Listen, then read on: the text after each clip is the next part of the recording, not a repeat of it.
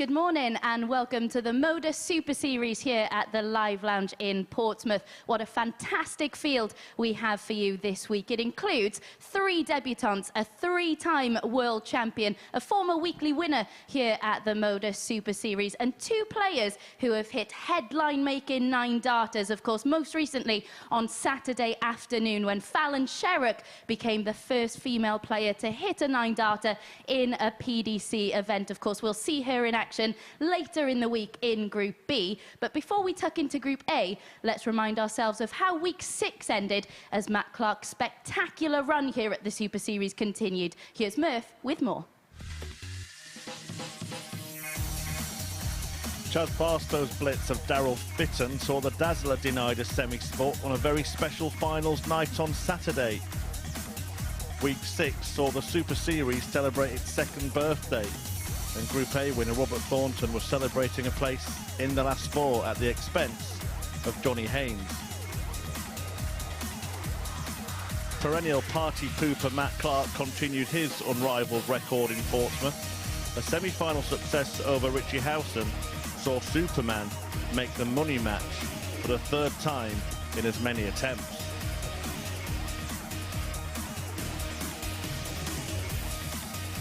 There he was joined by the Thorn, who produced this party piece to set up an intriguing final clash with Clark. The closing moments described by Henry Deacon.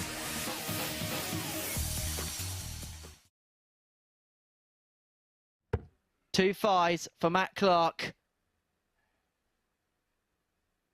to return to Champions Week. He made it in Series 2. He's going to do likewise in Series 3. He said in celebration that'll do. Indeed it will. Superman. Well, Saturday nights is his super night.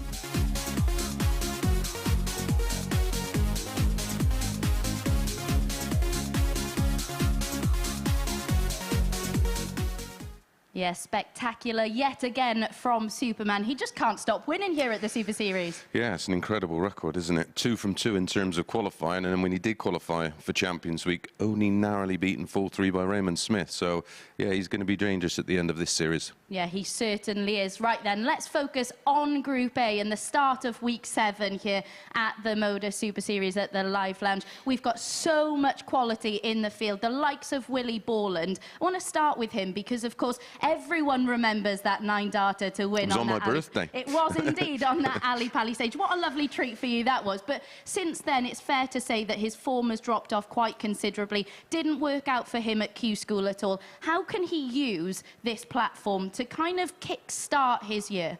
Yeah, I think this is the perfect environment for a player who's just coming off the tour. And listen, there's nothing wrong with that. Sometimes you've got to just take a step back before you can go forward again. And I think this environment of getting multiple games, it's not knockout darts. He can just focus on his own play. He's used to playing on a stage and under the lights, and that will sharpen him up. Yeah, Adam Hunt's someone else who's involved in Group A. He's the only player from those involved in Group A who went over to Hildesheim to play on the Challenge Tour. Does that surprise you that only he went over?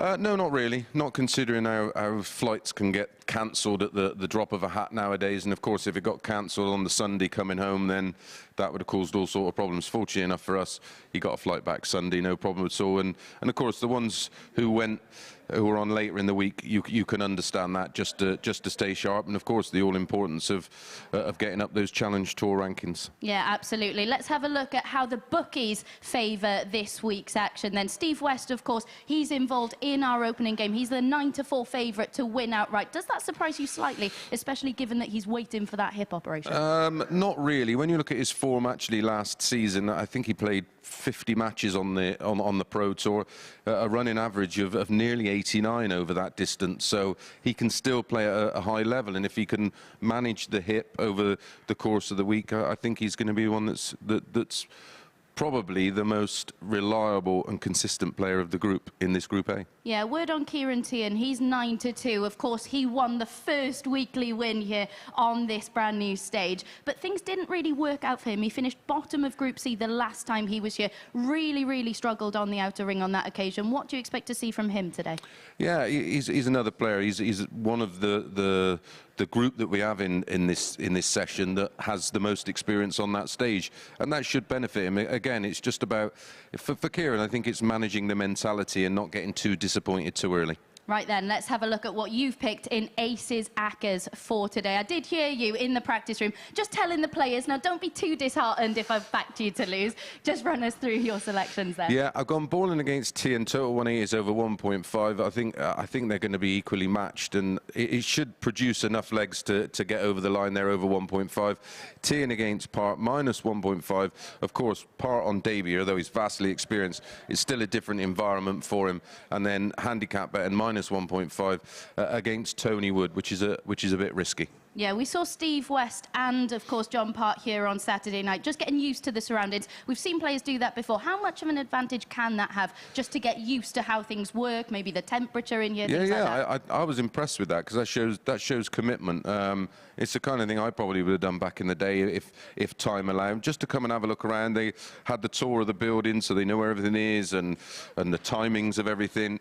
They had a look on the stage just to get a feel for the place. I like that. That shows commitment. That shows they're here to do business. It does indeed. Right then, let's get the business underway on the stage. It is Steve West up against Willie Borland. Chris Murphy, over to you. Thanks very much, Abby. Good morning, everybody. Welcome along to week 7 at the MODUS Super Series in Series 3. Following on from that victory against Robert Thornton for Matt Clark on Saturday night. Half of the field for Champions Week is filled, and we have a very decent lineup, as explained by Abby and Chris Mason. But this week ahead, starting with the Super 6 in Group A. John Part, Tony Wood, Ciaran Teehan, Adam Hunt, and this pair of debutants here in Portsmouth, Steve West and big Willie Borland. Steve to throw first. Game on. Change of official for this week. Danny McNamara, rising star of refereeing. 93. Keeping a beady eye on all proceedings. And Mace has made his way down. When you were talking about Steve West waiting for his hip-hop, I thought we were going to hear some funky music or something. A bit of Dr. Dre or a bit of Jay-Z, maybe? Where's your 50 cent in this one? Hey, already. 1-0. 43. Listen, I like the look of Steve West. And I was just looking at his numbers over the course of 2022. 100. And still a very solid player. Obviously been hampered heavily in terms of being able to practice, waiting another hip operation. 86. So in constant pain. But I think he could go well. And I think 99. And I said to Abby, I think this environment is perfect for the likes of Steve West, Willie Borland, and Adam Hunt, the ones that have come off the tour. It just 59. gives you an opportunity to get some confidence and try things out as well. Because 83. more often than not, you're in that Pro Tour environment, knockout darts, loads of pressure, up against equally or better players. You tend to get 81. so deeply involved that you can't experiment with, not necessarily the fundamentals or the technical aspect, 60. but just the psychological side of it. 139. Well, one thing that looks different for Steve West is the dazzling gold on the darts there. It looked like very similar darts to what he was using, but just a nice 51. golden colour. Yeah, just maybe a coating to add a bit of extra grip. Tops. 42. Or they might just be Steve blingy. require 88. Yeah, we're back to the hip-hop again. Yeah. 88. And double 14 for a strong start. Double 7. 74. On the money. William Breakthrough opportunity early for Willie Borland.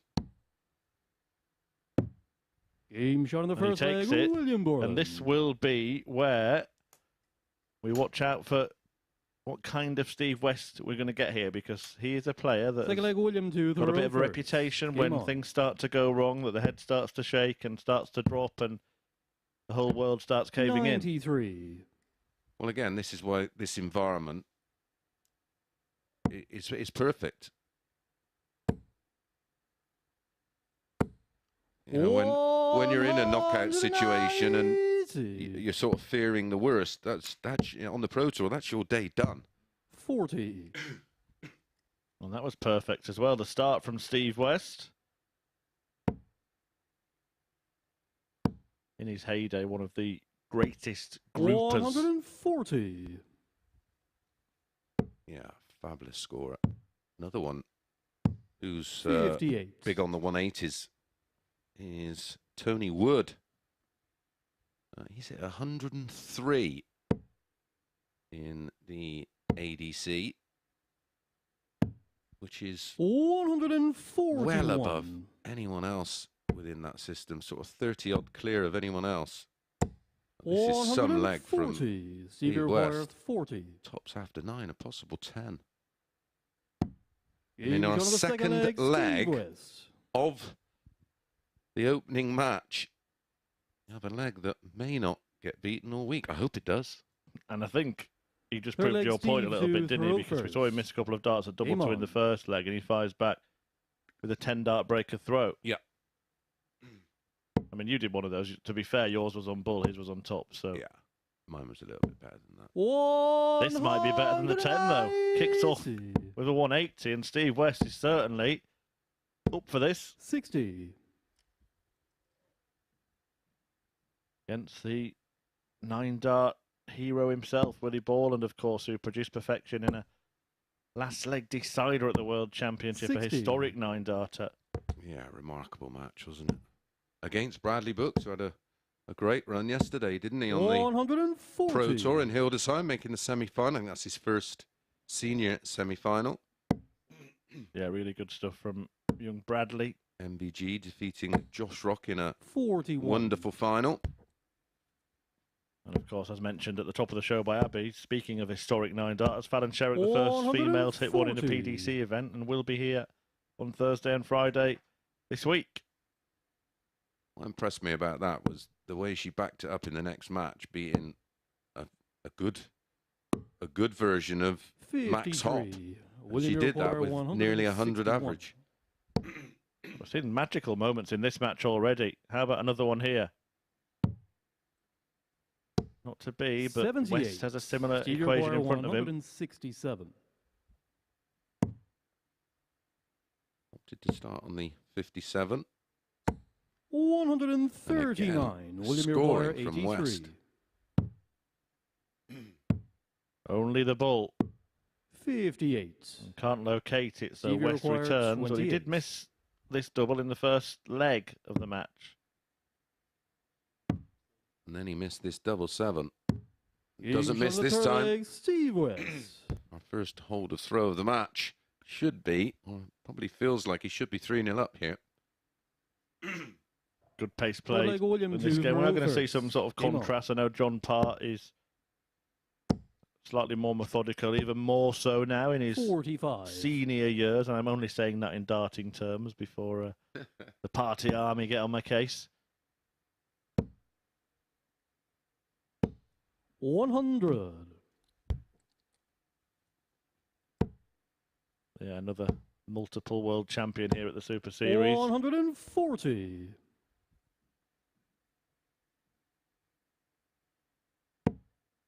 Last week during our birthday celebrations, Chris, we did a few quiz questions. Well, we would have had to add 100. one more to one of Henry's tungsten teasers, wouldn't we, with John Part playing this week? What was the? Can you 41. remember the number of world champions that it stood last week? Double figures, wasn't it? It was. Was it 14? Yeah, so another one to 17, I believe. The voice in my head Yeah, has just told 17 me. former world champions, yeah. So 60. 18 now.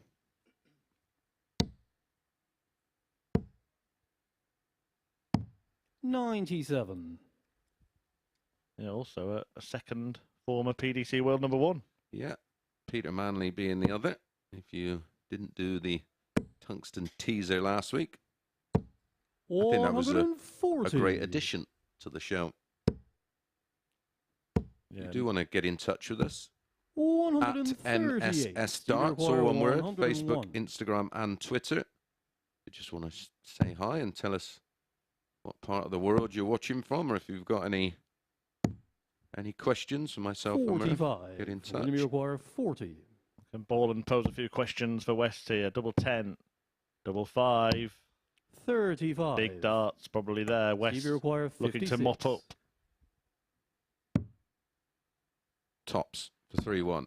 Game shot on the fourth leg, Steve West. Going along very, very nicely here. Steve West, he was the 8-13 favourite. Willie Borland 6-5. Fifth leg, Steve to throw first. Game on. Averaging over 90. Steve West in his debut game. 60.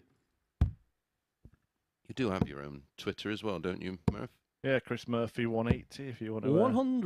come and say nice things to me. If not, then I'll call you.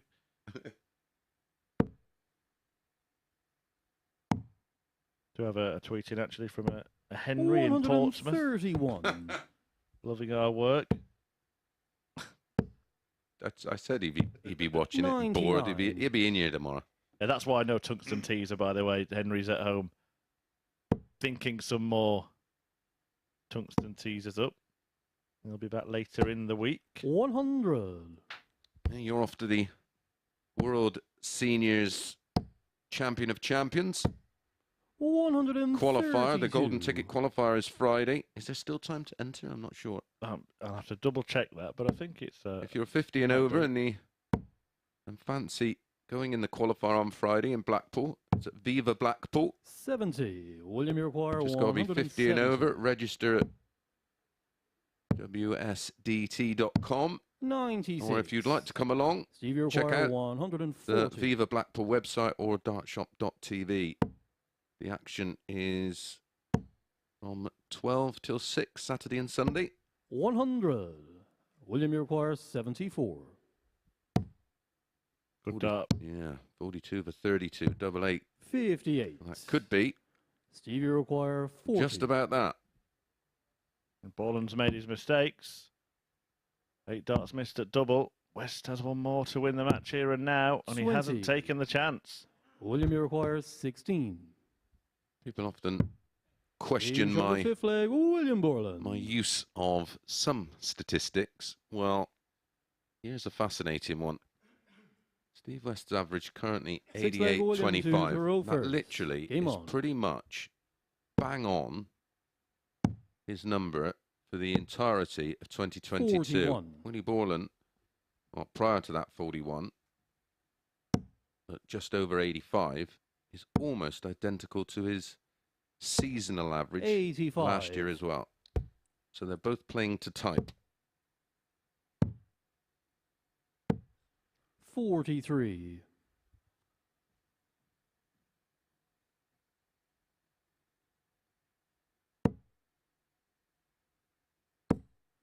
Yeah, great lineup for next weekend. 60. David Cameron, the World Seniors Masters champion. Robert Thornton, the back-to-back World Seniors champion. Phil Taylor, Trina Gulliver, Kevin Painter, Richie Housen. 60. Great lineup, and of course, you will be able to watch darts 60. all weekend because we're here in the evening. They're just daytime sessions at the seniors. Channel 5. Free to air. A massive stride forward, that. Yeah, and then live here on Sporty Stuff TV finals night here, which could be one of the... I mean, we had a great finals night lineup, didn't we, on Saturday, but it could even trump that. 140. And I can just confirm for those players that are over 50 and want to have a go at maybe meeting Phil Taylor on TV, entry. The closing date for entries is Wednesday. William head to the World Seniors website now. Chris Mason's going to go quiet while he types his credentials in. 37. Sadly. Stevie require 140. Committed to the Super Series. But I will be playing in the Tour qualifying events down in Reading. And then I will be at the World Seniors Masters at Westlands in Yeovil in June. Tickets again available for that via dartshop.tv.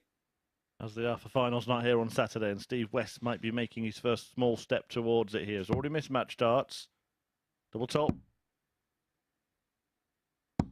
And Game Steve shot West and a gets match, the win Steve West. on debut at the MODUS Super Series. A brilliant battle with Willie Borland, and it's kind of how you expected it to be. Both players scoring pretty well. Doubling needs work, but West was the best and takes the points in the opening match. Ciaran Teehan coming up after the break, the winner on the opening night here in Portsmouth. He faces Adam Hunt.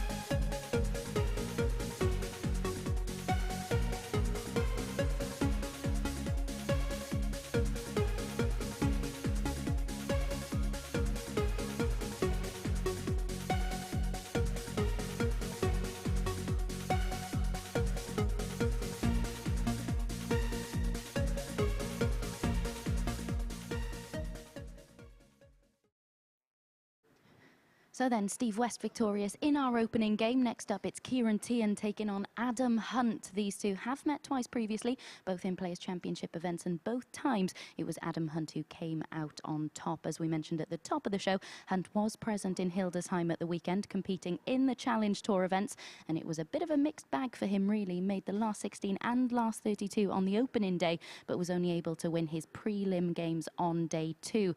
As for Ciaran Teehan, the first weekly winner here at the Live Lounge, he beat Stephen Burton in that final to scoop the £5,000 prize, but he won't have such fond memories of his last visit here, where he had quite a bit of double trouble and finished bottom of the Group C table. To see who can get their first 2 points of the week on the board, let's hand back to Mason Murph. Thanks, Abby. Yeah, looking forward to this one. Decent start from Steve and Willie. There's some good moments in there. Another debutant in Adam Hunt against the very experienced Super Series player Ciaran Teehan, who already mentioned was our first winner here at the Live Lounge in Portsmouth. And if you'd like to join us Saturday night, tickets are completely free of charge.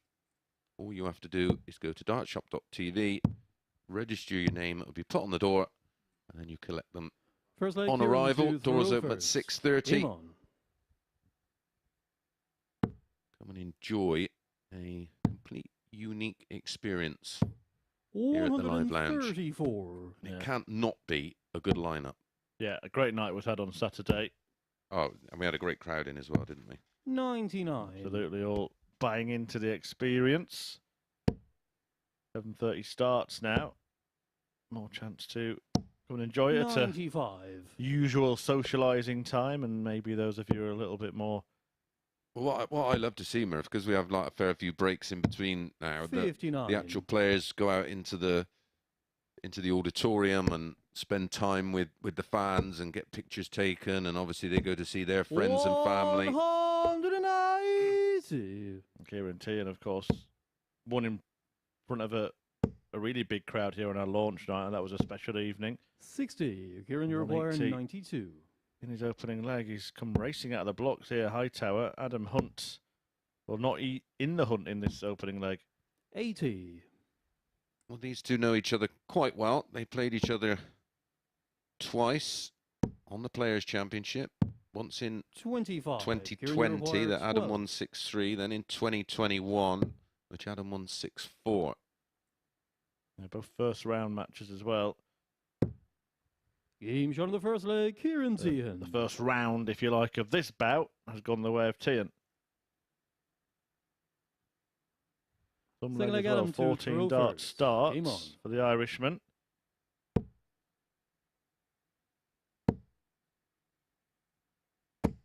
$100. I think this is a group where you could probably make a case for most of the players. It seems bizarre to say, because he is the biggest name, the three-time world champion, but personally don't see John Park topping the group. But out of the other five... Yeah, I mean, he has been playing a lot more. He played in a multi-game event back home just a few weeks ago, where I think he said he was playing 12 matches a day. That would have sharpened him up. And just looking at the averages over the past year for Adam Hunt, 86.29 for him. Obviously, another player like West just 60. Coming off the Adam, you require 128. Pro Tour. Ciaran Teehan, 83.37 over the same period. 56. An interesting point at the top of the show as well when you discuss Hunt opting to go to Hildesheim and compete in the Challenge Tours. None of the other players did, although not all of them eligible, 72. We should say that. Tops. 52. Yeah, Tony Wood 135. Very much predominantly focused on the ADC, and he topped that again for a second time, which guaranteed his invite here. 95. Adam, you require 20. So puts pressure on Hunt here, but 555 will cancel out the lead. It's not a bad guide with those big bulbous barrels. 15. Can't get near them though. Ciaran, you require 40. So Hightower looking at the top shot, Game shot pinning the target and doubling his lead. Yeah, certainly picked his pocket there. 2 out of 3 for Teehan on the doubles, and he's averaging 100 right now. To throw first. Game on. 4 darts at a double for Adam Hunt. Just going back to that Challenge Tour conversation. Interesting that Steve West opted out of Q School, didn't he? 97. John Tart, I know, would like to play on this Challenge Tour, but didn't go to Q School. I know that he feels maybe as a lifetime 96. PDPA member that he should still be allowed to compete. Yeah, I think that's something that the PDC and the PDPA should look at as honorary members. I think that would be nice for a lot of us that were predominantly involved over a long period and committed to the PDC. 96. Maybe that's something they could introduce. I think it would be just a nice touch. I certainly wouldn't mind playing the odd Challenge Tour here and there if I was allowed, but I'm certainly not going to Q School. Well, nice stuff here from Adam Hunt. He's had 2 180s, 2 177s now in this match. This for an 11 darter. The only trouble he's had has been on the outer ring. Yeah, and again, looking at his stats over the last 12 months. And this is a big sample, 33.59%, which is, it's tidy. 1 from 3. At the moment, he's none from 6. 43. When he starts to change that race to the hockey there, you could see his arm in vision while Teehan was still retrieving his darts. Impatient to finally end the double trouble, and he's managed to do it. 2-1. Yep, 14 dart break back. When he did play some good stuff on the Pro Tour last season, and looked like Game on. he was going to defy the odds and retain his card, but yeah. And then when he came here a few weeks ago, I was massively surprised that he didn't offer a lot more, based on what he'd done towards the back end of his tour card stay. 180. the 180s flying in this game. 1 for Adamant and a 177. 2 maxes for Ciaran Teehan.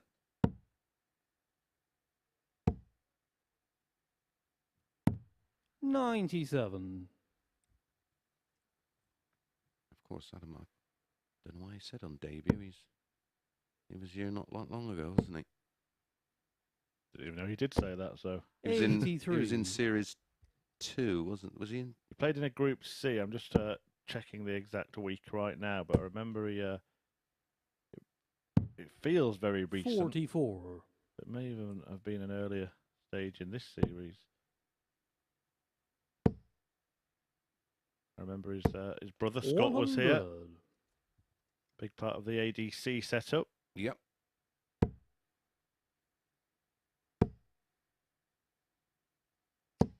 $140. Adam Teehan 121. Maintaining this impressive average, 98.53.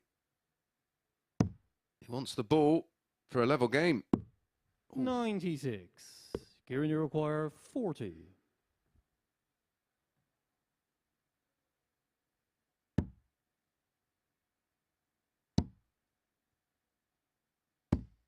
No score. Wow, didn't expect that. Adam, you require 25.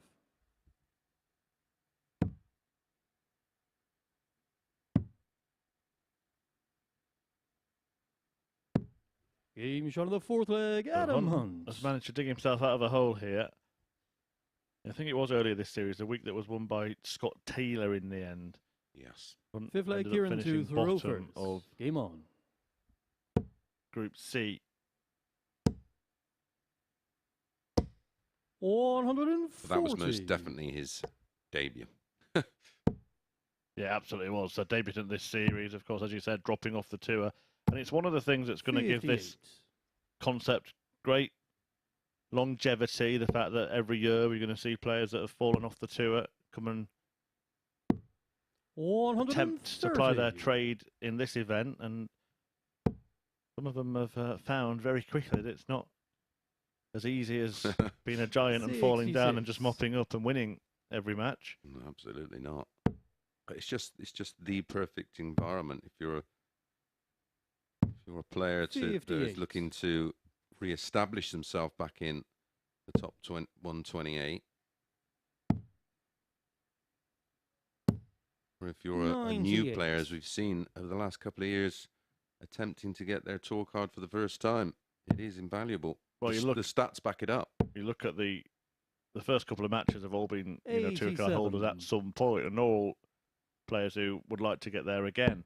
The next game really sums it up, doesn't it? An ADC qualifier in Tony Wood, who has been around a while himself. Yeah, I used to play pairs with Tony Wood back in the day, and we were just reminiscing of going to Canada and America in the 90s, and Tony Wood was part of that tour. But on the as was John Park. Yeah, on the face of it, ADC qualifier against a 3-time world champion. I mean, talk about a golden ticket. 97. Yeah. I can't think of too many other sports that do that. Double 10 then. Is he letting this slip? He might 20. be. Hunt still on a big one. Adam, you require may go treble 19 tops here. Well, cancel that. 41. Ciaran, you require 20. So 2 10s again in a game that's getting tense. Well, the In one front of thing the fifth we've leg, noticed, Ciaran Murph, Teehan. early on today is all 4 players can score. Six leg It's, Adam that to is the throw problem, first. and that's Game what's bringing the averages down, because the scoring in the last game was sublime.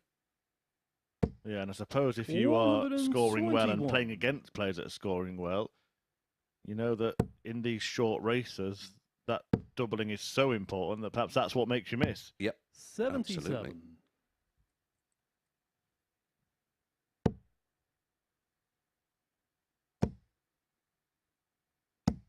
100. 3 days in this group, as always. Those of you who've been watching us a while will be well versed in the intricacies of this 60. system, but we'll just remind you, Monday to Wednesday is Group A. The 6 players do battle. 15 matches each. The player top of the 84. group gets straight through to finals night. Second and third going to Group B, which gets underway on Thursday evening with 3 incoming players. So 3 out of 5 from that group 35. join the Group A winner. And then the bottom 3 in this group going to Group C, from which 2 from 6 will qualify, making up the field of 6 for finals night, which then has 2 groups of 3. 60. Top 2 go through semis and final. £5 in your pocket. Thank you very much. Piece of toast. In fact, you've 57. got a piece of toast. Adam, don't you you? I require think that was- I think it's been, 136. Has it been Well, either consumed, I hope binned, but you never know around here. Well, along with our birthday 60. cake last week, someone brought in a piece of toast for Henry. Yeah, a little joke after he mixed his metaphors in a sign-off. Always dangerous, that, mixing your metaphors. 44. And Mike Adam, you Warburton require won. So, 76. yeah, I think it was the cake he was looking for. He ended up with egg on his face. Never mind the toast. Can't beat egg on toast. Who the champions? But it's 21. become a bit of a catchphrase here, hasn't it, at the Super Series?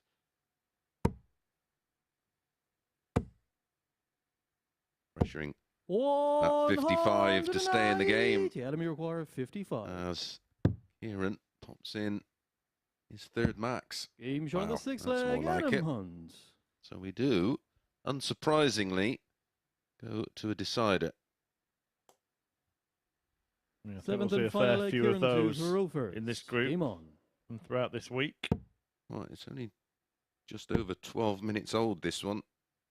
So again, 49. being played at quite a pace. And the 2 more sedately paced throwers meet each other in the next one. John Park against 59. Tony Wood. We've mentioned Fallon Sherrick later in the week as well, but Adam Lipscomb is a player that has certainly been improving every time he's come to the And Super Series. Is he a player that's came through the ADC 29. system as well? More of a local player around here. I believe he does play ADC events, Yeah, but he's I think impressed. I think he's top of the area in Yeah. ADC. And he's gone WDF events. He was at the Isle of Man, etc. Another one. 190. In this match, that's now 5 maximums. And when you consider Adam Hunt's had 2 177s as well, the scoring has been sublime. 140. Oh, the scoring defies the averages, but when you look at the finishing, 25% for Adam Hunt, 3 from 12, 30% for Ciaran Teehan. Look at the scoring. 44.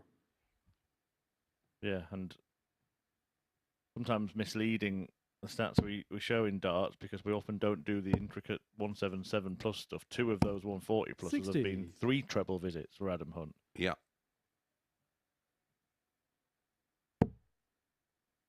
Which actually paints a better picture because it does suggest that his scoring has been a little bit all or nothing.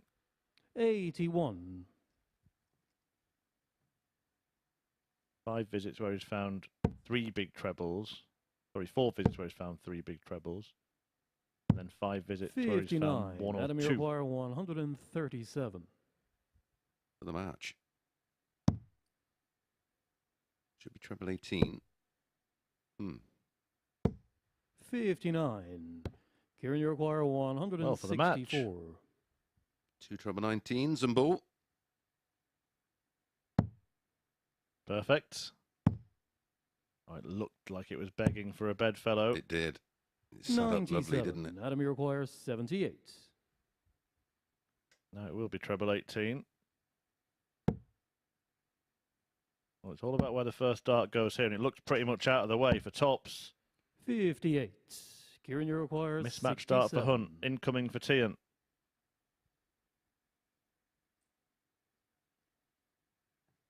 Oh, 17. A double 8. 2 8s. And Green gets shot it. And a match, Ciaran And Teehan. just about the right winner for me there, Ciaran Teehan. Look, the better player throughout, and Adam Hunt was always chasing. Another high-scoring encounter. Finishing key 4 from 12 to 3 from 13 for Adam Hunt. So Ciaran Teehan joins Steve West on 2 points. Up next, our final 2 players of the group of 6 as John Park faces Tony Wood.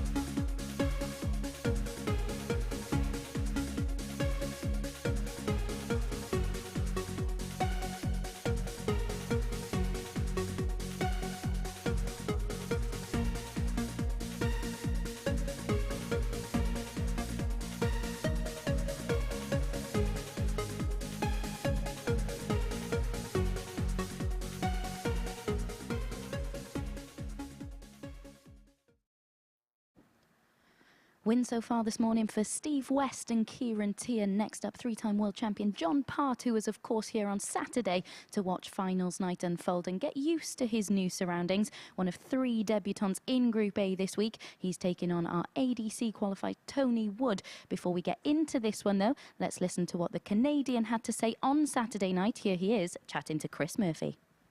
I really like the opportunity to sort of get some real practical exercise.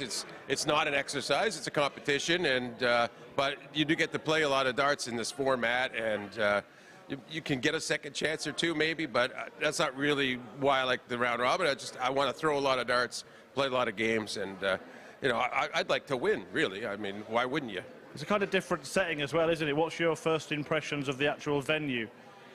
Yeah, the venue's interesting, a bit historic in a way, but yeah, I like the way it's all been set up. It's been done with this purpose in mind. Purpose-built venue is always a better one in my mind, and yeah, so it looks great. You know, we have a lot of advantages to this format as players to just be in our comfort zone, be ready to play, and have a good crowd. Where's your game at the moment? What can we expect come next week? Yeah, I don't know what I expect, really. I have just lately, I played a long format tournament back home last Sunday, and I played, I think I won 16 sets of best of 3 format, and probably lost 5, but I still didn't win the tournament. But I played a lot of darts, and I think that I'm at a place where my scoring's good. And that's always been one of my issues in my later years, the last few years. You need to get opportunities to win, and I think I'm giving them to myself now. Have you had a chance to look at your group, see who you're playing against next week? Yeah, I thought it looked pretty healthy when I had the first glance, and certainly I got an old pal, Steve West, in there who I know very well. There was a number of years on tour where we warmed up every day together for a good hour or two, so it'll be interesting to see where he is and where I am now. Yeah, and Willie Borland, of course, who hit Oh, well, yeah, I hope he doesn't nine me. If I won't let it get to a deciding leg so that he can't do that. And the possibility, of course, later in the week to take on Fallon Sherbrick, who herself hit a 9-darter at the Challenge Tour. Yeah, I mean, maybe I'd like to avoid that and win by Wednesday, and then I can maybe only have to do it Saturday night. Is that okay? Yeah. Yeah. That's the plan. That's my plan. Avoid Fallon.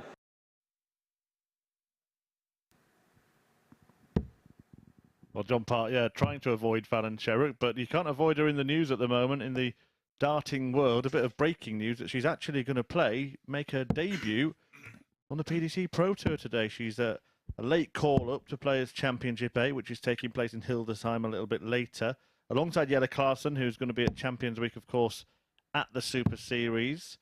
That's after a couple of players, Kevin Dukes and Jeffrey Desvan, have withdrawn through illness. So another boost for Fallon Sherbrick ahead of her outing here on Thursday night, Chris. Yeah, what a great opportunity. Another man who's had a 9-darter, Tony Wood, in the ADC series, qualifying via that route.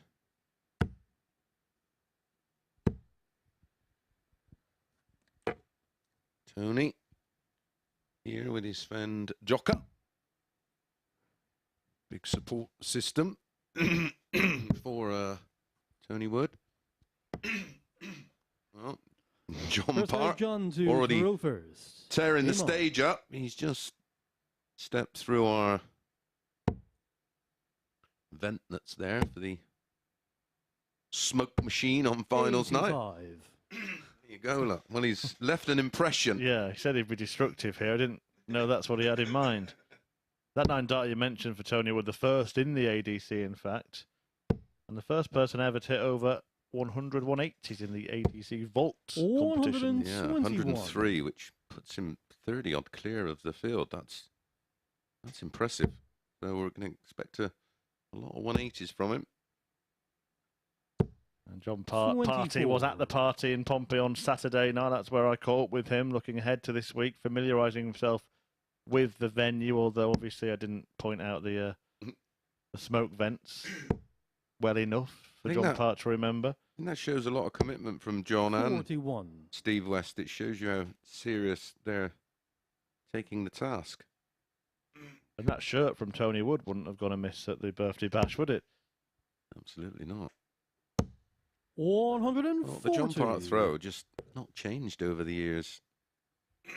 Well, he made several interesting points in that interview, one of them being that he started to score a lot better than he has been for the last few years. And we've seen how good the scoring's been so far in this group, so that is going to be important that he keeps up the pace. 100. Yeah, that's interesting, because normally that's sort of the last thing a player loses, the ability to score. It's usually down to the approach play and the doubling that 140. Back-to-back 140s. He's as good as his word, Murph. Always been a proper dartful dodger, hasn't he? John Part, picking the pockets of his opponents, taking out shots like this when they've missed or have left a double. Yeah. 41. Very much a James Wade of his time. Try and get above that. Too high. Yeah, I remember a great game between him and James Wade. He lost it actually at the World Championship around 2012. And they both kept doing it to each other. It was fabulous. Yeah, I found him one of my toughest opponents. We had some incredible battles on stage and off. 140. Great meetings in the Johnny match play, Require, some 56. great meetings in the World Championship. One in particular that we were actually talking about on Saturday. 10 for a hold. 46. And Tony it Require, was actually 58. it got brought up in a. Just let this go through before I finish. 18 for tops for a break.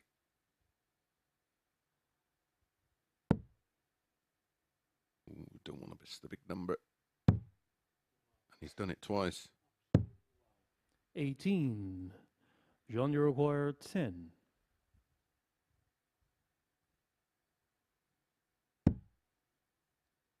Come on, John, we're all waiting for Mace to finish his story. And he's finding that tricky. You can see from his reaction. He's having to shuffle across, find an angle.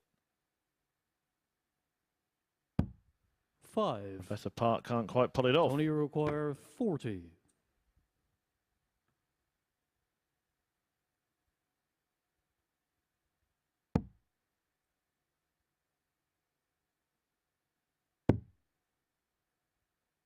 Well, the trend we saw in the first couple of matches might be continuing here, Chris. It is. 20.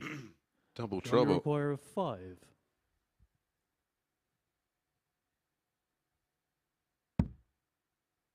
Double 2.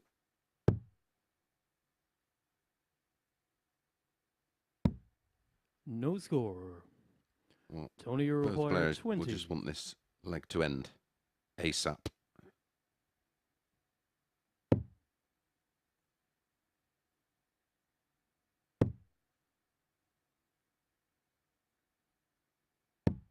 Game shot of the first leg. Yeah, Tony so he Wood. was asked a question: who did he play in a World Championship that won more legs, had the higher average, Second and hit leg, more Tony 180s? to throw first. And it was moi. Game on. We had an absolute thriller, and actually it was my highest ever set average came in that match against him. 118 point 60. something. Yeah, remarkable. All pointless in the end. Well, yeah, but that was John Park, wasn't it? Remarkable match player. Resilience. Yeah, exactly that. A great match player. He literally 100. played you leg on leg on leg on leg. And that's why he's one of the toughest opponents. One of the few to beat Phil Taylor, of course, to win a World Championship final. One of the very few to win a World Championship 140. in 3 different venues. Yeah, but perhaps what you would call the big 3, the iconic venues, the Tavern, Lakeside and Ali Pali. Ali Pali, where he beat Kirk Shepherd, of course. 135. I think the one he savours the most was beating the Governor in the final at the Tavern, wasn't it? 100. And again, that was a great example of how to match play. Yeah, and he was always from an era where most players would play Phil Taylor and assume defeat before a dart had been thrown, but he was always a player who believed he could on any given day turn him over. Well, he had an insane amount of bottle. He's not the most prolific 180 in the world, not the most prolific big finisher in the world, but he was very good in every aspect of the game. Require 126. And just you combine that with huge bottle, a bit like James Wade. You don't think of James Wade as a I don't know a Josh Rock or a Michael Smith or a Dirk. You know, going to hit 110, 115 averages. But they're both very reactive players. If you up a gear, they'll find another. Yeah, they're not your Rolls-Royce type players, are they? But well, the Rolls-Royce is pulling up onto the hard shoulder there, beetling and passing. On your requires 72. Something less flashy, but getting to the destination first. Yeah. Disastrous first start. Needs a treble now. Oh, not that one though. He wanted the one next door for 32. 32. Well, we've been talking about John Park's reputation as a pickpocket Tony Wood actually has got himself the nickname the Pincher because he's got a habit of pinching legs from nowhere. Game shot Like on the that? second leg. Tony Absolutely Wood. like that. He's even got a tattoo of a scorpion. Third leg, John to throw first. A combination of Game that on. and his star sign, I believed. And I do know that he is trying to take the game 60. to the next level, looking for maybe a little bit of backing to be able to play in a lot more. I know that can be an important part, finding sponsors and things for players who... Well, especially when you live up in the northeast, everything's an away day, isn't it? But yeah, he wants to 45. do more on the World Seniors, wants to travel more, wants to try and commit more, but of course that comes at a cost. So yeah, if you 136. got a business in the northeast area and want to back one of your own, there's your man. Can't miss him. And he can't miss at the moment. Right on cue, Tony. Well done. Click that up. That'll get you a few. Some correspondence on Twitter from Luke Gladders, tweeting in to say that the Modus Super Series is getting him through his Monday shift. 43. It's nice work from us too, now dubbed Chris Squared. Thanks, Henry, for that one. And thanks, Luke, for your message. Get in touch at MSS Darts. We do like to engage with the audience here at the Super Series. 100. Well, that's one of the few pleasant things about social media. It's that instant reaction to things and interaction with the fans. And thank you to 42. each and every one of you that continue to support the Super Series. Yeah, and we do talk about, you know, if you're in and around the Portsmouth area, come for a Saturday night session. But I've met a few people who've actually, you know, done it to tick it off the bucket list and travelled from afar to sit here on a Saturday night. Well, that's why the decision was made by the powers that be to make it free, to make it accessible to everybody. And that's why the drinks or refreshments, should I say, are 60. Also Tony requires very, very 76.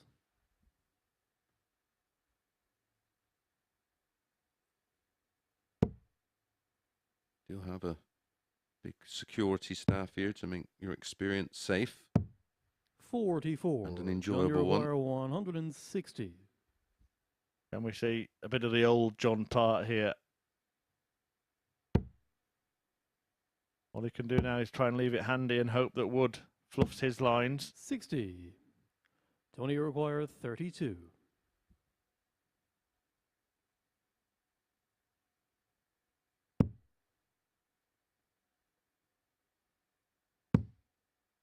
Thing here, Tony Wood, No score.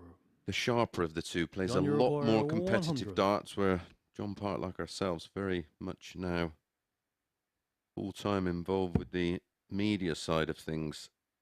He will need a couple of matches maybe just to settle in, even with all of his experience. 90. But also like you, Chris, and I Tony said this in an requires interview that you can watch 32. on our social media right now on our YouTube channel. Fair play to him for putting himself out there. Yeah, it is hard, mate. It's Game daunting. shot the third leg, Tony Wood. You take yourself out of your comfort zone, and especially when you talk about the sport. And John Part, very much Fourth like leg, myself, Tony a to straight throw shooter. first. Game on. And we talk from experience. Yeah, also, I suppose he knows that he's a man with nothing to prove. Yeah. He just loves the game, doesn't he? Yeah, and then 60. nothing to prove, but it's your pride. Once you've been a competitive animal, and he is super competitive, that's always there. And I think I've heard him say before, not in the 22. interview that he gave here, but maybe at the seniors, that he still believes the 9 darters, the 10 darters, the 11 darters are still in there somewhere. And he would probably stop if he didn't think they were. Listen, he 140. doesn't. He's not here for financial financial gain or reason. He's here to play darts because he wants to. 121. A nice visit there. Wood still very much on course for a perfect start to the day. Again, the doubling has been a bother for both players. 100. 8 missed by one, 9 by the other. It has been a theme of the day so far. 55. Well, yeah, this match has produced 18 scores of a ton or more, so the average is definitely affected by the 97. lack of doubling. And we will keep you up to speed with the final Players' Championship, which Klassen and Fallon are involved in as the matches 124. start. We'll keep you up to speed with the results. 104. We're just looking at the stats here as well. Every player has missed at least 8 darts at double. Yeah.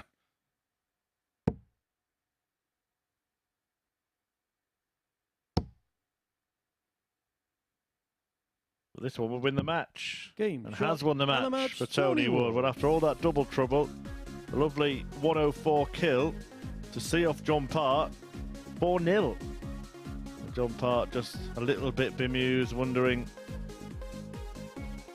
how he's going to pull himself back up from this. It was destruction from Tony Wood. A 4-0 win for the ADC amateur qualifier that puts him in the best spot after the first 3 matches. He'll return in a couple of games' time to take on Steve West, but before that and after the break, it's Willie Borland against Ciaran Teehan.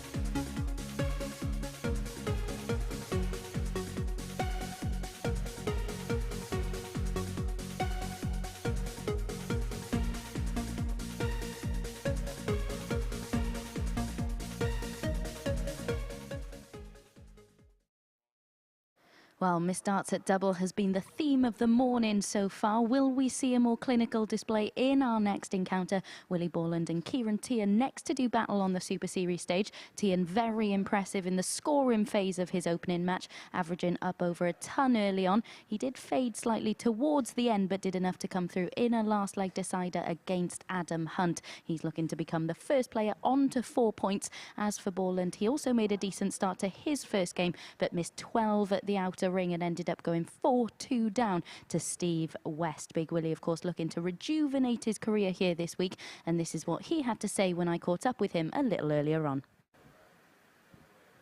Willie, your first time here at the MODUS Super Series. Just tell us how much you're looking forward to using this platform to get your game back to where you know it should be. Yeah, I'm looking forward to it. Again, looking around the venue, it's absolutely brilliant. The guys at MODUS have done an absolutely brilliant job getting something as good as this running. Again, I've not been playing as well, but I'm starting to get back to finding my feet, so I'm looking forward to this week, just getting a bit of competitive games in my belt and then taking the year as it comes. Yeah, and still very, very young in terms of this game. Didn't work out for you at Q School, but how much can you use something like this when it's not knockout darts? How much do you think that will benefit you to have this system where you know you're playing 5 games in a day? Definitely, as I said, like I still feel great in myself in the game, and again, it's just going to help me get back to where I should be. So I'm hoping that this year, after this, my year kicks on, and I look forward to Q School next year. Yeah, very tough field. There are a lot of good players in that practice room. What's it been like in there this morning? It's been brilliant. Banter's been flowing, so yeah, it's a good bunch of guys as well. So I'm looking forward to having a good week with the guys, and obviously there's a couple of other different players coming through on Thursday, so looking forward to seeing them as well. Best of luck. Thank you very much. Thank you. Willie Borland talking to our presenter Abigail Davis, and well, it kind of alluded to it, Chris. Nobody wants to drop off the tour, but if you are going to drop off the tour, it's suddenly become a good time to do it, because you can play in front of the cameras game after game and take on equally talented players harbouring similar ambitions, which is just about the case in this match between Willie Borland and the Challenge Tour title winner Ciaran Teehan. Yeah, I mean, this is I keep saying it, and well, it's not just me saying it, the players say it. It's just the perfect place to rebuild, and both of these players will get multiple opportunities throughout the year Game on. before heading back to Q School. And of course, they've got Challenge Tour, 100 Dev Tour if you're 24 or younger. Willie Borland, what a start. 100. I say it's just having that different mentality where you can play with a little bit of freedom. Yeah, well, they've all played a game now today, and we did see, as I mentioned at the end of the last match, every player, every single 85. one of the 6 players missed at least 8 darts at double in their matches. Borland on the wrong end of a 4-2 defeat to Steve West in his. But maybe we'll just see them settle a little bit now, having had the experience of one match on the stage. Yeah, that's usually the case, isn't it? We go through one cycle of games. Ooh, quick. 99. Only one step forward for him. Yeah, that's why there was 57. no panic apparent for Ciaran Teehan. He just leant forward and took it out the board. He is massive. Aptly nicknamed Hightower. Headed over from Ireland following the 100. St Patrick's Day celebrations last week. Well, you want to be high top if he wins this one. 92. Ciaran, you require 117. Only had the 1 ton plus out in our first round of games. That was the 104 to win the match for Tony Wood. Did not intend that. Double 3. 114. That is a long way down. William require 32. Yeah, probably why it was such Game shot on the first leg, annoyance for William Ciaran Borland. Teehan, because, well, double top would have been ideal for him. Double 3 far from it, and Second Willie leg, Borland Ciaran makes to him the pay. Rovers. Game on.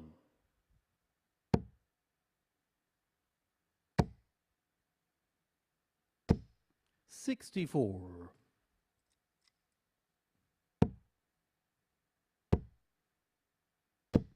$100.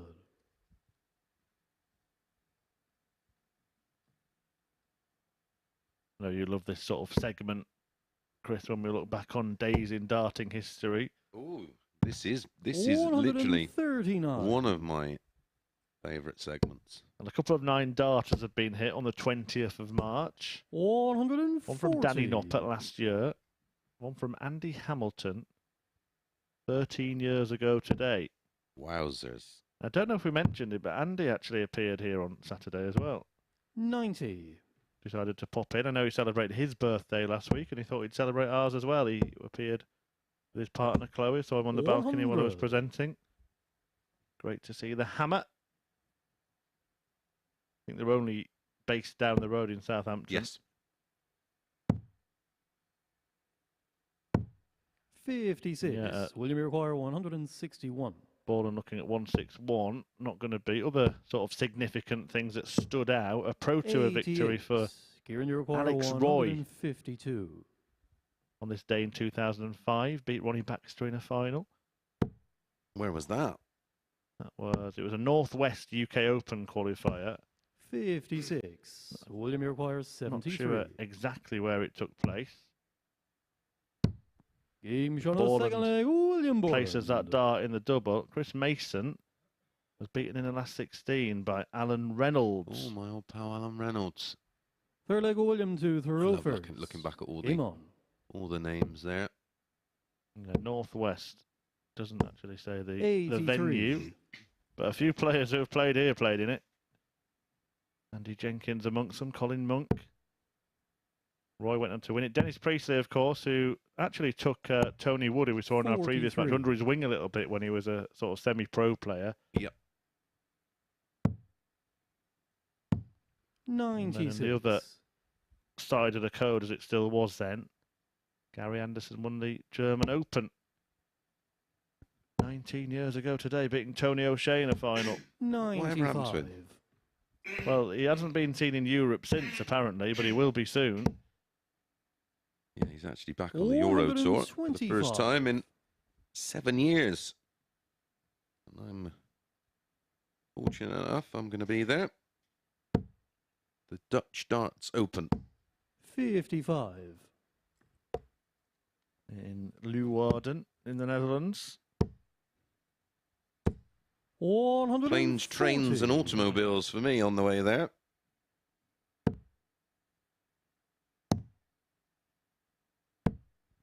$66. Willie Borland going along very nicely here. Tops. 10s for a 15. Game shot on the third leg. The average is very, very good. 45 darts from Willie Borland to win the opening 3 legs, an average of 100.20. First. Game on.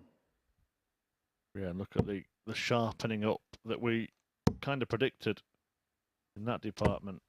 40. Yeah, and the scoring phase, what he's finding this is easy as ABC.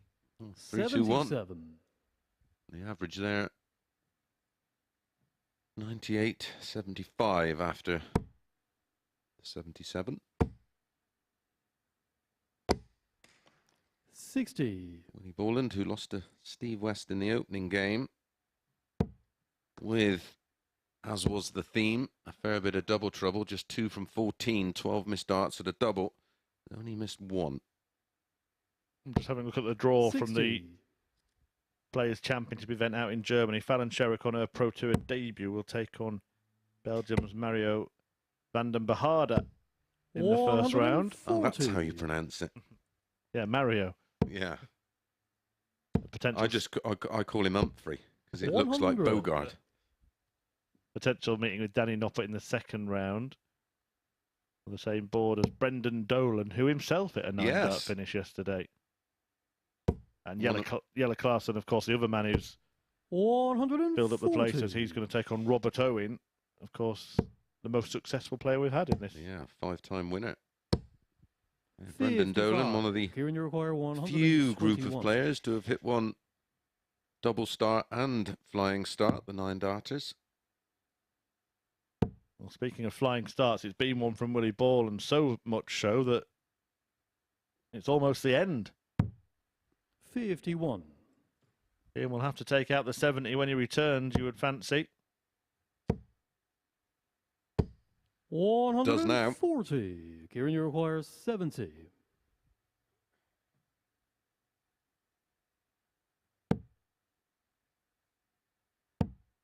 Ups for double 16. 38. William, you require 69. Choices here, could be 45, it is for 24. And double 6 will seal the deal. 57. One Ciaran, match you require start for 4-0. 32.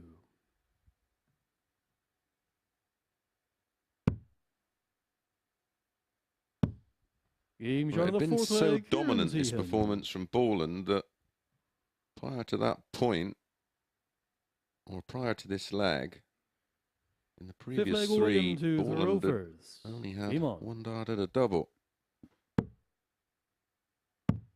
As well, we do watch with interest players that have 57. done well at the Super Series when they go and play in the PDC. And Owen Bates, another player who will be at our Champions Week with yellow class, and he's going to take on Andrew Gilding, the UK Open winner. Ooh, nice experience. 134. Yeah, of course, when you have players pull out from the Pro Tour, 99. they then go to the Challenge Tour Order of Merit, and they just continue to, well, they start at the top of the list and they come down the list, offering 95. the places to players that are available. Yeah, and because this weekend happens to have all taken place in Germany, not many would have been available at such short 93. notice. So sticking Well, around, most would have travelled home, wouldn't yeah, they? sticking around has been a wise move, hasn't it, from Fallon Sherrick, who probably did so because, of course, her partner Cameron Menzies has a tour card. Yes, exactly. Yeah, so he would have been 140. playing today and tomorrow, because tomorrow there's 2 Euro Tour qualifiers. And he's playing Bradley Brooks. That brings us full circle to the conversation at the start of the show. 78. Ciaran, you require Yeah, he had 132. a great day yesterday, Bradley, making his first senior Pro Tour semi-final. Yesterday belonged to the Green Machine, Michael van Gerwen. 26. Picked up his 150th title, 149th. Remarkable, 89. whatever way you Yeah. look at Ciaran, it, you isn't it, require from MVG. 106. Ian looking to make this game a little bit more remarkable because it looked like Borland had blown him away. Can still be done. Treble 17 leaves the ball. Not now. And Borland missed a couple of match darts earlier on. 38. Should get at least one more. William, you require 85. He hit the 45 last time on the 69. Misses it this time. Ball. 52. Bit quick on the last I one was for me. just about to Ian, ask you the question, require is he a player that's 68. sometimes guilty of throwing too fast, particularly when he's moving to different targets? Yeah. Well, it's a similar equation. Can still be done, but only on the ball. That was 43. a bit William, closer. you require So 33. 1. Oh, double 15. Well, he's actually had to slow himself down this time, and it might help. It has Game helped. shot and a Willie match for Borland William wins Borland. 4-1 against Ciaran Teehan and picks up his first victory at the MODUS Super Series. Went down to Steve West 4-2 in his opener, but bounced back with aplomb. A nice average of over 90, 50% on the checkout, sharpening up in that department and producing a strong performance to pick up his first points of the week. Coming next is Wood versus West.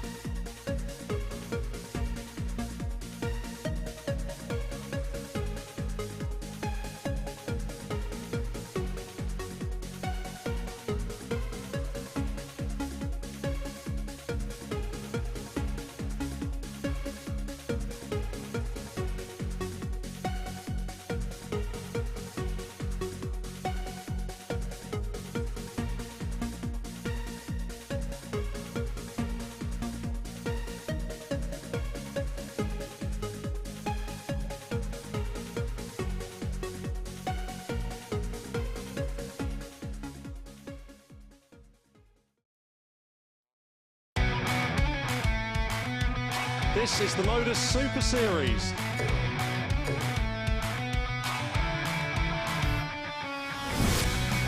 $180.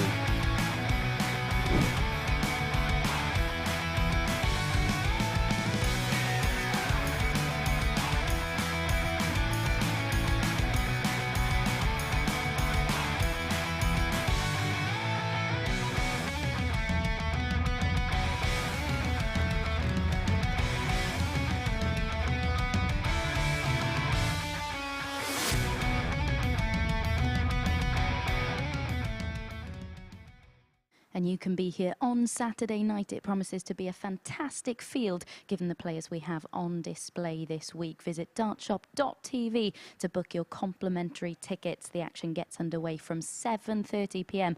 on Saturday night. Our fifth match here then in Group A sees Tony Wood taking on Steve West. Both players victorious in their opening matches this morning.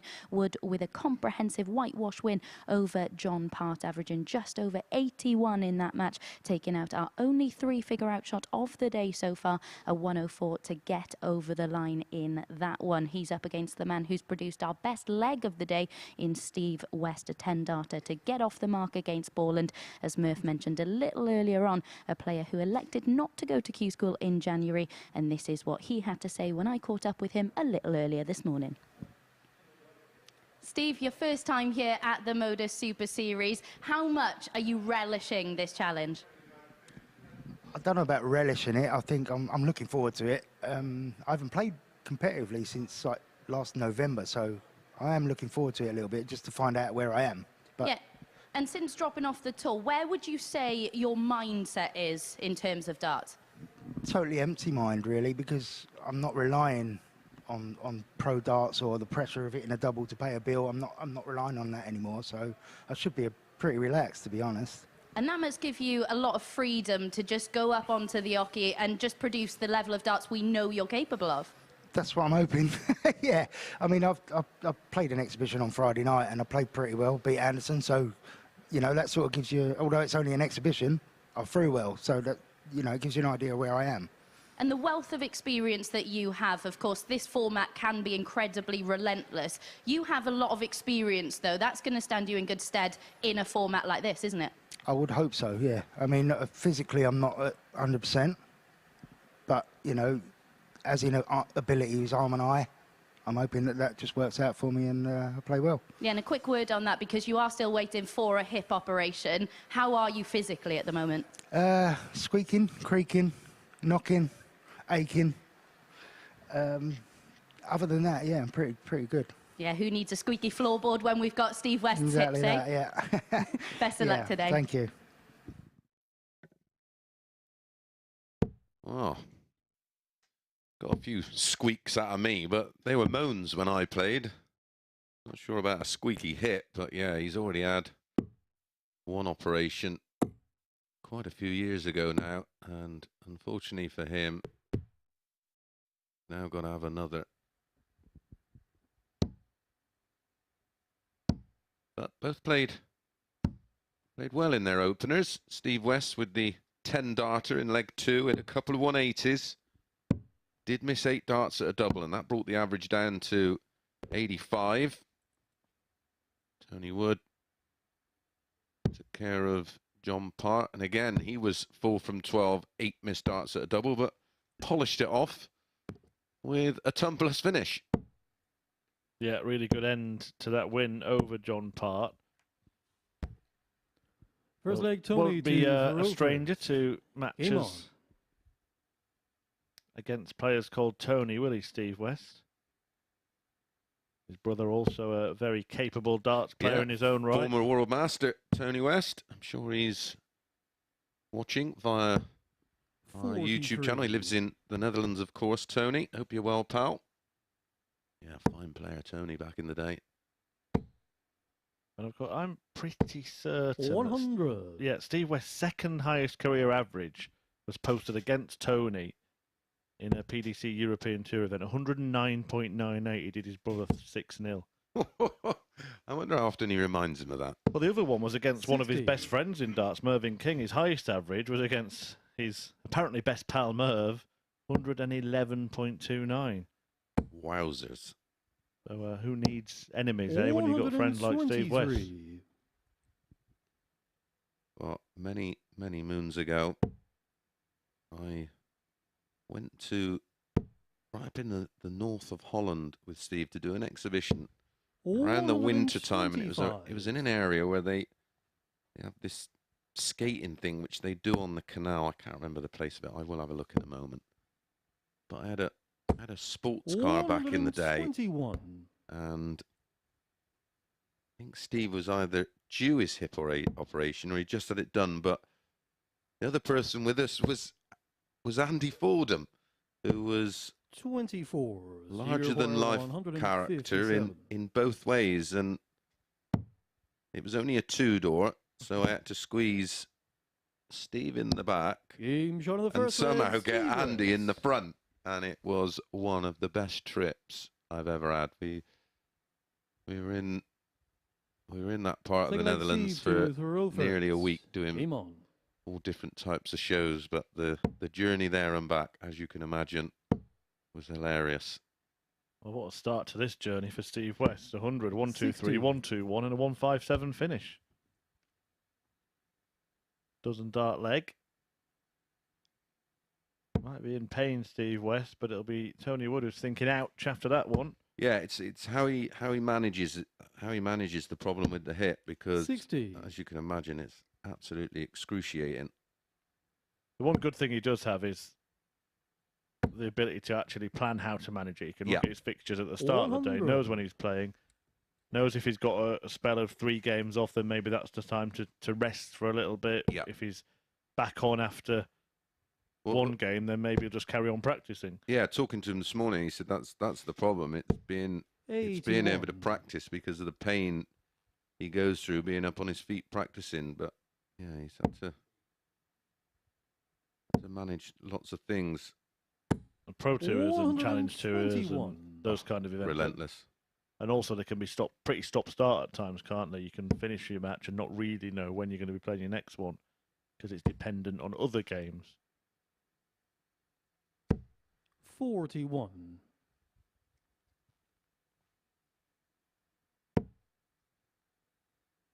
He's produced the best leg of the day, a 10, and now he's produced the best finish of the day so far, ticking all the boxes. Yeah, then that doesn't dart leg. I mean, of course, 10 dart statistically is better, but the way it was executed, it's an argument to make that the best leg of the day. 140. Steve require 120. Certainly one for checkout of the week. The competition on Saturday already. We will see a few more of those. Steve West trying to do his own checkout of the day competition here. Now he wants top through a 120. Oh, this is incredible. Steve West. Well, this is what he does have in the locker. And like I say, I was looking back at his year in 2022, which was fraught with injury and problems. But amongst all of that, there were some fabulous performances. Yeah, it's a brace of ton-topping checkouts here. Tony Wood had the only one, but now 140. West has gone back-to-back with brilliance. Oh, we've gone from players not being able to hit a double to one not missing one so far. And he's right at that 111 mark, which I highlighted as his highest ever average earlier. That might change by the end of this match. And people might laugh and say, no, it's early, he's only played 2 legs. Well, you only have to play 4. 45. Still remarkable, isn't it? We reflected last week on the sort of greatest hits of the Super Series that the highest average was set in the very first week 2 years ago. Yeah, Jason Askew. 100. 118.75. Yeah, I believe so. Really, really high standard and hasn't been matched yet. Well, but we've had loads of 117s and 115s. Yeah, and we haven't really seen 100. yet that the standard, the high level from Southampton replicated on this stage very often, because there are differences, aren't there? And maybe the likes of Steve West are so used to playing on a stage with the type of player to elevate it. He's up at an enormous number now of 115. If he takes this out for another dozen darter, then we're going to be in at least personal best 42. territory, Steve maybe Roy, even 121. record territory at the Super Series. We'll keep an eye on it. It'll be treble 20, treble 7 tops.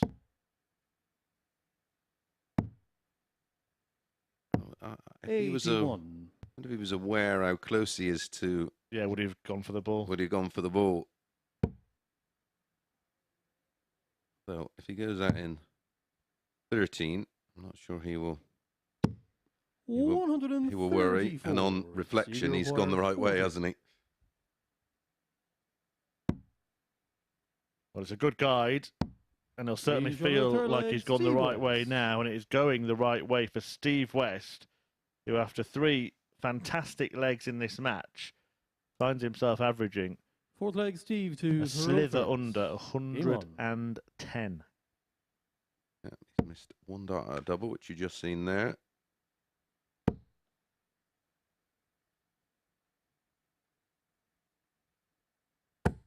$100. Just the 30 points between them, Chris. Yeah, I think somewhere around a 12 darter here would be a PB for Steve 41. West. And the number he's looking for, 111.29 to beat. And that is best ever. It came 4 years ago on the European Tour. 5 years ago, sorry. 100. Against Mervyn King. In terms of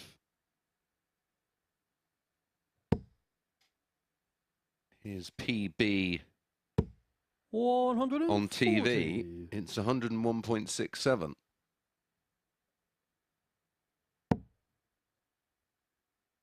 Yeah, I mean, that's going to be blown out of the water in this match, but certainly, 100. I think several times this week, if this is the kind of thing we're going to see from him. And he's looking at the old school perfect leg. 3 tons so 100. far. Then we get a 4th, a 60, and a 1 and tops. He's a stubborn stayer, isn't he, Steve West? But he went for the ball with that last dart to try and make it a little bit more easy. Yeah, well, the 25 at least would have left him a 2 dart finish. Be careful here. 54. Steve require It's not 115. A PB, but it will be the first ton topping average of this week. May go for the 25 with Tony Wood. Oh, he went for ball 15 ball. 65. I think he second guessed himself a little bit there. He's having a little smile to himself. And he still left the ball. I'm sure he won't go for it this time.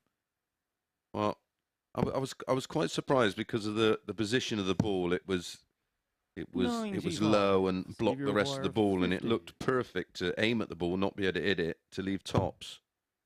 He wants tops now. Double 10. 30. For all that, he might not even average 71. 100. May not even win the leg. Well, if he wants to set a PB, he wouldn't mind losing this leg. I would. Hasn't had a dart at double until now. 51. Steve, you require 20. Probably won't get another. Game shot and the match, Steve West. There we go. Steve West producing all up there with his best. A 4-0 whitewash win of Wood. He was threatening a personal best for much of the match. He averages 100.2, the first 3-figure average of the group. It started with a supersized 3-figure finish as well, that 157, followed by a 120. And Steve West is looking like very much the man to beat in this group. Next up, though, 2 players yet to record a win. One of them will get there first. Adam Hunt and John Part play after the break.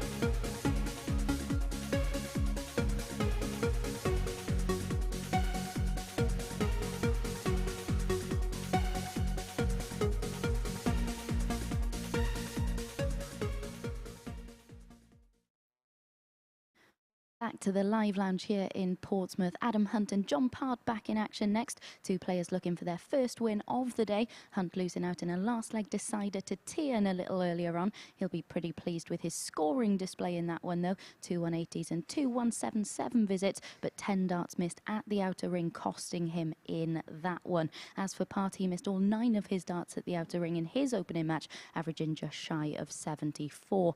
These two have met twice before, Hunt winning in a UK Open qualifier back in 2012 and Part victorious when they met at Q School 6 years ago. To find out who can get their first win on the board in Group A, let's hand back to Mason Murph.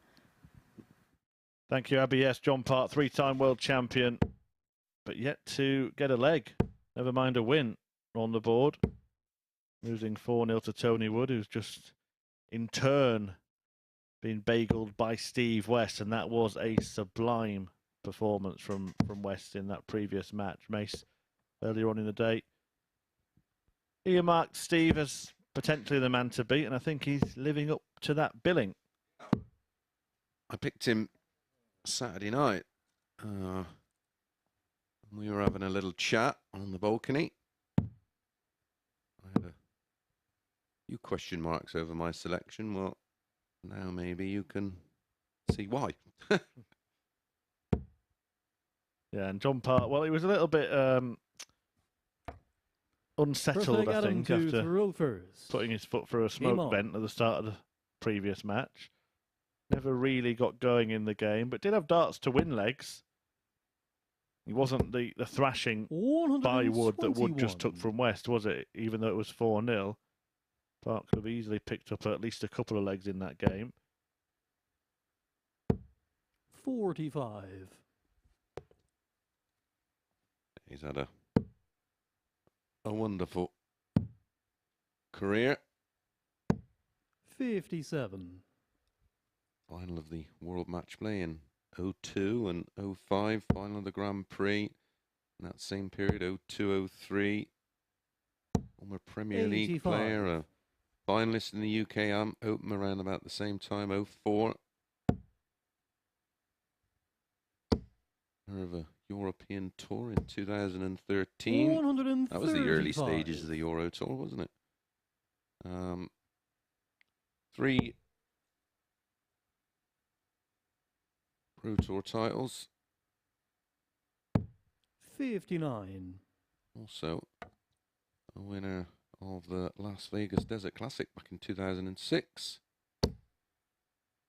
Former winner of wonderful tournament back in the day, the Golden Harvest, as Adam Hunt pops in the first max of the match. Yeah, and it's his third of the day. He's also at 2 177s. He's actually 59, emerging as the top scorer, really, in this group, but finishing has been at fault. Game shot of the first leg. No trouble there, though, and Adam Hunt does take the first leg against the legend. Second leg, John, 2 through. I've seen him, of course, on TV in the World Seniors events. I think one of the things that maybe is to note for John Part is the short format that he's playing in here 60. in comparison to some of the more marathon-type matches he's had to play at the Seniors. He lost a big lead against Peter Manley at the match play last year. Also was involved in an attritional encounter with Daryl Fitton at the World Championship this year. Of course, Fitton, who we saw at our finals night on Saturday 95. in week 6. By the way, mates, we do now have half the field for Champions Week. It's shaping up quite nicely. The star attraction so far, Yella Clarkson, joined by John Worsley, Owen Bates, Scott Taylor, Mike Warburton and Matt Clark.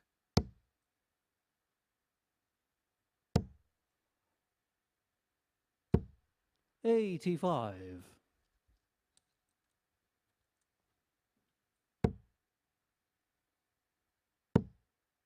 John Part also a winner of one of the 190 early Pro Tour style events that we had as a mainstay in the PDC back in the day. 61. Adam, you require 81. The Vauxhall Spring Open, which was a 75. one of the big open events that we used to have. Beat Ronnie Baxter in.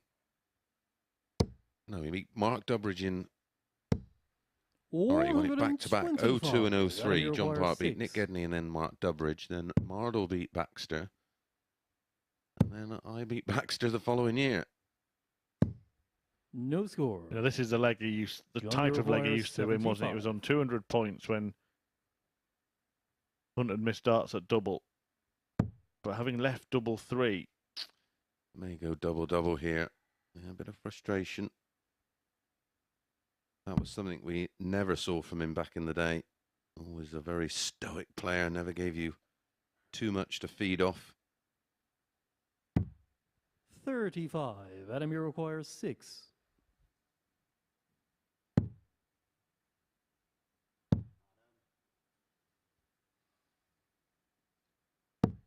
No score. John, you require 40. Can Part pick the pocket and pick up his first leg? Game shot on the Yes, he second can. leg. Top John corner. Hart. From the Canadian, one apiece. Third leg, Adam to throw first. Game on.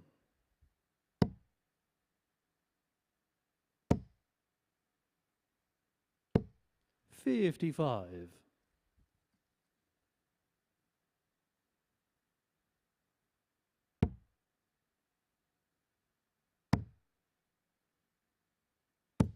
$96.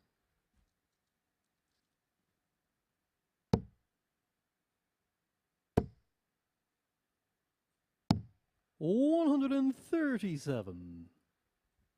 Adam Hunt, as we've been saying all day so far, the scoring is absolutely spot on. But the doubling is going to be a real worry for him. He was 58. 3 out of 13 in his first match. Already missed 8 darts at double in this one. 93.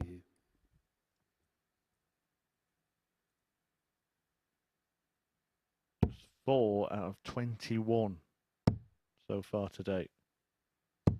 96. Yeah, and that's something that needs addressing.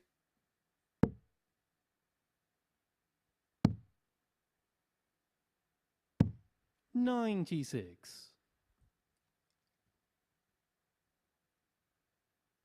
And something that offers hope to the likes of John Parr, who thinks, well, if I just cling to his coattails, I'm going to get opportunities. Needs to give his flights a squeeze, mind. 60. Adam, you require I 120. know, my OCD drives me mad, that. Player of his experience and 60. stature, you'd think he'd know that throwing flat flights is not really going to aid peak performance. Look at that. Still squished from being in the case. 37. Adam, you I require might have to nip 60. in there a minute and just squeeze them square. Game That's shot on more the third like it. leg, Adam Hunt. Everything going with the dart so far. Leg 2 most definitely shouldn't Third have. leg, John to throw first. Game on. Don't get the sense that either of these players are enjoying the experience yet. Well, that only comes when 59. you're winning, of course. Yeah, Adam Hunt is making hard work of every leg that he does win, and John Park really is living off crumbs at the moment. 100. Like most dart players, you're only ever one real good performance away from playing with confidence 99. and belief, and that's the fickle nature of this sport. You'll start bad. You'll continue in that vein until 100. you find that key performance. It's probably a bit of a crucial spell the next half hour or so for John Park. He plays twice in the next 3 matches, including this one. Then he'll have a little bit of a gap 100. before his 4th game, and it'll feel like a long way if he is still on nil points in terms of points. 42.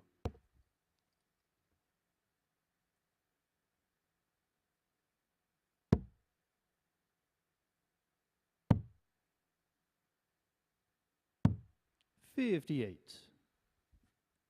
Door open for Hunt. We'll start on the 19s.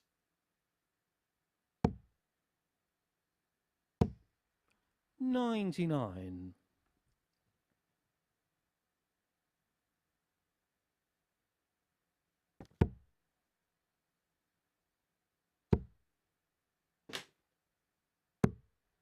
$81.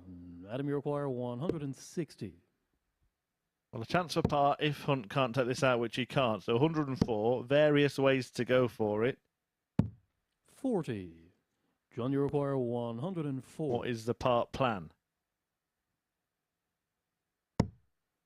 19's the choice for him. He could have stayed there, really. He looked like a decent guide. He went across for the treble 15 instead. Adam, you require He's 120. made an almighty mess of it in the end, but Hunt needs to find a treble and can't. 60. So part John, you require 80. for parity.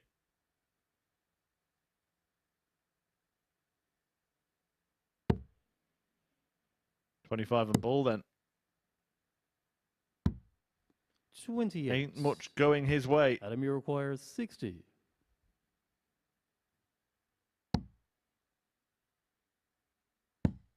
Game shot on the fourth leg. Adam Hunt opens up a two-leg buffer and will throw for a 4-1 win. Fifth leg, Adam to throw first. Game on.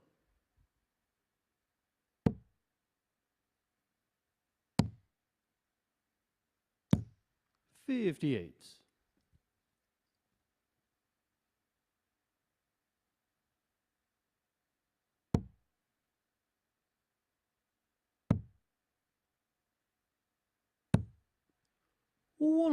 $134.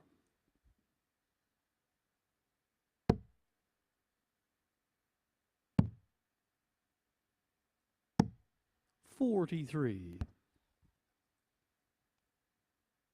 Priority for one for Adam Hunt here is just to get 2 points on the board. 85.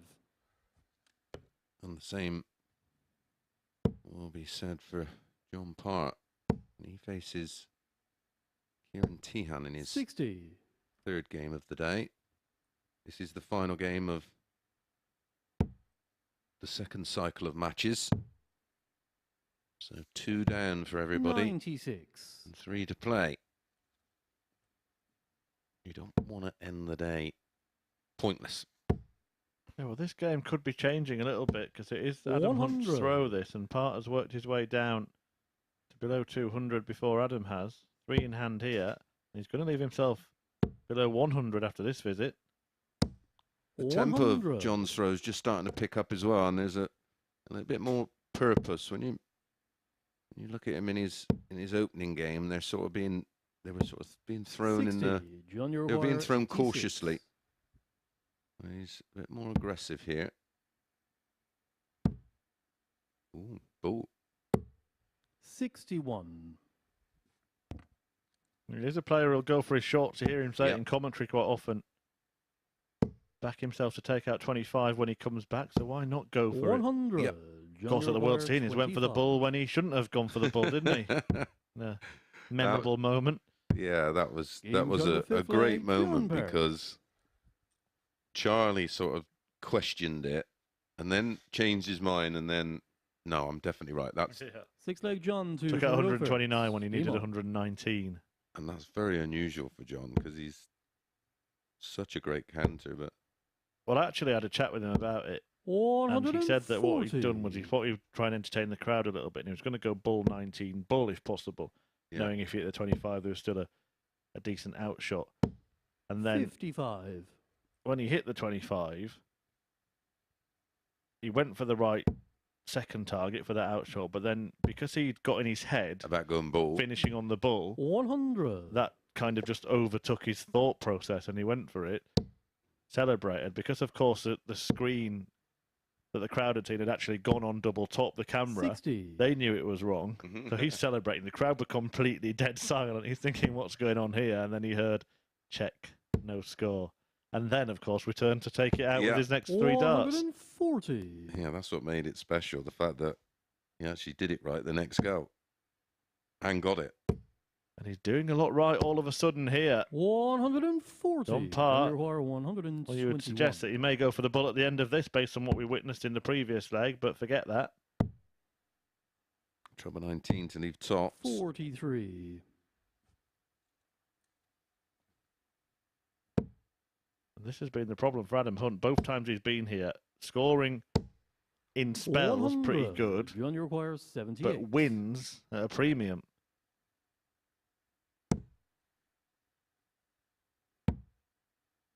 Tops for a level game. 38.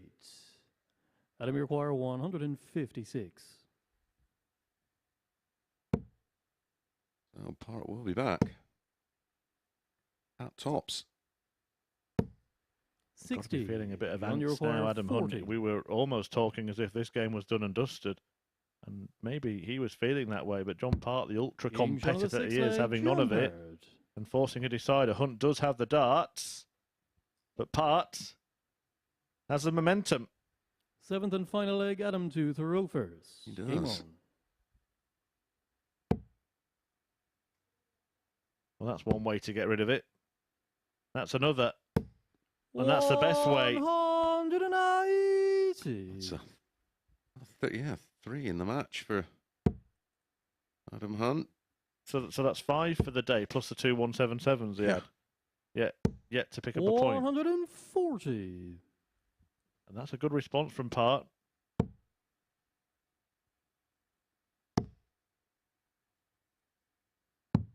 $44. For me, the fact that he reacted to the 140 from Part, I don't think it's necessarily a technical thing with Adam. I think it may be just a 60. confidence thing, a psychological issue. Yeah, there you see, look at that.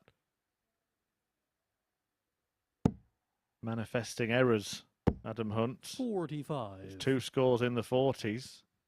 After a 180. Famine or feast for the hunter, who might end up being the hunted come the end of this one. Led it 3-1. He was unlucky there not to pick up a second treble 20 for a second 140 of the leg, but he looks the most likely now, Part, with scores of 140, 60 and a ton.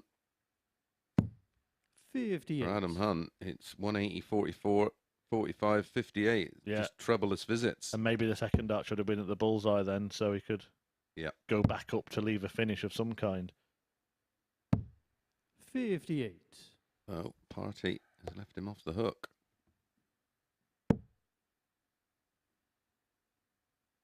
Party will be hoping to be at the party in Pompey on Saturday night. 77. John, you require Massive last start, that. 143. Hoping for a party piece here.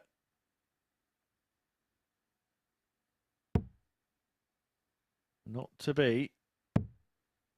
All he can do is apply pressure. 57. Adam, you require 97. Slightly more favourable finish than the one that Hunt has left. Going double-double. Gets the first part of the equation. Tops. Oh, Game shot, what a finish. match, Adam Hunt. Well, where did that come from? Adam Hunt struggling on the doubles all day. Struggling towards the end of that match to hit the big targets he was going for. Put under pressure by Part, but pulled off a delightful double-double checkout to complete the match-winning 97 combo. It's the first win of the day against a so far pointless Part. Coming next, Willie Borland takes on Tony Wood.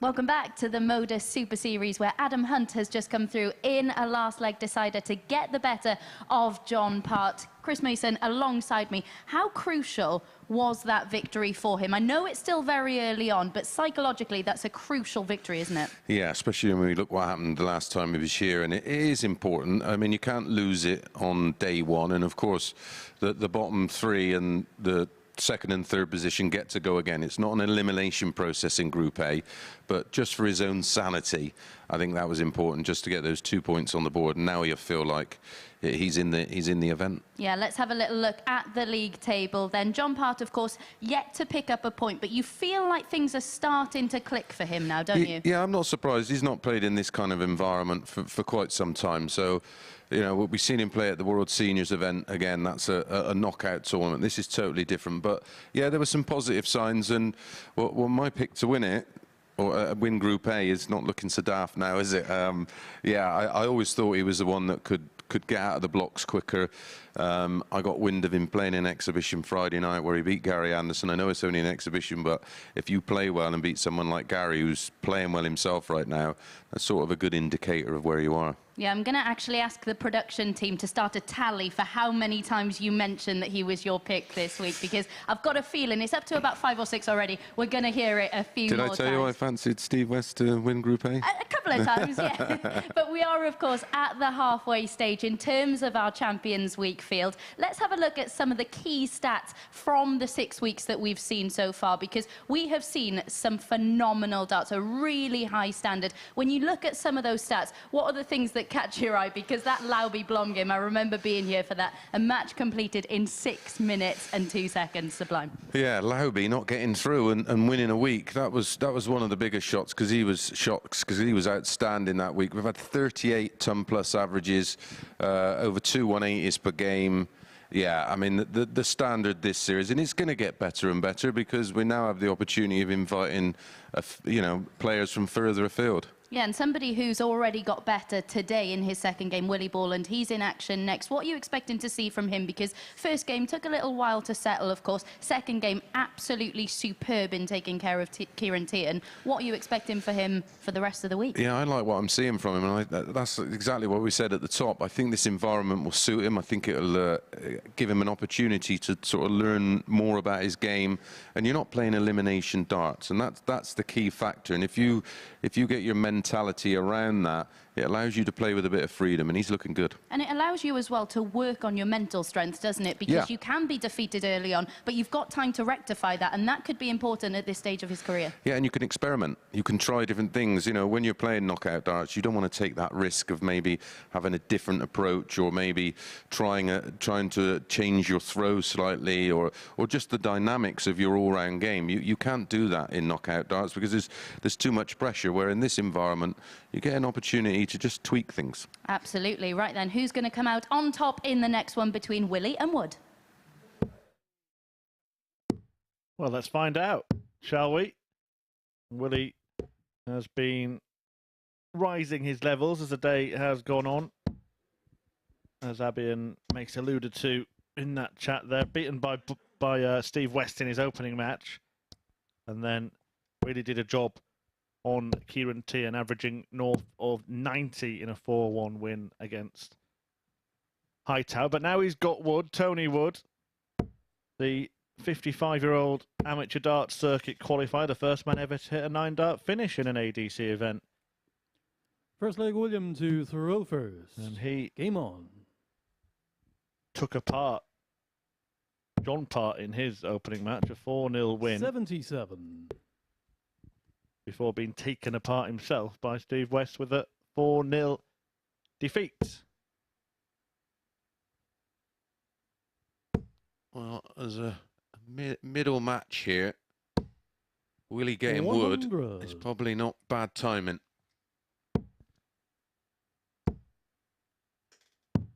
99.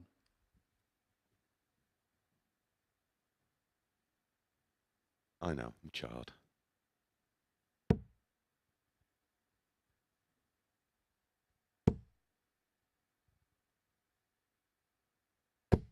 Well, 140. as I was saying, as you were making your way down, he has got better as the day's gone on, hasn't he, Willie Borland? And 100. Tony, you can't really read anything from Tony's 2 matches because he's played the man struggling at the bottom and the man flying at the top. Yeah, yeah, exactly. And although it does have a bit of experience here, it still takes the older players sometimes a little bit longer just to settle in. The youngsters are just all out attack. 121. Tony require 121. And that's the way Borland plays his game. Ultra aggressive, ultra fast. Sometimes maybe a tad too quick. Yeah, I'm going to be fascinated to just see how he goes over the course of the week, Willie Borland. Wouldn't be no shock to see him go on to win it, of course, but just whatever happens, just to maybe sit down and reflect with him to see how much he's learnt about his own game and his own mentality. Game short of the first leg. The curve continues. Wood takes the first leg against a throw. Yeah, 13 darter. Very nice. I do have a question for you, Chris, actually. Ooh. Second leg, Tony to throw on your way. Game on. Up to the presentation gallery on the balcony here at the Live Lounge. You do have to make your way through the players' practice room. Did you give John Part's flights a squeeze? No, he wasn't in the... He's okay now, but I don't think he was in the kind of mood for any of my housery.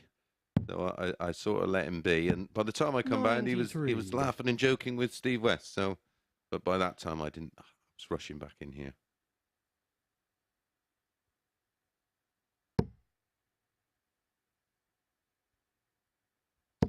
Well, if it's not going to be a lesson to Professor Part, then maybe to all you budding darts players out there, just make sure your flights are on properly. And well, this is why now a lot of the players nowadays use these molded stem and flight systems where they're actually kept in a small carrier, which keeps them absolutely square. Yeah, it's almost like a moulded case around the moulded flight and stem, isn't it? Exactly. Well, it stops them getting damaged. In the shape of the flight and stem itself. Yeah. Tony Wood in good shape here. It was a 13 darter in leg 1. 100. The potential 11 here.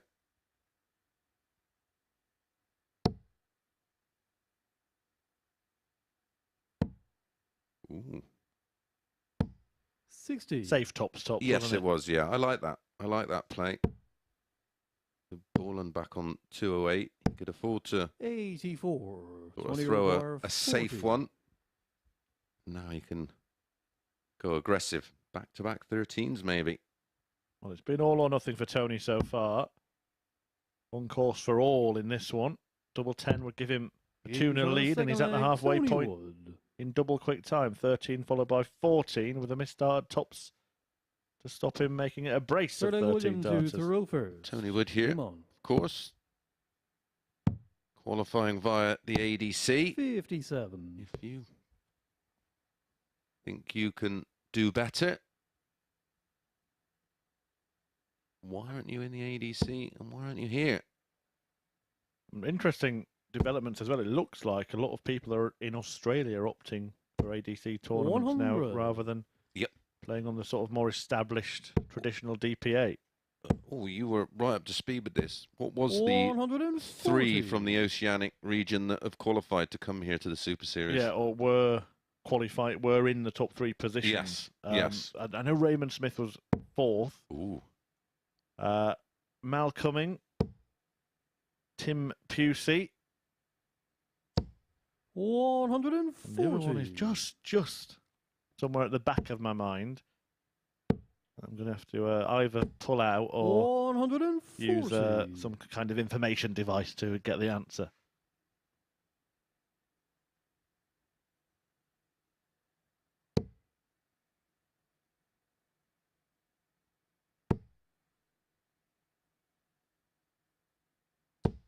$140. William McGuire, First time ever, of course. We do have the Oceanic ADC qualifying 77. system where the top Tony three Maguire after a series of events will 121. flying over to the UK to compete here, as Raymond Smith did so successfully, winning a week and then going on to win Champions Week against our winner on Saturday night, Matt Clark. Jeremy Fagg was the other one. Willie Borland 87. And he was in the top 3. 82. Ooh, Tony Maguire 78. how costly will that be? Tony Wood at the end of leg 3 is averaging 109.62 to the 95 of Willie Borland. That's a mistake. Yeah, and maybe a reprieve. Yeah. You could see how frustrated Borland was behind him. 43. Berating himself. Willie Maguire 5. Very animated, very angry, but he's got the chance to put it right. Double 2 to do so. And in no time at all. Borland half the deficit. I think it's a fascinating debate, actually.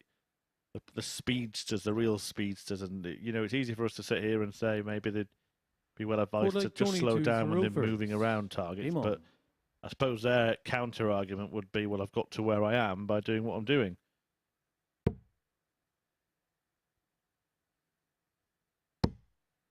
But how do you then move to the next level? Well, that's the danger, isn't it? Are you willing to take the risk? Because it could have elevated to the next level. It could also see you take a step back. Which is why I had that discussion with Abby up on the balcony that this here is a great opportunity to experiment. I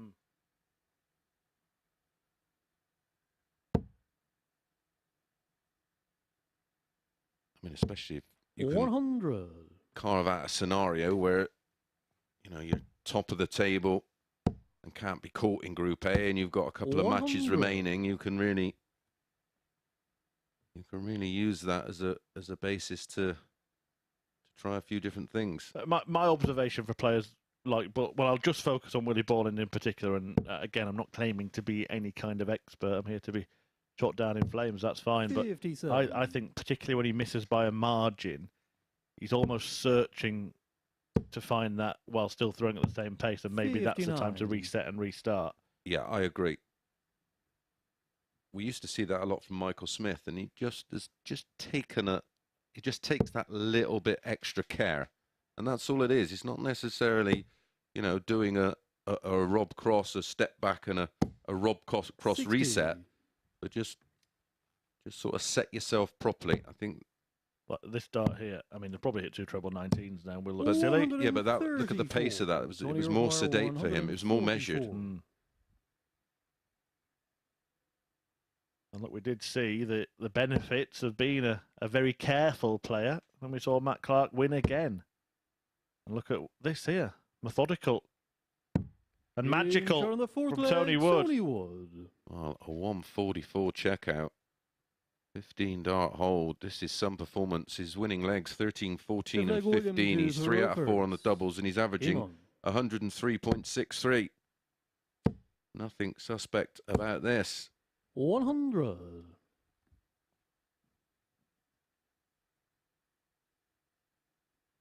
We would see him on 4 points from a possible 6. Only the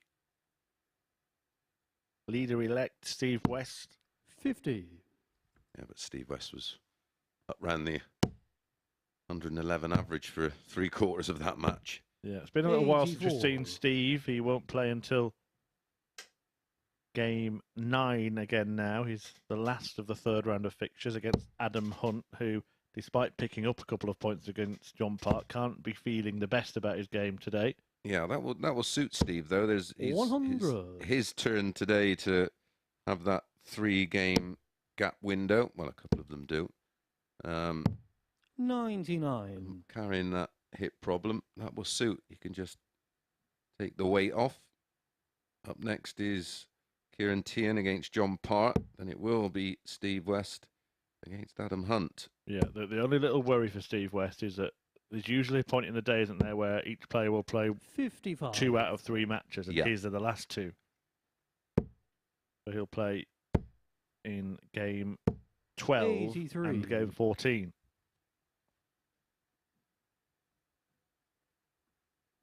Be one of those where he hopes that game 13 is 4-3.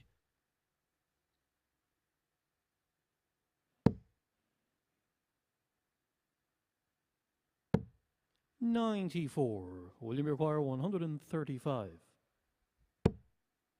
Doesn't have to bother with the bull route here with a 95. Wood for once not on a finish.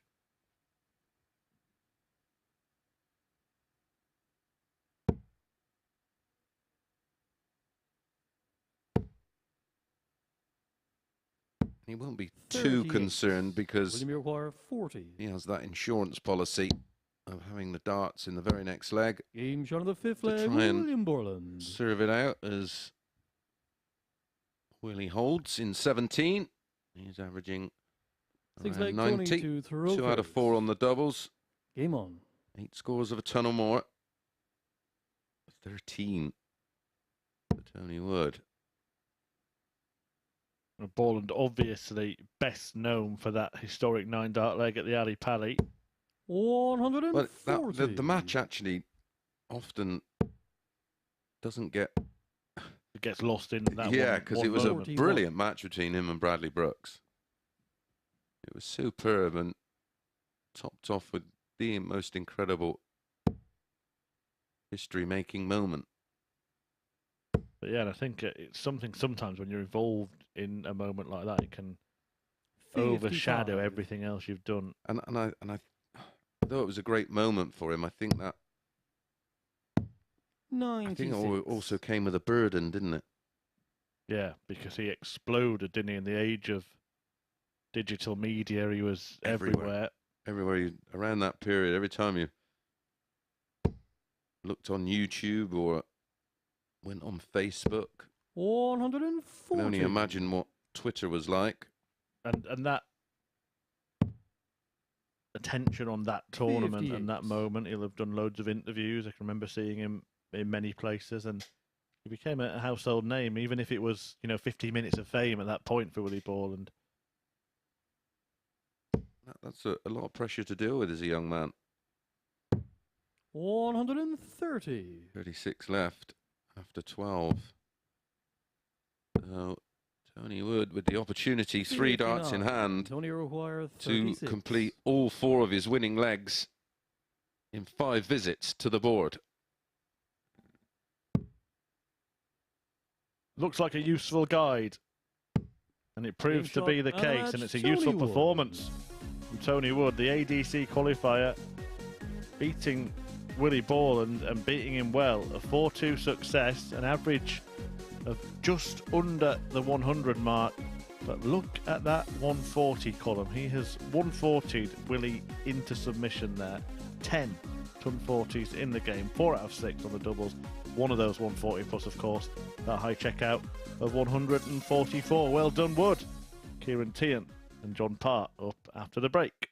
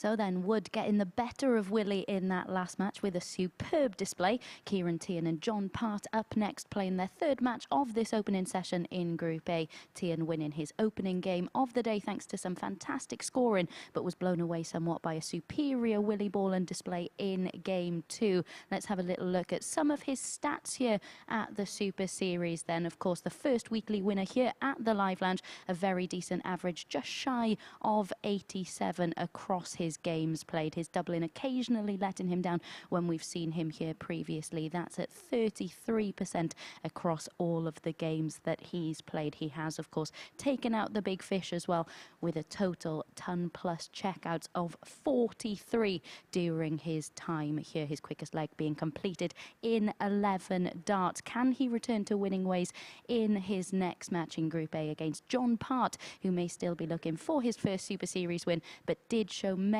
signs of improvement against Adam Hunt last time out, taking the match to a decider from 3-1 down with some good scoring and clinical finishing along the way. So can Ciaran make it 2 from 3, or will Part get off the mark? Here's Chris Murphy and Chris Mason to talk you through the action.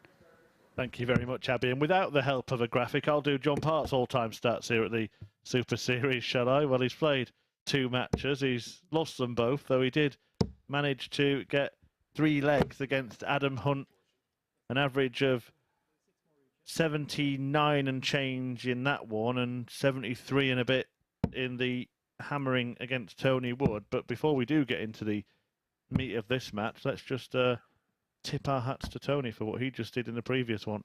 Yeah, winning legs of 13, 14, then a 15 with the 144, and then 14 to get over the line. A very, very tidy performance. An average of nearly 98 and 66% on the doubles. That is a fabulous performance, and that is why he's here. Yeah, great to see those all-time stats from players that have played in this event. Press like Ciaran to throw first. Yeah, Game very on. tidy running average of nearly 87 for Ciaran Teehan. 100. Yeah, 86.78, best average, 106.24. Very, very common theme I see when we do these stats is that the checkout percent seems to be exactly 33% 59. nearly all the time. Yeah, I mean, that's sort of like baseline, isn't it? Yeah. One out of 3 should see you win almost as many matches as you lose. 60. But you do have a better leg than him, Chris, yourself. I'm surprised he's not had a 9 or a 10. Already seen a 10 today. 95. From Steve West in the second leg of the day. Didn't take long. He has been a winner here, of course, before, was our opening night. 100. It was actually, I think it was week 6, wasn't it, of Series 1, because the first 5 weeks were played in Southampton. Yeah, it was our launch night, wasn't it? Yeah. Beat 99. Stephen Burton in the final, having seen off Martin Adams in the semis. He was in my group 58. for Champions Week. Indeed, yeah. You got rid of him, didn't make it through to finals night. Yep. Probably why he didn't talk to me this morning. 123.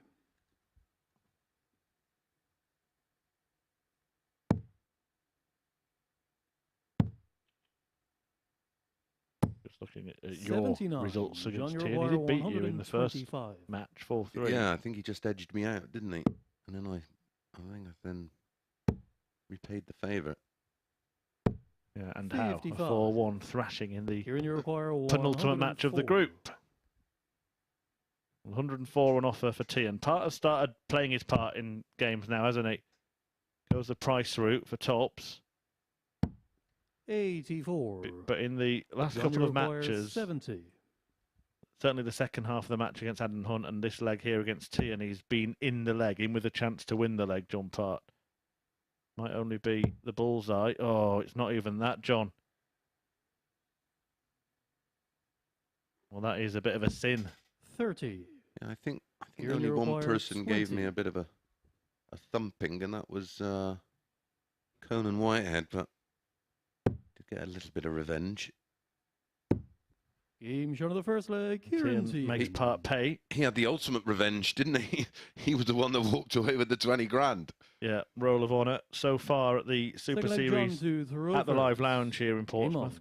Conan Whitehead, Series 1. And Raymond Smith, Series 2. Series 3 is hotting up, isn't it? Already got a stunning lineup.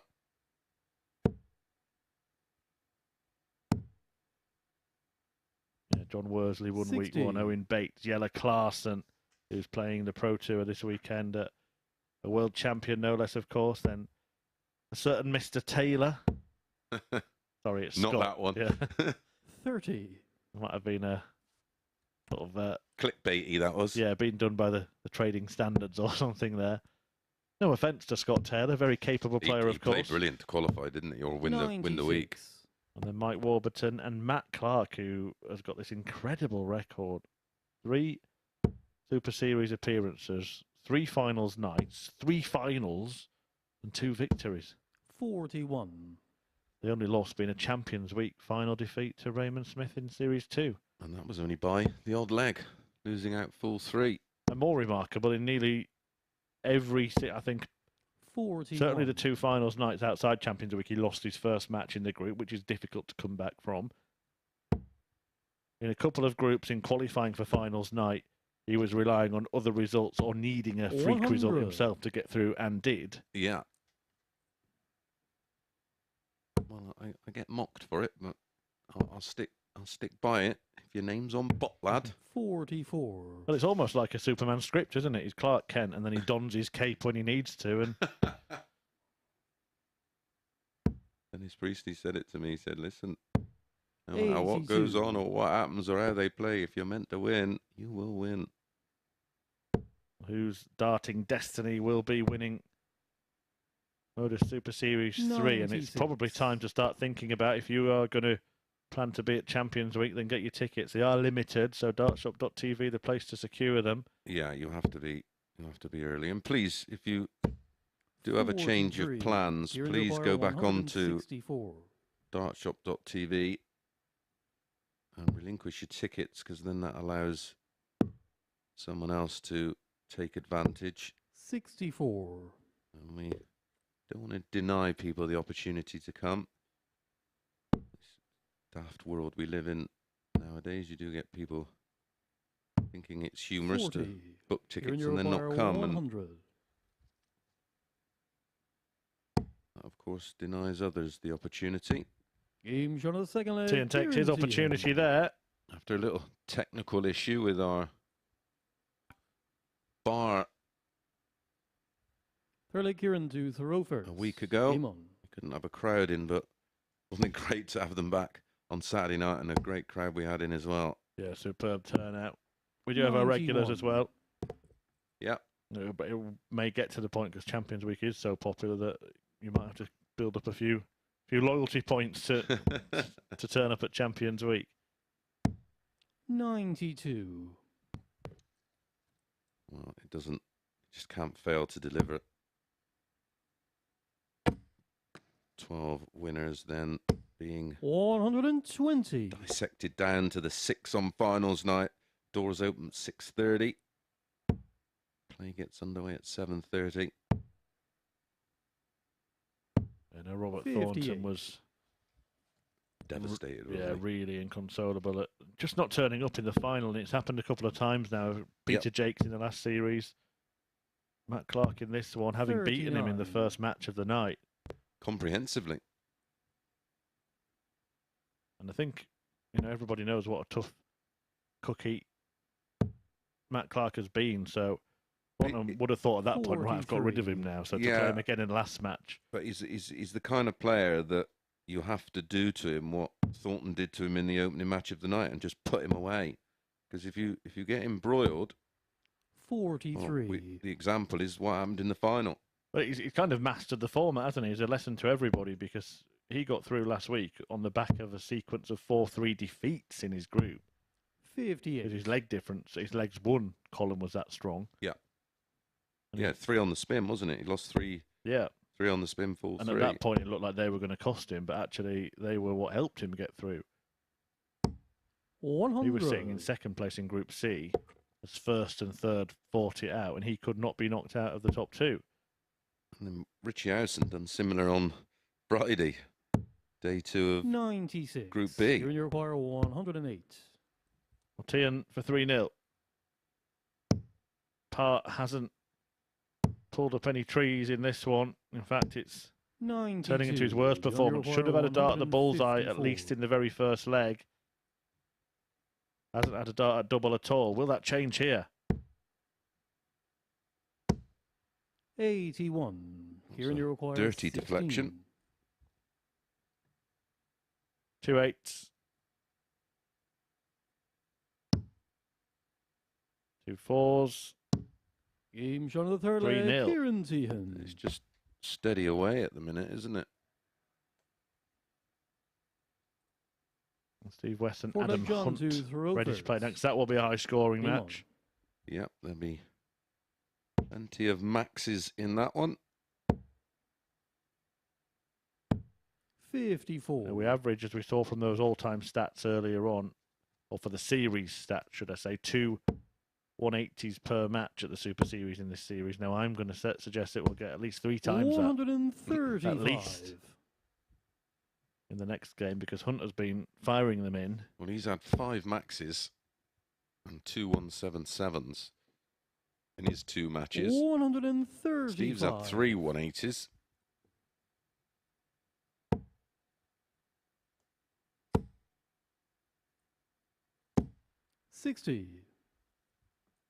We had one day last week, didn't we, in Group A, where they were firing in 180s for fun. Yeah. They never really followed it any other day. But we're up I want to to... say they have 140. 27 in one day Yeah, we're up to 13 already. in this group, yeah. And After we're halfway through the group. halfway through game 8, yeah. 84.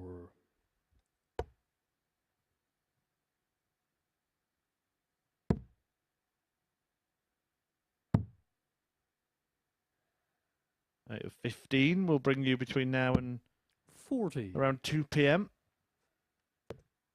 Anywhere around 30 backs up that 2 per match, doesn't it? 123. John, you require 132. Big ask this for John Part, but how he'd love to produce a champagne shot. It won't happen. Will be a little flat from Party in this one. Yeah, that's all he needs, something like that, just to Ciaran, you require 99. just to give him just to inspire him. Well, may not get the chance. Double 16. 67. Does he John, go you require aggressive 94. or does he go safe? Going aggressive. Gets the 54, gets the reward. Double 10. 84. Ciaran, you require 32. Got a couple of goes at double, but too late.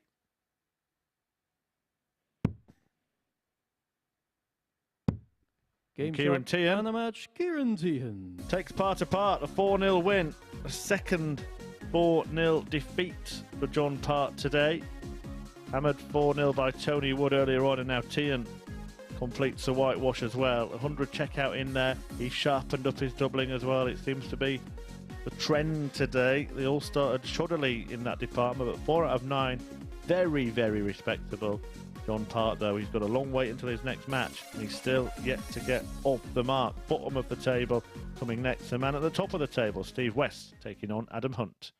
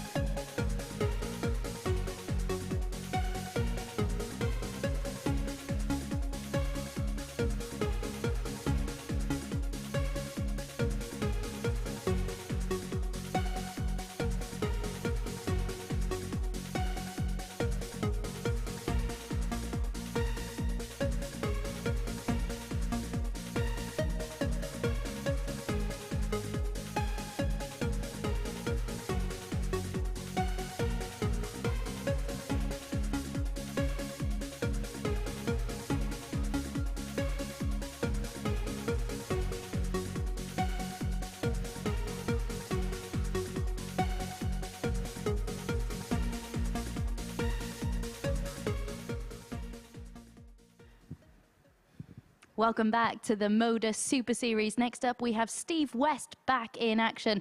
Of course, he was the favourite to win Group A before a dart had been thrown, and his performance levels so far really backing up why that was the case. We can have a little look at the league standings. He is, of course, on 4 points after 2 games played, yet to be defeated in his debut campaign here at the Super Series. Ciaran Teehan joining him on 4 points after that victory in his last game, a whitewash victory over John Part in that one. For Steve West, a 4-2 win to kickstart his campaign before a sublime display last time out. Of course, that 157 checkout to complete a 12-dart leg before following that up with the 120 Shanghai finish. Can he continue that in his next match? Let's find out, shall we? And hand back over to our commentary team.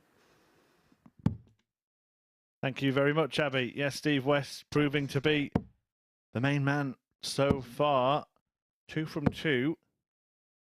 And he started as he meant to go on with that 10-darter in the second leg of the day, that in a 4-2 success over Willie Borland. And then he posted the day's first ton-topping average when he took Tony Wood apart. 4-0 success for Steve West, and he was threatening to produce a personal best during that game, looking to just carry on, riding that wave. First leg, Steve to throw first. And put himself in Game on. Potentially an almost unassailable position after day 1. These two have actually been competing against each other for the last 10 years. First met back in 2013 in a UK Open qualifier in the round of 256. West winning 6-1. Then they met on the Euro Tour in 2017. Last 32. 85. It was Adam who got the win 6-4. Before that, a Players' Championship 2018. Adam winning that 6-5.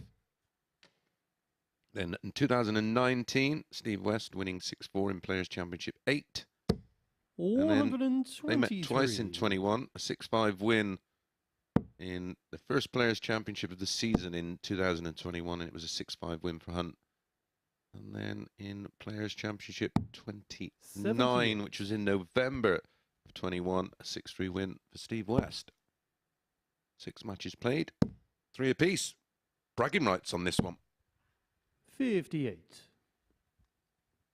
And they'll play, of course, at least 3 more times this week. They would hope that 57. become at least 1 more and meet again on finals night, I'm sure.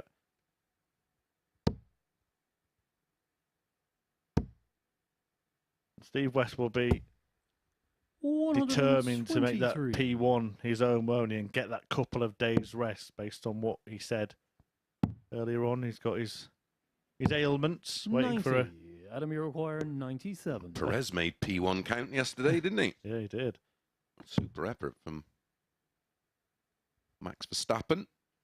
I apologise for this terrible pun in advance, but can Steve carry on the Sergio? 69. Steve, you require 96.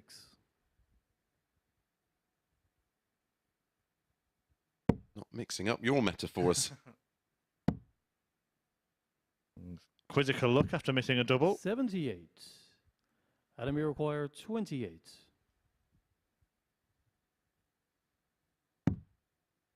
Double 7 then for Adam Hunt.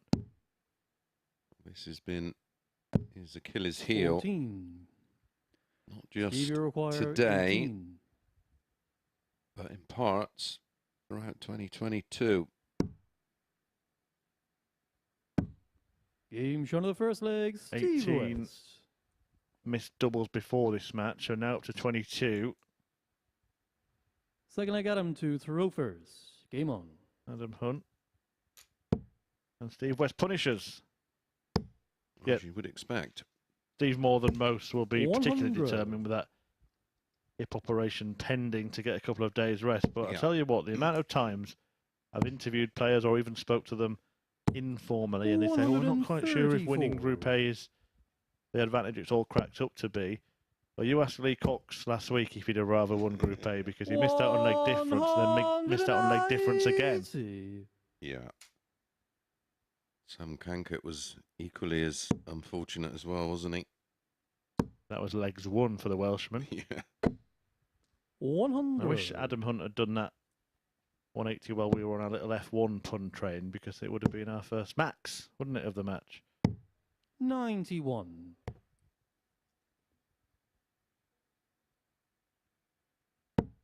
Well, there was a wonderful F1 racer back in the day, a Brit, James Hunt, of course.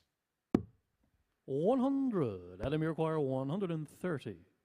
Became a great commentator and pundit as well.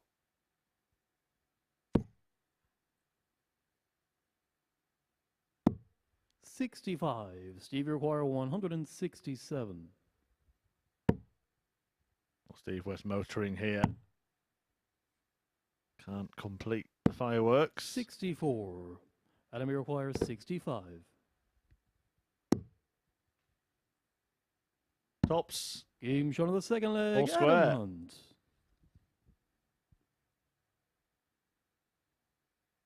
We've said it many times before, you can't win this group on Monday, but you can certainly rule yourself out of winning it. So Adam Hunt will be determined not only to bolster his own points tally and get onto 4 like the majority of players in this group, but also stop Steve West from opening up 2 healthier leads.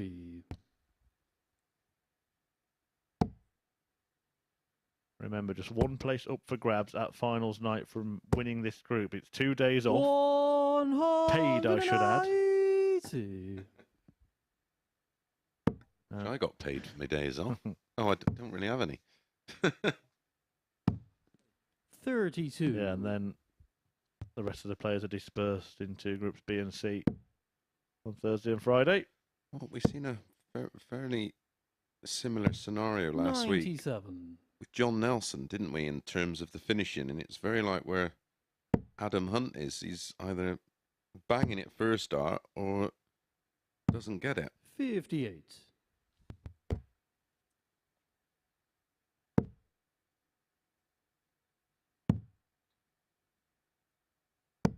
93. Pro Tour underway over in Germany. We'll keep you across any significant results there while you're watching the live stream darts here on the live broadcast darts on Sporty Stuff TV, if that's where you're tuning in. Yeah, no need to go anywhere else. We'll keep you up to speed. Barneveld against Watermina, 4-4. Mike De Decker, 5-0 up on Dobie. Anderson, 4-2 up on Jamie Hughes. Rasma, 5-2 up on Jamie Clark Rodriguez. 100. Rusty Jake, 5-1 up on Lukeman.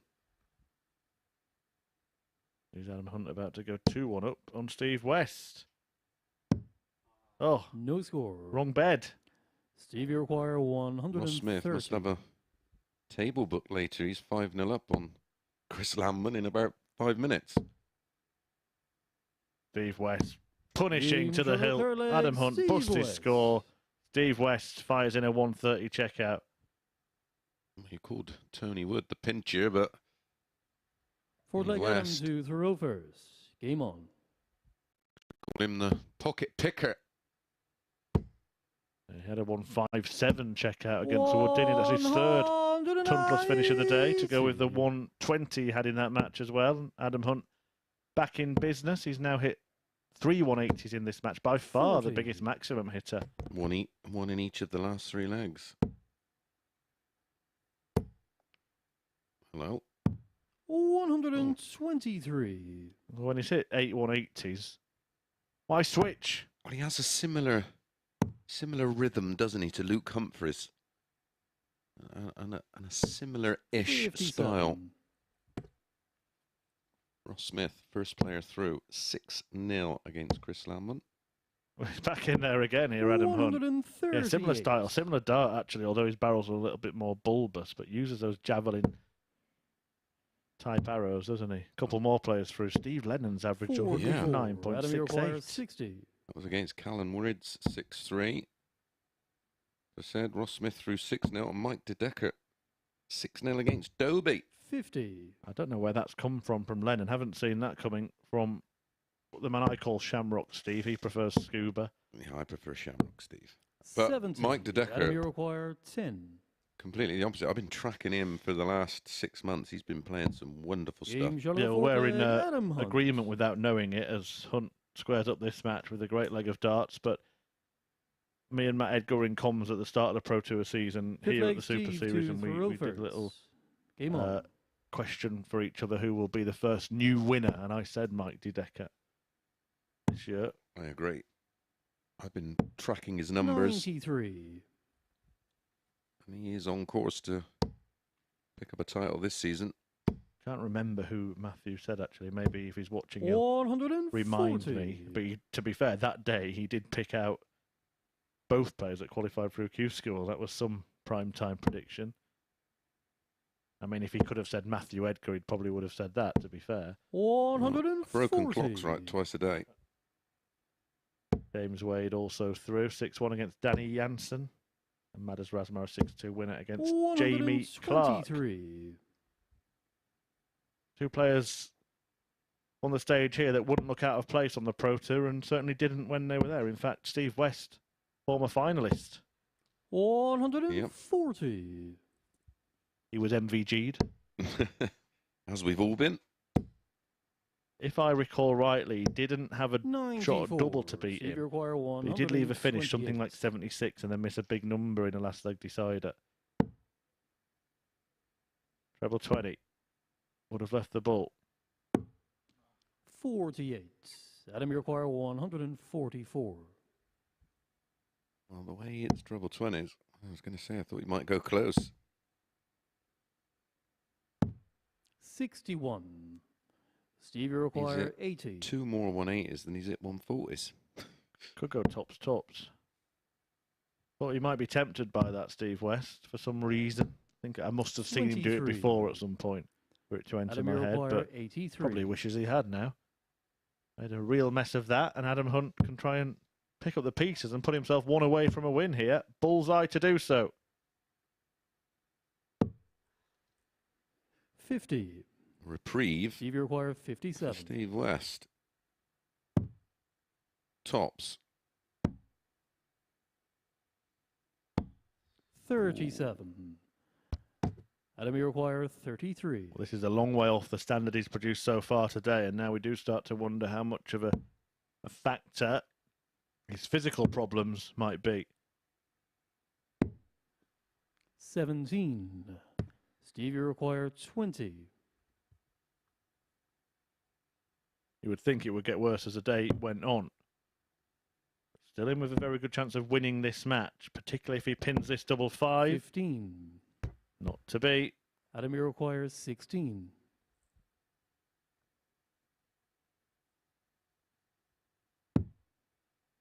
Just noticed a little something about Adam Hunt's throw, and I'm going to question our resident expert, Chris Mason, after this leg,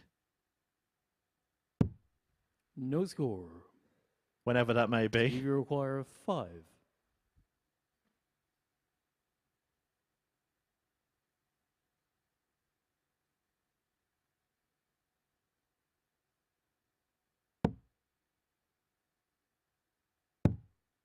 Double 2. Game Nailed shot of the by fifth Steve leg, West. Steve West. But it was a very composed approach, and the question I was going to ask, if you watch Adam Hunt when he approaches the hockey, he's already got the dart in the air before his foot Six leg even Adam hits the to front of the throw hockey. I first. just wonder if Game that's on. conducive to throwing decent darts, or whether it's just one of those quirks. I think it's just one of those kind of quirks. 140. Like we see with Whitlock, who the arm starts out and it's almost takes it into the crosshair. Yeah, with Hunt, I think Whitlock does that when he's already set, doesn't he? But with Yeah. Hunt, the arm's there as he's even 60. stepping in. Look, there we see. Before he even toes the hockey, he's got the arm in position to throw. Just throwing the arm out there just felt a little tight, so just shakes it off. 83. West the opposite here. Foot down, sets himself, and then brings it back. Normally around the sort of bridge between the nose and the eye, Steve West. Probably would have been more of a 83. Gary Anderson type release if he didn't have the glasses on. Something that Anderson himself has had to adapt to wearing the specs. 134. This one going to be going all the way. The last 4-3 match we had involved Adam Hunt against John Parr. 121. Adam require 144. Another go at that 144, and this time the first dart is perfect. Fails to follow. 128. Right, through to the round of 64. Players' Championship 8. Gary Anderson, 101.65. Gabriel Clemens, Mike De Decker, Madas Rasma, James Wade, Barney, 97. Dolan, Adam who require beats Graham Hall 16. 6-0. Ross Smith 6-0. Rusty Jake and Steve Lennon. Just in time for Adam Hunt to hit the double here. No score. Steve, you require 140. Or not. Will he be back? We've already seen West take out 130, but 140 won't be added. 100. Pressure Adam requires placed 16. on this.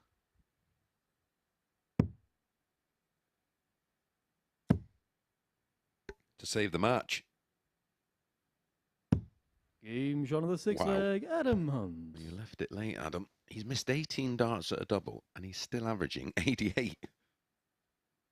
Yeah, and a big reason Seventh and final why leg, is Steve, the to power Rovers. scoring from Game Adam on. Hunt in this match. Indeed, all day has been excellent. Wow. 94. Yeah, that is some scoring.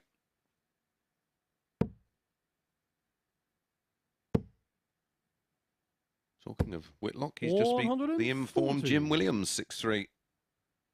Yeah, Whitlock, a finalist already on the Pro Tour this year.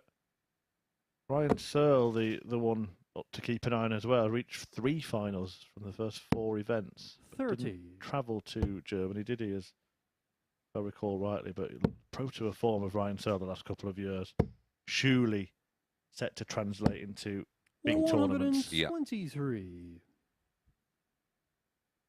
Of course, was very close to winning one anyway a couple of years ago at Minehead. Yeah, losing out to Peter Wright in a 95. last leg shootout. Yeah, I think he'd be my little tip for success on the telly this year, Ryan Searle. De Decker on the floor, Searle 140. on the stage. But is it success for Adam Hunt against Steve West, who hasn't been beaten so far? And it would make the group very, very interesting. You'd have 4 players tied on 4, and then Willie Borland on 2 and Part bottom with Nout. 66. Steve, you require Ooh. 142. Risky. Very, very risky business. Pays off. I guess he thought the likelihood was that he wasn't going to hit it 44. anyways. Adam, you Percentage require play. 32. And leaves a favourable double for his return. And Game shot Adam Hunt and the wins. match, Adam Hunt. Defeats Steve West, inflicts the first defeat on Steve West of this day in Group A. And it's a 4-3 success for Adam Hunt, whose scoring in that match was sublime. Still needs to sharpen up his doubling. Look at that, 4 out of 23. West had his moments, but he's beaten for the first time.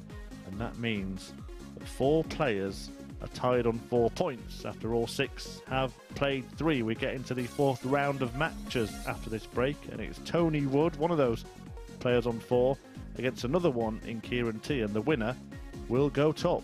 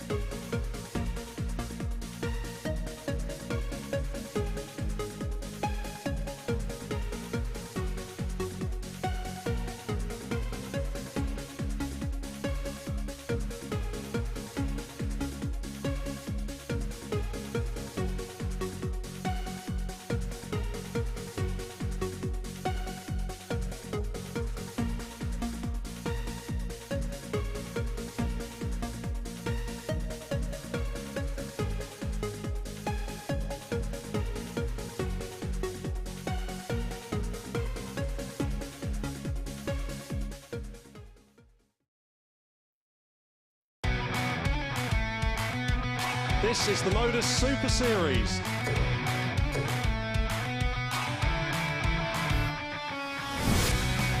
$180.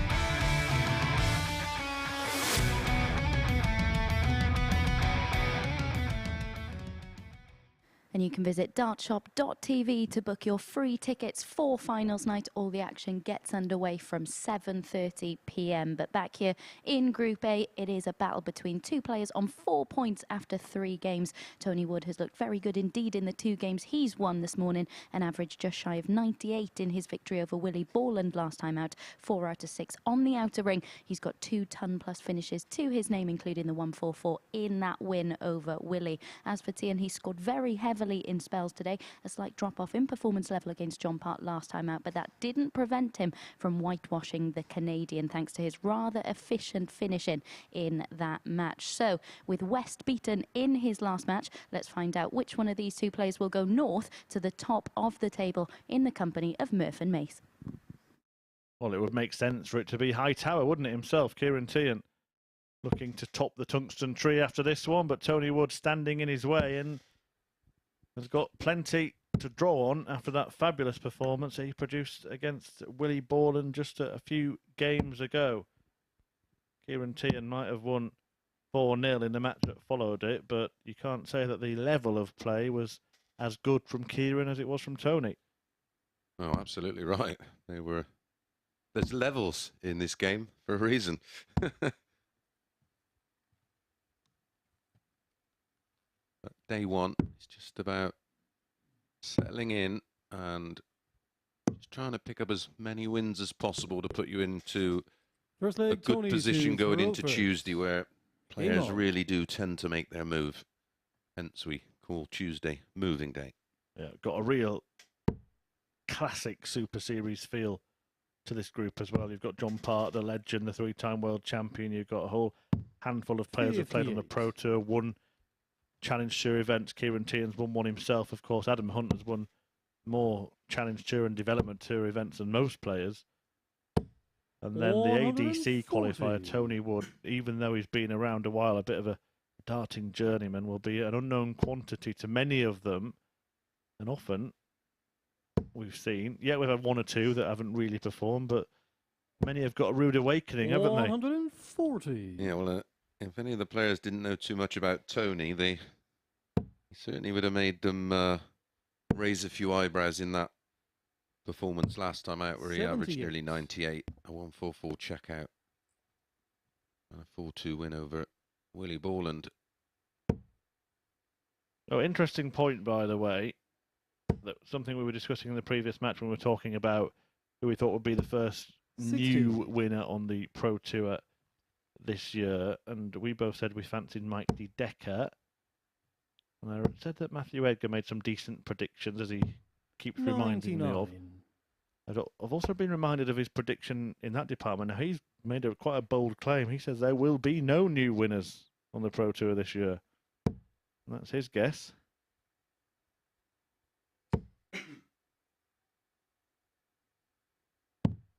$59. We should actually, there's plenty of us now. We did the graphic last week, didn't we? About 15 or 16 different commentators we've used here. We should actually do some form of prediction league at some point between all of us. Yeah. 144. Good idea. Another good thing to put online, and a bit of shoulder content. We could do it either in the wider darts or keep it strictly MODUS Super Series, maybe. Well, maybe MODUS Super Series could introduce some kind of fantasy league. Fantasy league, yeah. Exclusive to the MODUS Super Series. Pick a player each week. Yeah. 20. For the 12, and then you get a winner. 20 require 89. At the end of the 13-week cycle. Tony Wood looking to win the first leg of this one. Teehan passed up 3 darts, all ready to do so. make it UK only, and the winner gets listen to me spending more of George's money. So the winner of the 41. prediction league, outside of Kieran, you require us experts, 20. would get a all expenses paid night here at the Super Series. A bit of travel money, accommodation, some beer tokens, and a night at the darts. Game Well, shot worth the first winning leg, that. Ciaran Teehan. Well, I might enter because I've never had any Yeah. expenses paid. that was a joke. That was a joke, by the way, before I get hoisted Second leg, out of the Ciaran commentary to box by the Rovers. collar Game of on. my shirt. Do you not get expense? Oh, right. I get a chauffeur here, and I thought this was voluntary work. 58. Do it for the love of darts, don't we?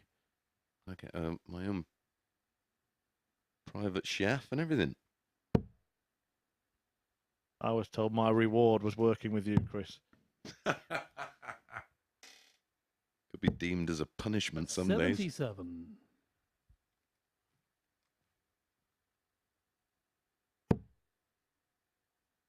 Yeah, I actually thought you were going to go and say the winner of the Pundits Prediction League 96. gets a place in the next series. I'll leave that to you.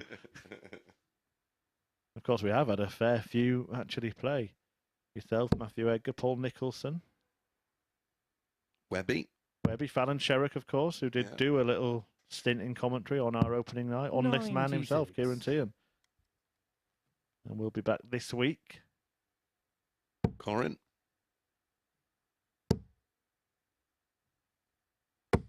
$100. Only one went on to win, though, didn't they, Chris? Well, class and the cream always rises to the top, pal. Yeah, actually, believe Fallon has won a week, hasn't she, in our old format, but nobody's done it here. 83. Yeah, Other than your good that doesn't self. count. Then. And she's not a commentator. She's far too good to be a commentator. Not too many commentators are in 9 darters lately, I can tell you. 9 at a 44. double, maybe.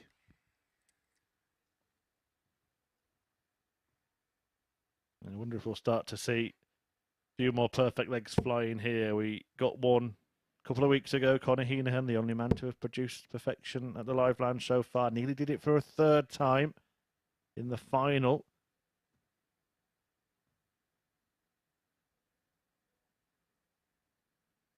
Of course, There's a few players here with a bit of 130. 9-dart history. Of course, Tony Wood hit one in the first one in the ADC. Didn't John Parrott hit one in the match play? against Mark Webster, he did indeed. And he was getting stuffed, wasn't Yeah, didn't catapult him to turn things around, but it was his only TV 9-darter. Tony require he? 108. William Borland, probably one of the most famous ones. So Well, look, I wouldn't mind if Fallon turned up and hit one herself, because it would be more history. The first broadcast 9-dart finish by a female player, if that were to happen. All the 18s. Game for the Beautiful. second leg, Picture Tony perfect Wood. from Tony Wood to level up this match at 1 apiece. Steve West has had 2 9-darters in the PDC on the Pro Tours. Third leg, Tony to One of them may have been in a Game on. Euro Tour qualifier, I'm not sure.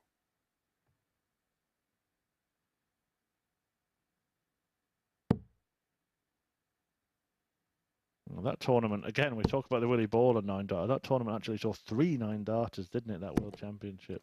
40. Wasn't it Gezi Price game? He hit one in the quarter-finals, that sensational match against Michael Smith. Yeah, that's where I must have seen about 18 gallons of beer in the air. And Darius Labanauskas had a 93. low-key one earlier in the tournament. Yes, that's right.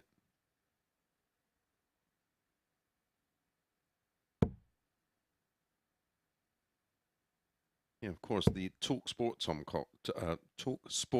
box is right to the side of stage, so we get 100. to look at the players' side on the board, and then right across the Ali Pali Arena, and wow, what a moment that was when the Gezi Price 57. double went in for the 9. You're right about the Steve West 9s, by the way. One was on the Pro Tour and one was at a European Tour qualifier. And I can even tell you that the Pro Tour one was hit against 98. Jose de Sousa. The Euro Tour one was hit against Benito van der Pas. My depth of knowledge doesn't go that far. I 140. just had it in my mind somewhere that it was a Euro Tour qualifier. That was actually in the decisive match to qualify. Ooh.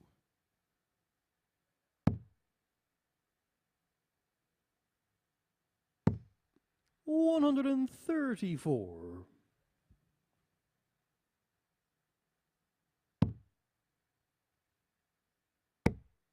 Tony Wood, as we mentioned, with that 9-darter in the 93. ADC, the first man to produce perfection. Now he's looking to produce a second straight three-figure finish. 108 in the last leg. 19s will be the starting point here. Now treble 20 in the bull. Gets it.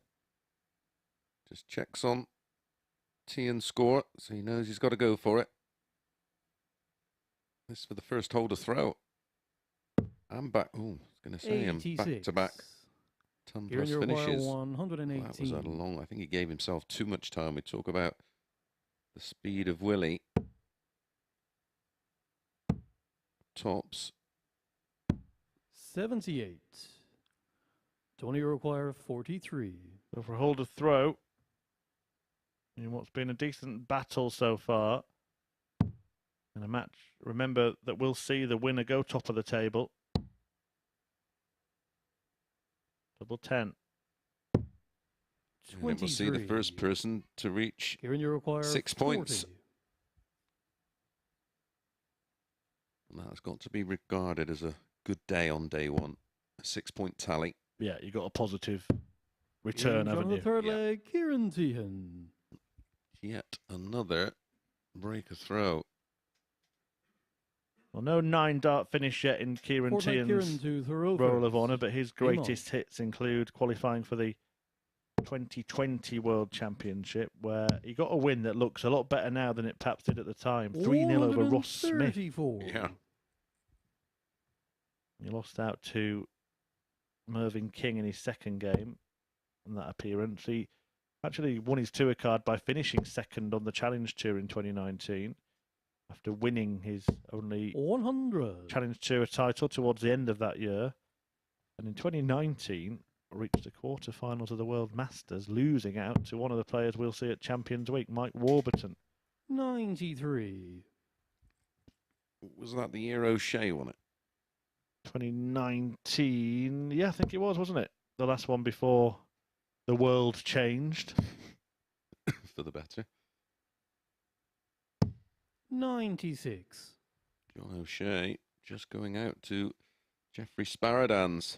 Seamless from Mason. 6-2. Klassen defeated Robert Owen. 6-3. Josh Payne, a 6-5 winner over Kim Hybrets. Klassen will be at our Champions Week, of course. Yep. Closer. Defeated Beaton 6-4. Scott Williams beat Dylan Slevin 100. 6-4. Ratajski beat Burnett 6-3. Slevin Williams, it makes you proud, doesn't it? Two Super Series graduates. Yep. Ciaran Teehan missed that first dart. 84. And narrowly missed that second dart at double. Big win for Louis Williams over Martin Clearmacher at 6-2.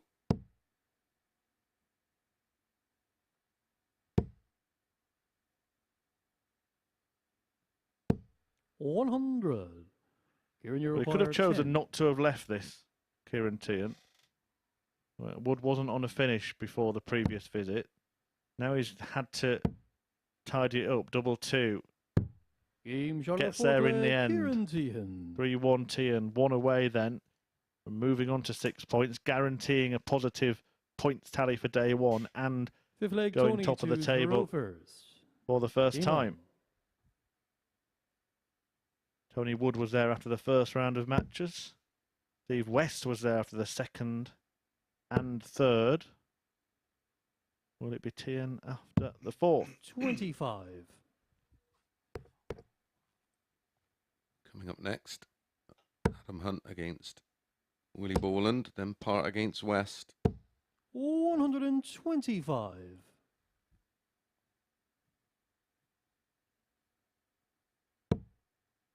And the Part against West. We'll complete our 83. 4th cycle of games. Then all the players will be back for their final matches. Hunt against Wood, West against Teehan, and Borland against Part. 190. Producing some good stuff. Ciaran Teehan here. He's gone under the radar a little bit today, hasn't he? He has, and probably wasn't talked about much before the day as a main contender, partly because 62. his recent challenge tour attempts have not borne any great results. No, he's been struggling, hasn't he? Did go to the Isle of Man last weekend, got to 60. the last 16 of the Masters there. Beaten by Patrick Quinn, a name that I'm not over familiar with. You may know more. Nope.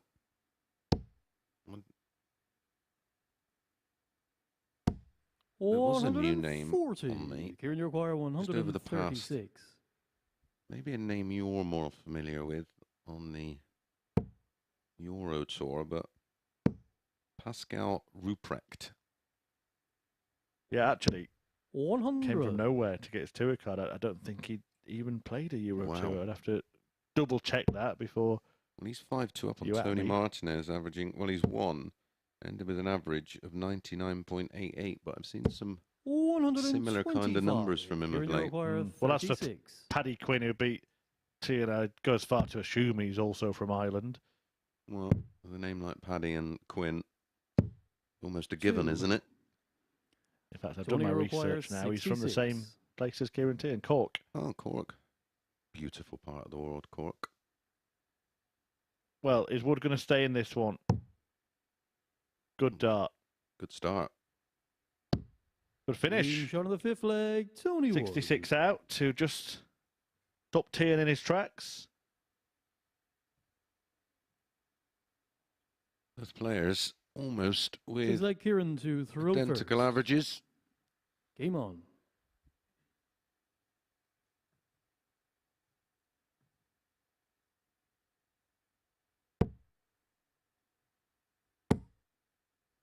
And again, 125.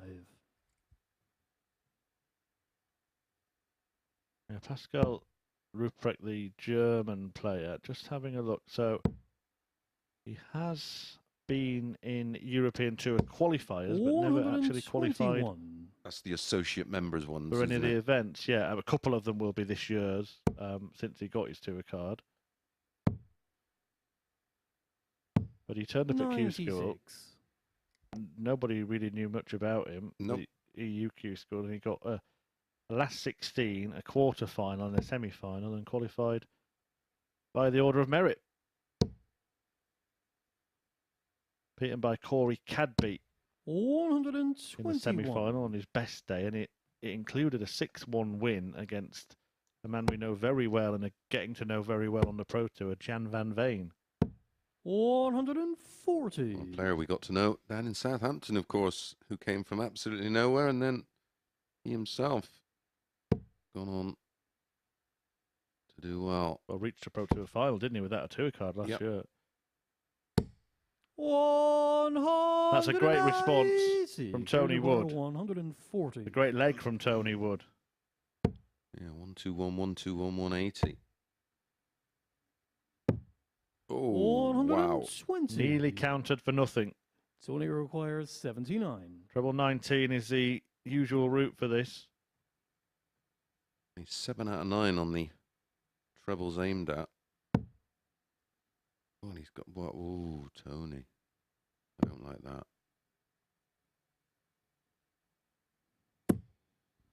Well, he ended up on the bull. He probably 44. would have ended up on the bull had he hit a 13 anyway. 20.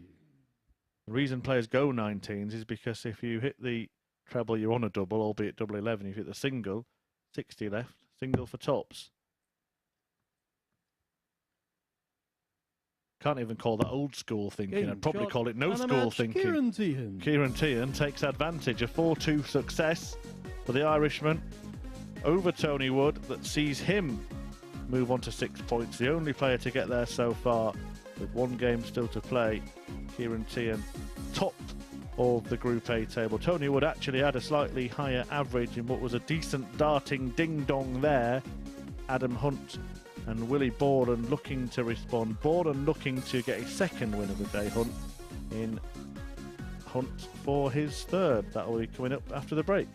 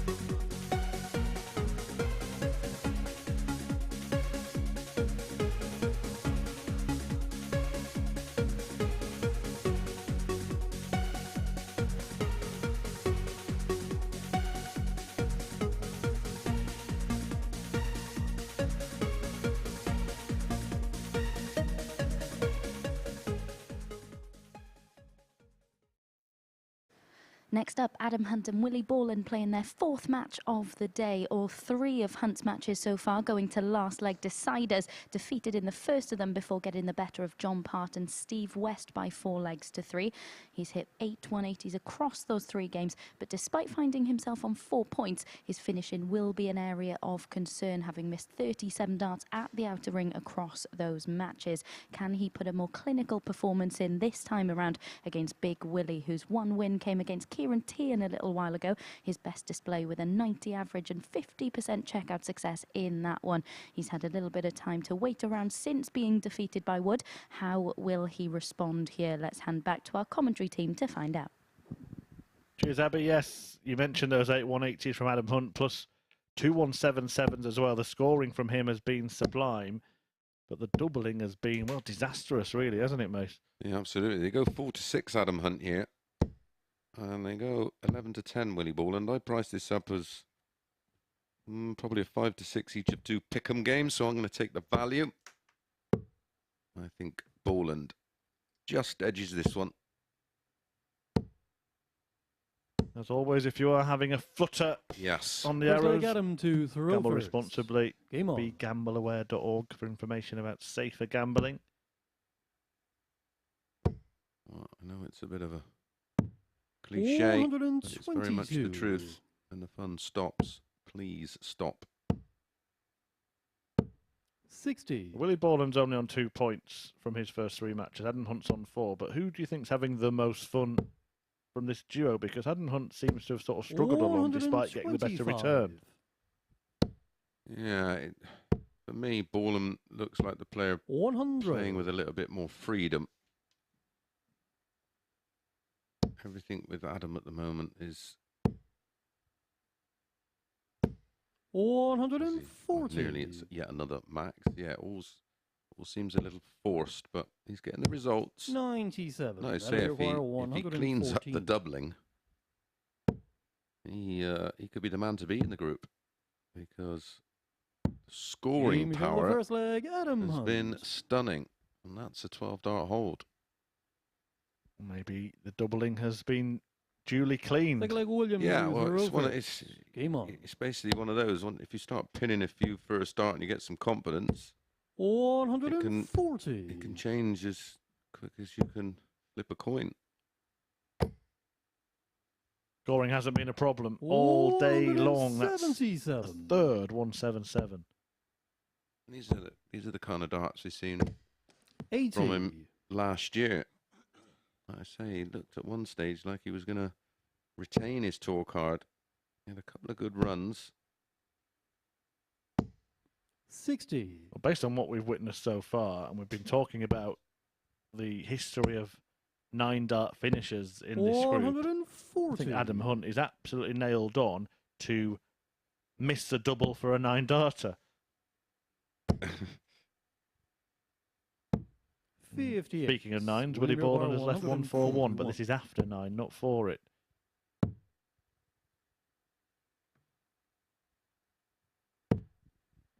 $81.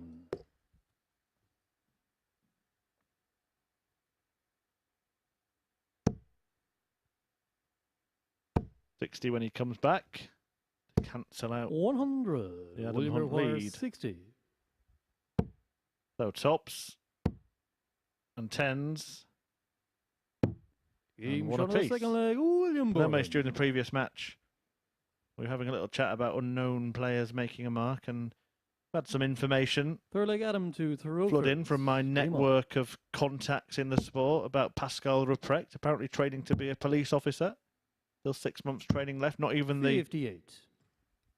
PDC Europe staff and players in Germany knew much about him when he rocked up at Q School. 140. Yeah, interesting that. Certainly making his mark. 140.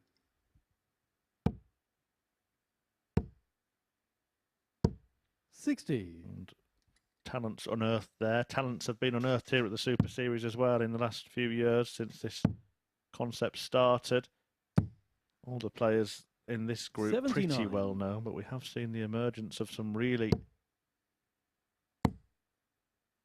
high potential players. 180.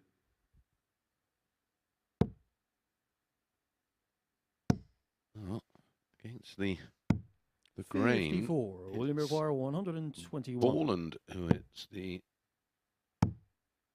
first max of the match. 53. Adam require No maximum score for Adam, but the maximum finish on offer. Long way away that. Yeah, overpitched.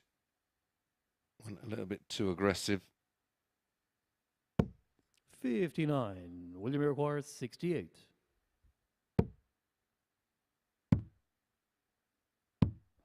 52. Yeah, I must be thinking of, just looking Adam back at require 111. Adam's results last year. It must be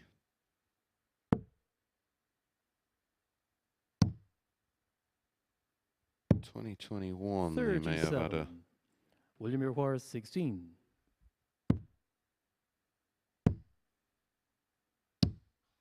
8. Adam requires 74.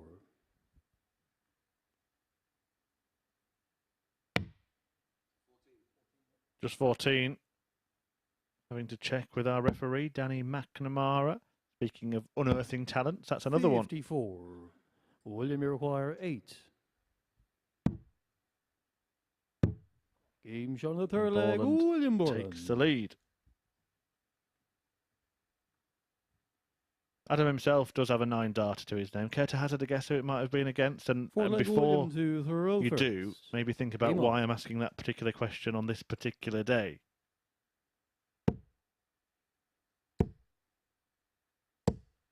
It's a person we've mentioned at some point in the broadcast, I'll give you that much. Bradley Brooks. Think a little bit closer to one of the players in the field. 57. Tony West. Wow. Yeah, back in 2013, a Euro Tour qualifier. 57.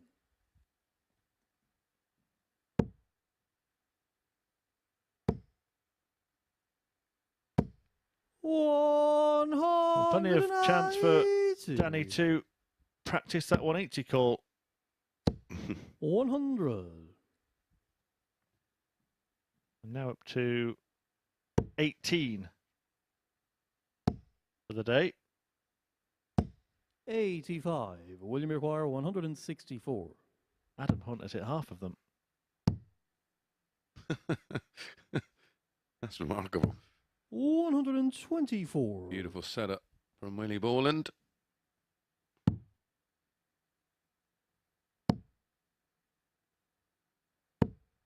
94. William require 40.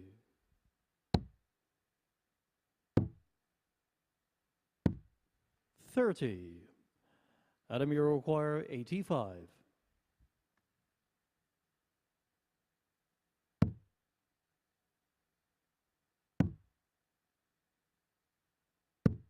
71. William, you require 10.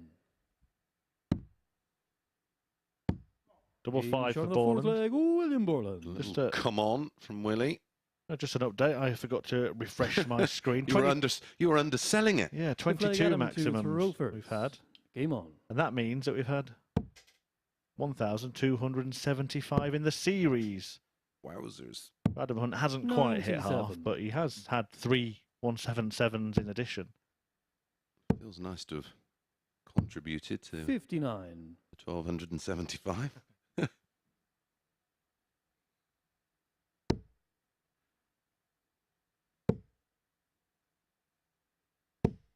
100. 4%. 100. 4% of something is better than 100% of nothing. Correct. Glass half full. Just going down Adam Hunt's fixtures. He hit 3 180s against 96. John Part, 2 against Ciaran Teehan. He's had, as I mentioned, 3 177s spread across different matches as well.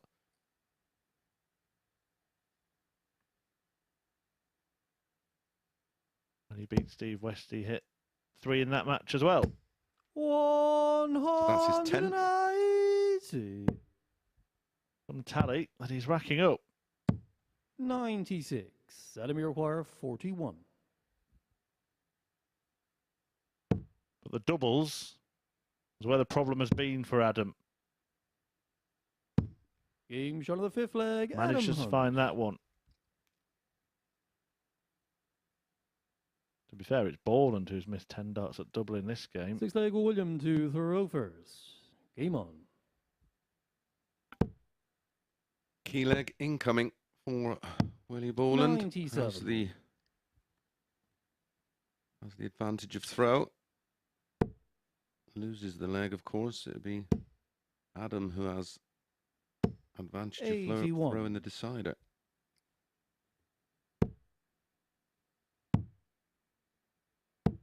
93. Another player who really impressed here at the Super Series early this year, Cam Crabtree's taking his chances, isn't he, on the Pro Tour? Yep. He's 4-1 up against Martin Schindler, averaging 101 right now. For a great run already. 140.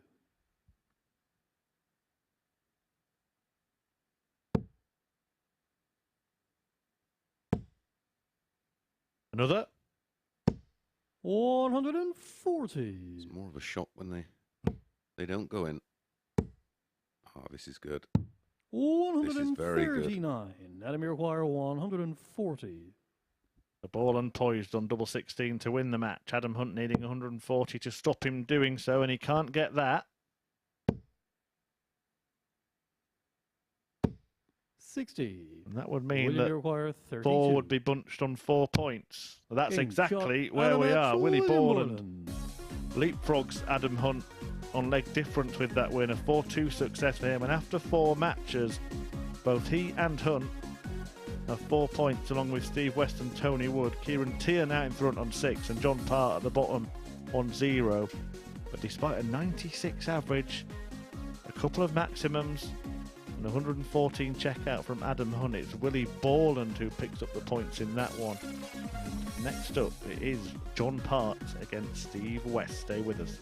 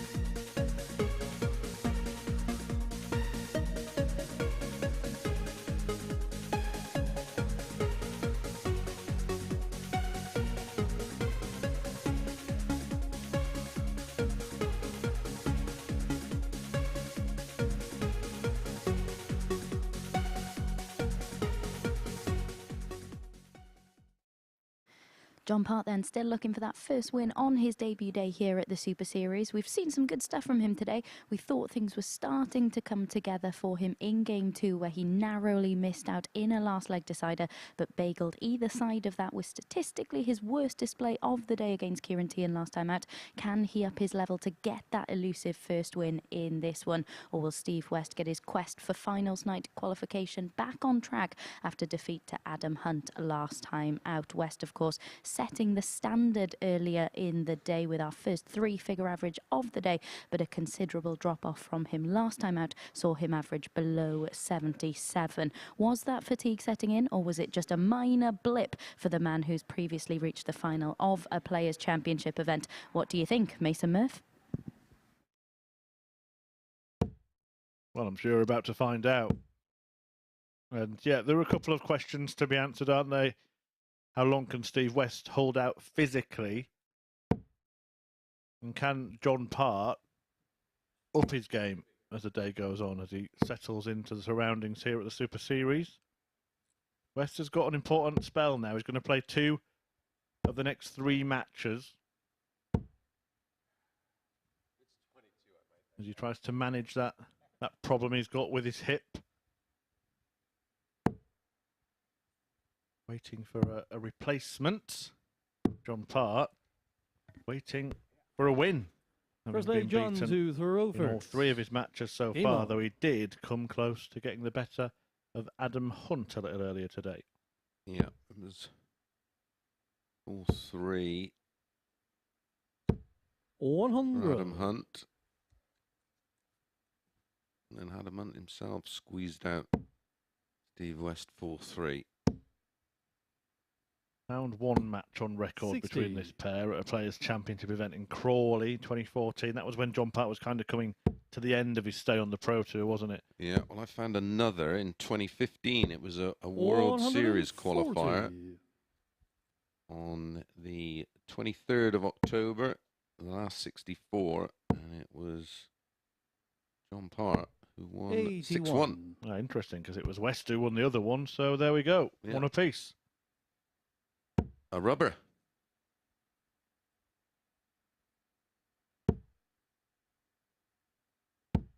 $60.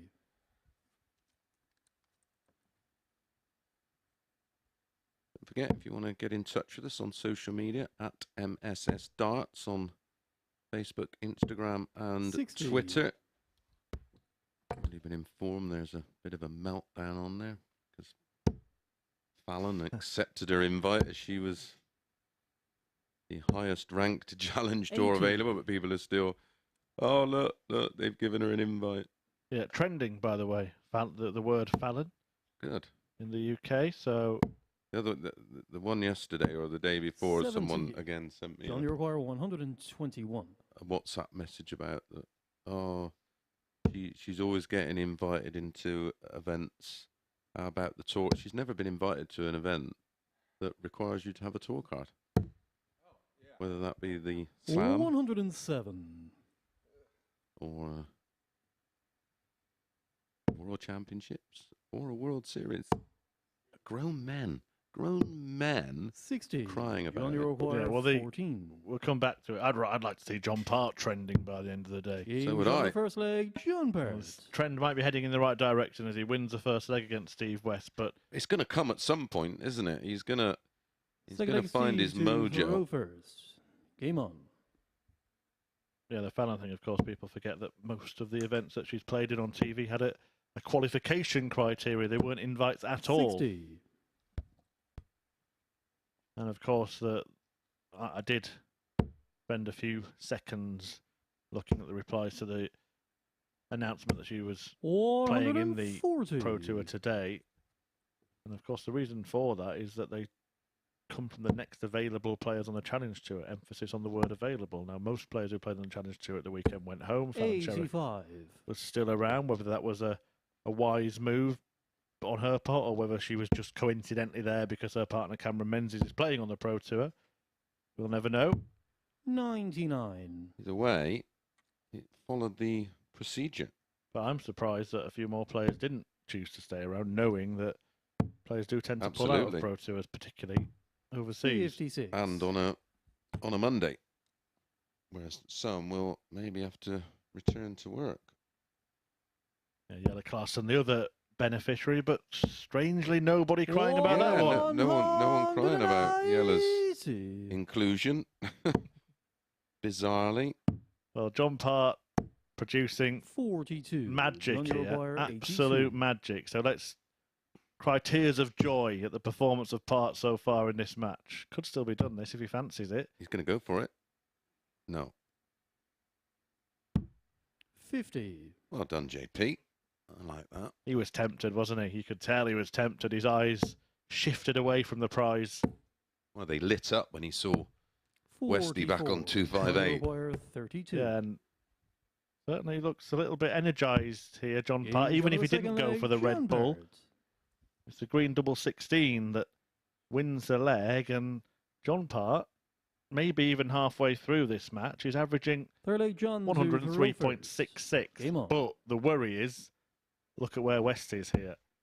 Yeah, and there's been a steady decline, hasn't there, in his play. 140. JP is absolutely flying. 107.06 now.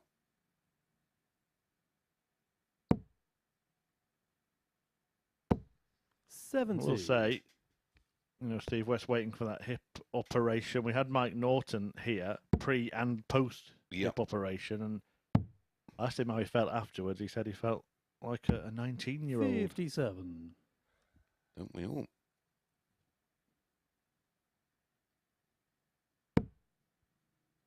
I did wonder if he would still be struggling a little bit, having been back Did you say so soon. Did you say 90 or 19? I feel like a 90-year-old most mornings. Johnny Clayton through 6-5 against Darren Webster.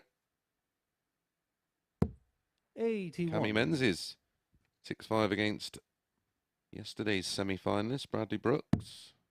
Yeah, these results from Players Championship number 8. 79. Many players that have played at the Super Series are over there this weekend because of a lot of the Pro Tour players not opting to enter. Yeah, apparently it's a bit of a logistical nightmare getting to this particular venue in Germany. So 120. where a few did opt out. One of them, and one that's going to be at our Champions Week pretty soon, Mace, is maybe on the brink of a special win. Owen Bates, 5-3 up against the UK Open champion Andrew Gilding. 140. John Yorquire, 103. John Part with plenty to admire in this match. Now looking at 103, 82 remaining. Trouble 14.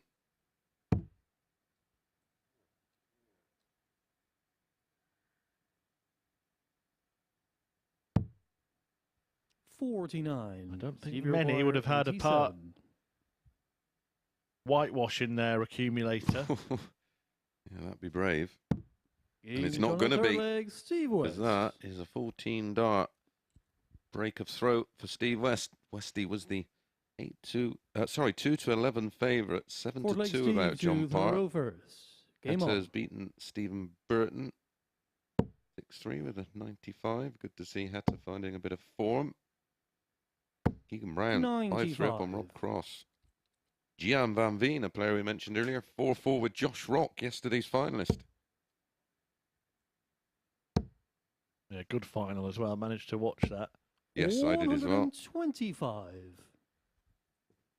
Michael Van Gogh winning again, and he's. I don't think we'll see the level of dominance that we used to see from MVG, but what has started to happen is he went from 134. winning when playing well to not winning when playing well to not winning when not playing well. Now he's winning when not playing well. And that usually bodes well, doesn't it? Yeah, I think in 140. his interview afterwards he said didn't really get out of fourth gear all day. Well, yeah, and when I say playing well, I mean by his standards. yeah. 66. I wouldn't mind a fourth gear as good as what he was playing at yesterday. I'm on a first gear. Well, Part seems to have hit top gear as far as his current standard is concerned. 60. He's still averaging over 100. Even after that 60, it's 100.42.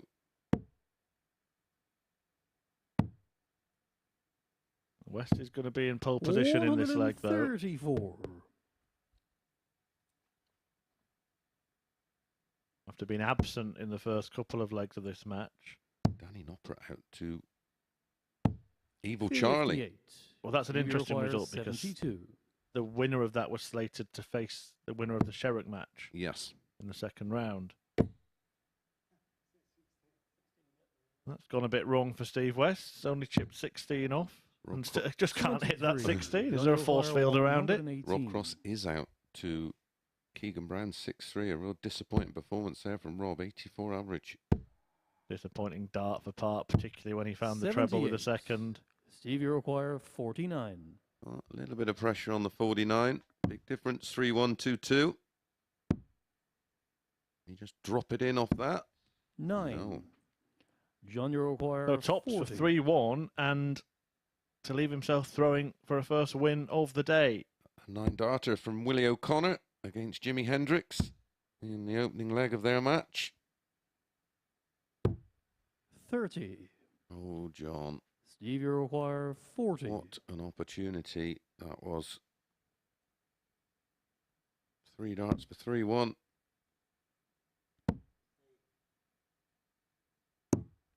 20. What's going on here?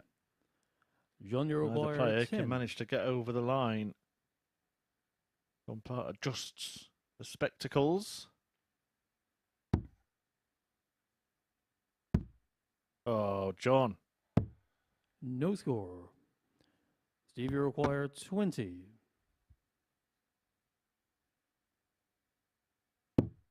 Game shot of the fourth leg, And he might Steve end up with a West. deer, John, at the end of this match. It was all Yeah, so promising, wasn't it, to start with? But Yeah, that will hurt. Fifth leg, because John to throw first. to blow an opportunity and then get offered up so many opportunities. We'll leave him 100. a little frustrated, but yeah, a little bit more animated than he ever was back in the day. 60. So Fallon Sherrick making her Pro Tour debut imminently. We will keep you up to date with what happens there. Of course, particular interest for us here at the Super Series with 93. Fallon playing here on Thursday. That match is not available to watch anywhere, so makes sense to stick with us and watch the live stream darts and let us update you of any 57. updates from that one. The 9 darter, by the way, conventional from Willie O'Connor, 180, 180, 141. 85. Won the next leg and saw his average drop by 42 points. Yeah, only 125 at the minute. 15. Bang average. Part has put himself in a strong position again, just banishing those missed doubles, that mess at the end of the previous leg to the back of his mind, and getting himself down to a nice 2-dart finish after a dozen. Steve West looks almost ready to 59. John, you throw the towel in this one. He was flying earlier on today, but visibly struggling here and visibly wondering what's happened. 24 off that after finding the wrong treble. By my record, Murph, that 40. looks like a first 9-darter for William O'Connor, which does surprise me if that is the case.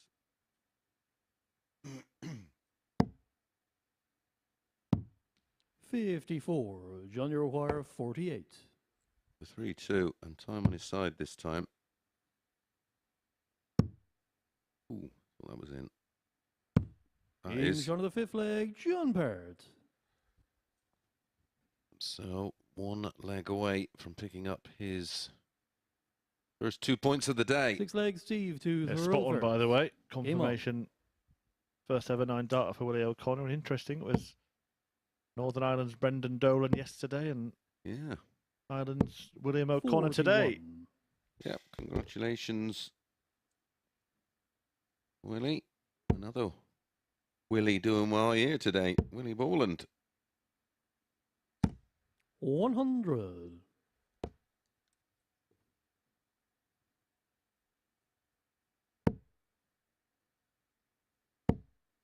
Well, it's going in the wrong direction for West. 121. Going south. Well, it was looking very, very good, wasn't it, at the start of the day? We did wonder how long it would last for, based on what he said himself about struggling physically. And I know players, well, probably not players that have experienced it, actually, but 93. maybe people at home will go, well, you throw darts with your arm, but any sort of niggling injury can just affect how you throw them, can't it? Oh, absolutely. Even if you're not feeling it, if you're anticipating feeling it. 100. Well, Gian Van Veen did get the better of Josh Rock, 6-5. Dimitri Vandenberg defeated Graham Usher, 6-3. 42. John Yorquire, 161. Cam Crabtree got the better of Martin Schindler, who's been playing very well of late, 6-3. May look at bull. No, he's gone even bolder and bigger and left himself on double 12 after 12 for a first win of the day. And how about this for our 92. weekly winner into John Champions Yorquire, Week, Owen 24. Bates. He did beat the UK Open champion Andrew Gilding 6-5. And John Game Part shot, has just and beaten that's Steve John West Part. 4-2, and he's off the mark at the Super Series. West was wonderful in the early part of the day, but things have started to decline for him, and things getting better for John Part. An average of 91, as good as there. 4 out of 10 on the doubles. Really good stuff from the Canadian, 3-time world champion, showing his class and picking up couple of points. He will return in a couple of games' time facing Willie Borland. Before that, West will be back to meet Teehan. But first, Adam Hunt takes on Tony Wood.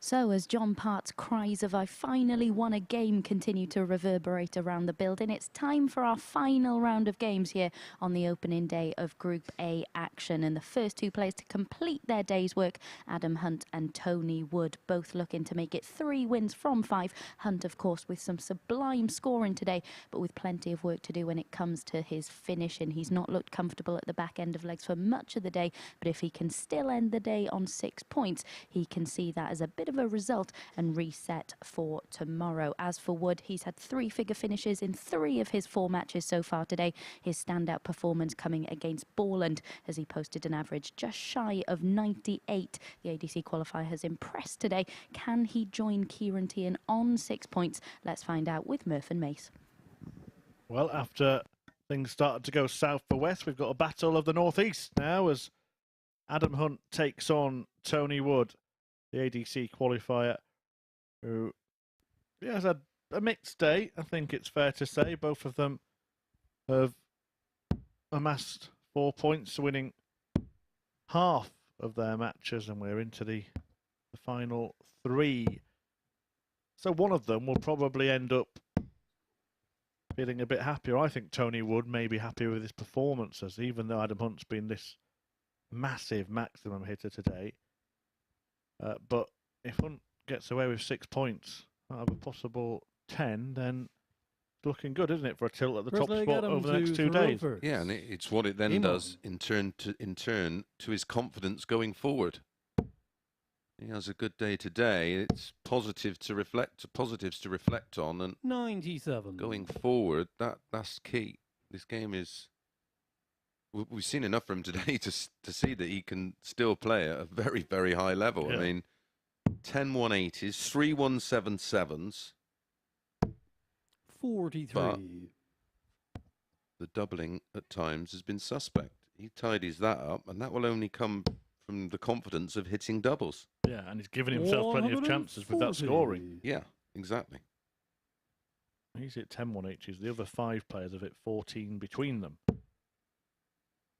That puts it in some kind of context, doesn't it?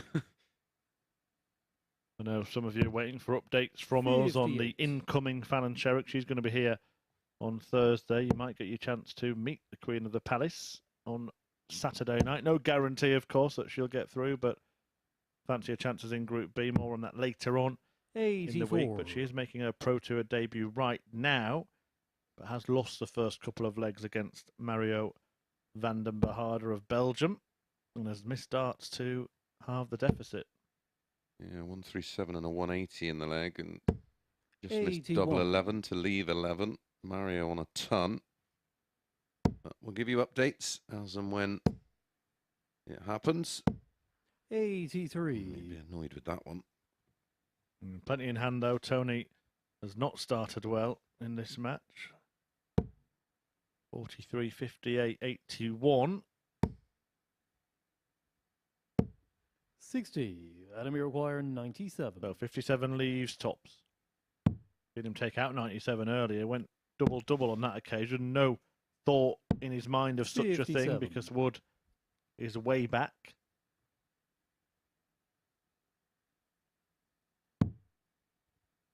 And now I can tell you that Fallon Sherrick has lost a 3rd leg.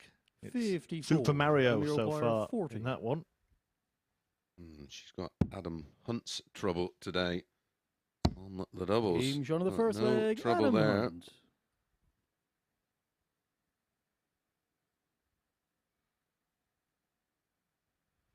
Second leg, Tony to throw first.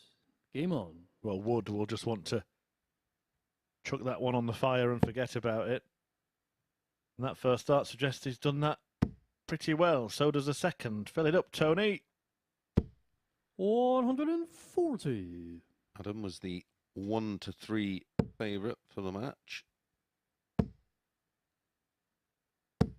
That's white. 190. Well, I did call it earlier on. I'm going to do my Matthew Edgar impression here.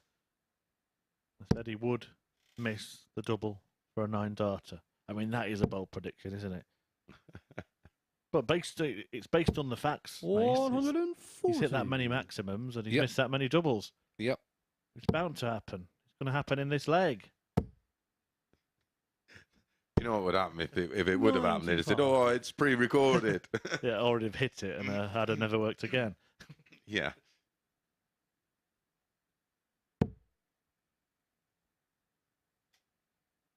Well, Tony trying to take the game to him. That may only leave 161 here. That's the best he can manage. So, wasn't looking to jump all over that.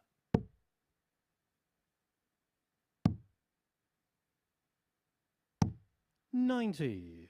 Tony require 161. 60, 51, bull. There's the first part. Wasn't too far away from the second. 78. But it's a mess with Adam the Iroquois, third, and Adam Hunt will be 136. fancying his chances in this leg.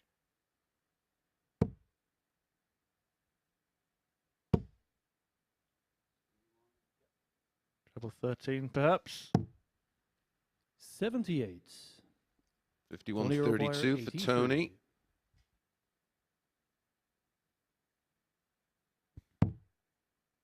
Single 16 and the button. 41. Alan Adam has Iroquois, got one back. 58. She now leads, trails Mario 3-1.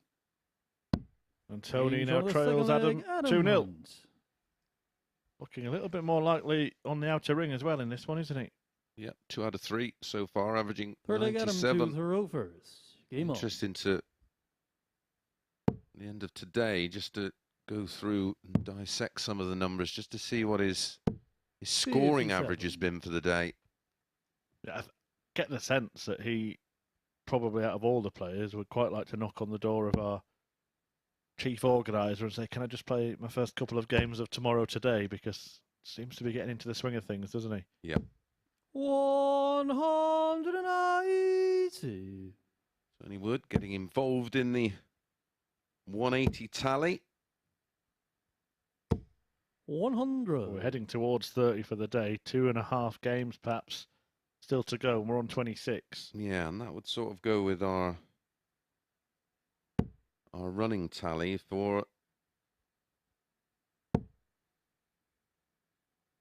the series.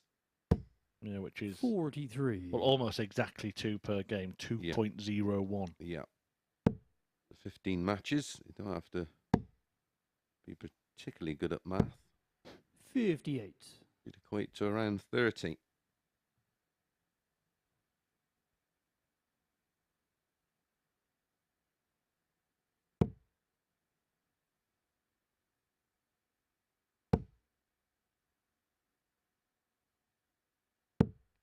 $41.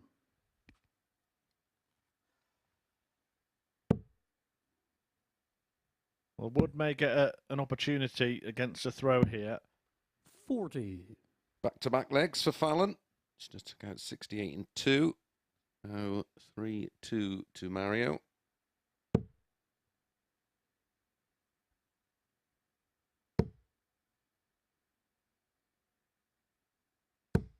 $100.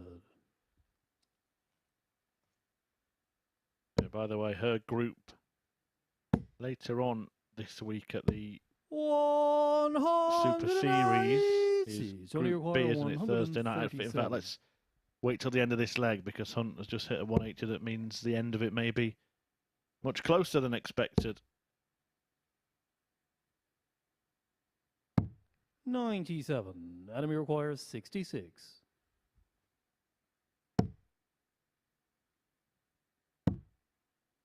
Well, he's 2 out of 3 in this match, and James it's on the third really, leg, really Adam sharp. Hunt. This from Adam Hunt, who's had real trouble on the doubles all day long, but no problem at all here. 3 out of 4, 75%. Well, it goes back Tony to throw first. my feelings on Game on. hitting doubles as infectious as missing them. Adam Hunt will be hoping, at worst, to be in the same group as Fallon Sherrick. She's in Group B. And Yeah, she's Group B's Thursday and 60. Friday night, and it's a group of 5. It's second and third position from this group. We'll be joined by Adam Lipscomb, Lee Budgeon, 41. and of course Fallon Sherrick herself, who is 3-2 behind against Mario van den Behaarder over on the... It's a tidy little group, that, isn't it? For a Group B. It is. Well, chuck in any 2 really from Yeah. this group. 100. Group C, the group that will take place during the days, this slot, Thursday and Friday. David Wazowski, Danny Smith and Pete Burgoyne. Danny Smith had 83. David Wazowski had a good run to the quarters in one of the challenge tours over in Germany on Friday. Was actually halted by 59. a savage performance. Yeah, Pete Burgoyne, one of those people who's good at everything. Yep. Played pro cricket. He's a scratch golf. golfer. Yeah, annoying. Nice guy. 51. Annoyingly good at everything. No, anything you'd probably suggest. Oh, do you fancy? Let's not have a game of darts. Do you fancy a game of pool? No, cancel Yeah, that. It'd be like, don't invite Pete, wouldn't it? Yeah, round of golf. No, you're all right, mate. Suppose you can't randomly go for a game of cricket, but 59.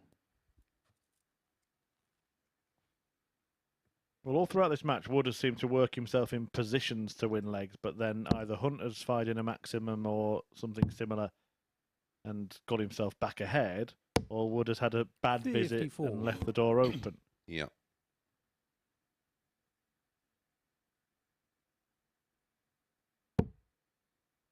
Well, Wood at the moment is on 0 leg difference. A 4-0 defeat here would 59. be seriously damaging. But at the table, John Park with just the 1 win is on -7.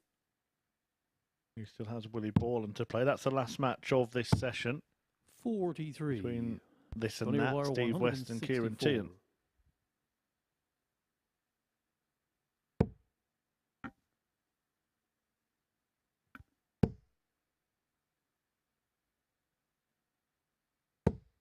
100.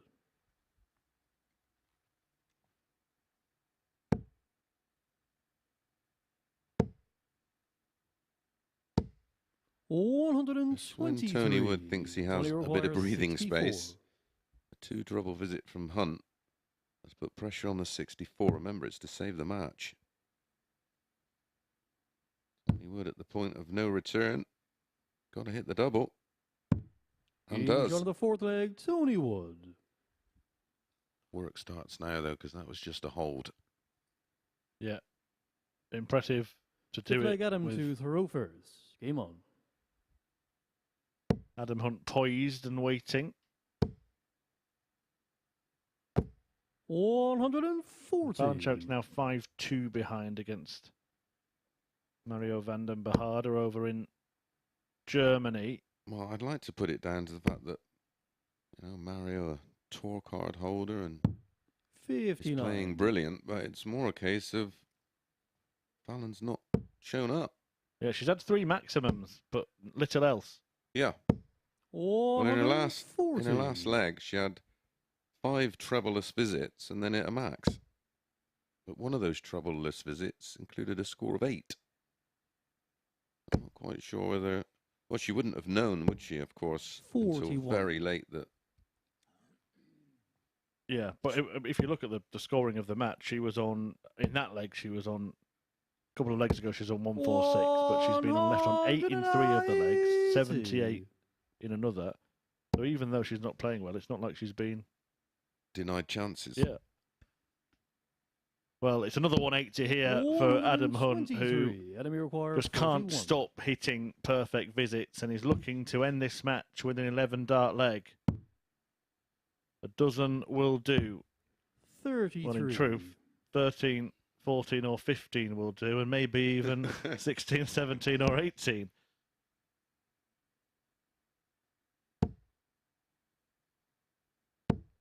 Again, he's hit 3 180s. Well, if you backed him in the 180 markets in each of his matches today, the beer's on you.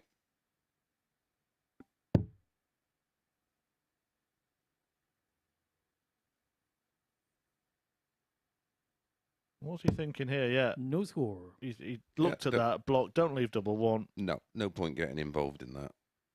Well, a disappointing debut for Fallon in the Pro Tour, losing 6-2 with an average around 80. 121. We know Adam, she's way better than that.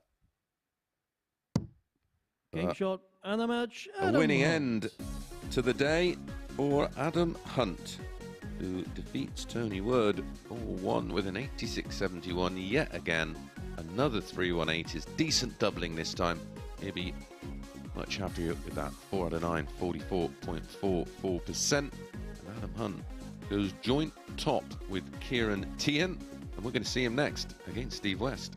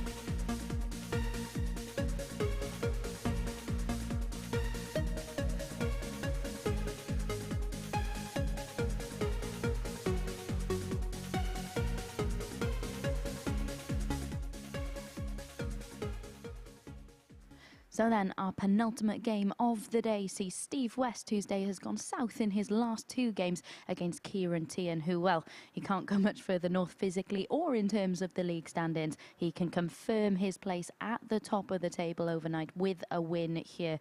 The Irishman missed 14 darts at double last time out, but still averaged 91 in beating wood. He'll still feel he has gears to find despite enjoying success in 3 of his 4 matches so far today. Plenty to build on for the man who hasn't enjoyed the greatest start to 2023.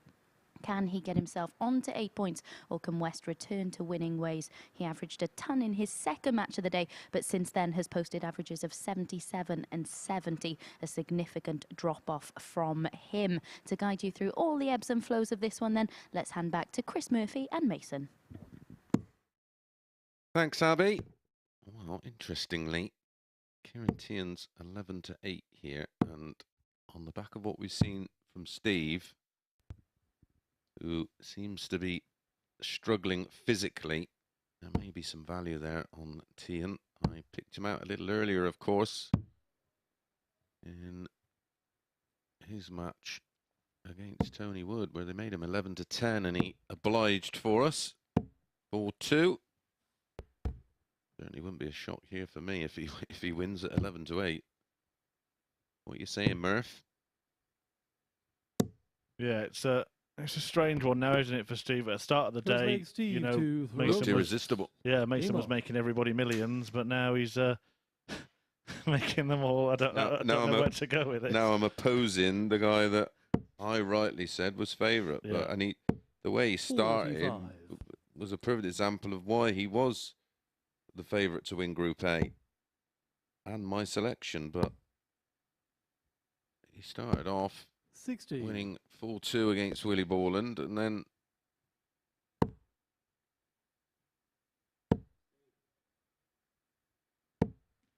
He was good, wasn't he, in all of those matches? yeah, then he had a 100 average, winning 4-0 against Tony. Lost to Adam Hunt in the last leg decider, and then Yeah. didn't turn up really against John Park. 60. Lost it 4-2. I'm going to nick your now infamous quote from back in our live league days, Chris, but everyone was on 60. beef bourguignon, now it's beans on toast. Yeah, exactly that. Everybody was driving Bentleys, now they're riding a BMX home. 140. What about for the rest of the week then? Now you've seen Steve West, I mean, is this match going to be maybe what will swing your opinion? Whether or not you can sustain it for 5 matches a day? Well, 100. Well, the evidence is there, you know. We can actually see a steady decline. Now, is that down to the pain threshold and the discomfort? 99. I certainly didn't expect him. You know, I certainly thought that maybe middle of session 2 and on Wednesday he would need a good lead at the top of the table just to be able to ride out the pain barrier. But if he's already in a bit of trouble here this early, by Wednesday he's going to be in ribbons. 118. That's beautiful. Steve require Great counting as well. 170. He went for the ball, of course, knowing a 25 would have left a ton, and then the open target treble 20. 90. Ciaran, you require 24. 2 12s then. Yeah, rewarded for a beautiful setup. And Teehan. it is a 16 dart. Break of throw for Teehan. 1-0. Second leg, Ciaran to throw first. Game on.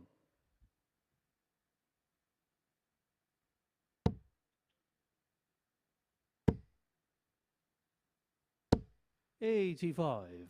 Give you an update. As we do most weeks here, our commentary position is next to the practice room. Some weeks it's quiet, some weeks it's a bit boisterous. This week it's a mix of both, really, but one voice is coming through louder and clearer than the rest. And he's the only Canadian in the room. Yeah, I think it's safe 60. to say that a man with a status and held as highly regarded as John Parr is holding court. Yeah, exactly the best way to put it. 45. And everybody, I'm sure, is hanging off his every word. They were when I walked through a little earlier. They have a big table in there that they can sit around when not practicing and prepping for the next 58. match, and they were all just sort of sat there staring at him, hanging off of every word. 140.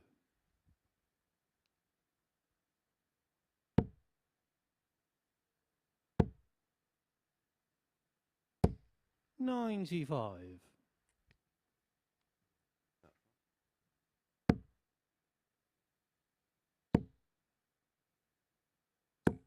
100.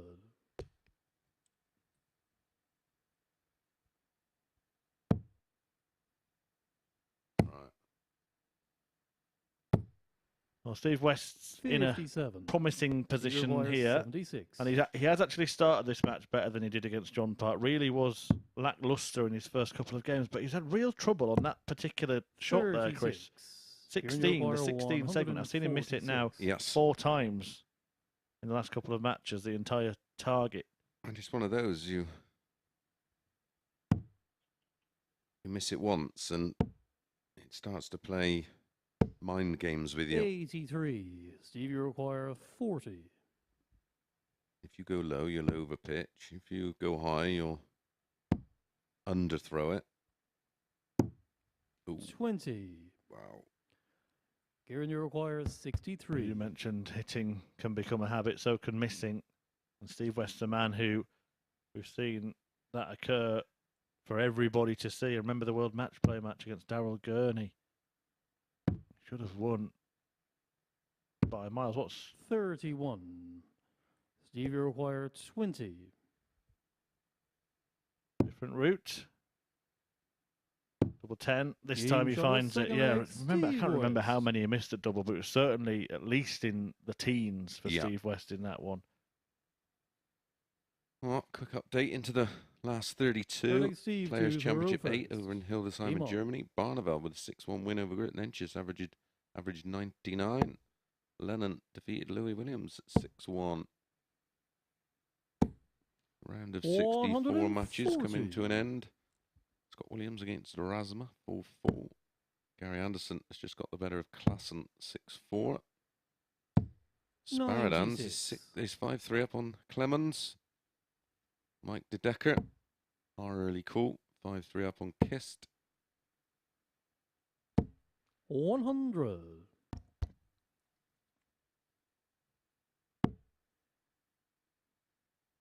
And one of the final 1-2-8 matches must have been last 42. on. Scott Wakes and Ted Evans, 5-5.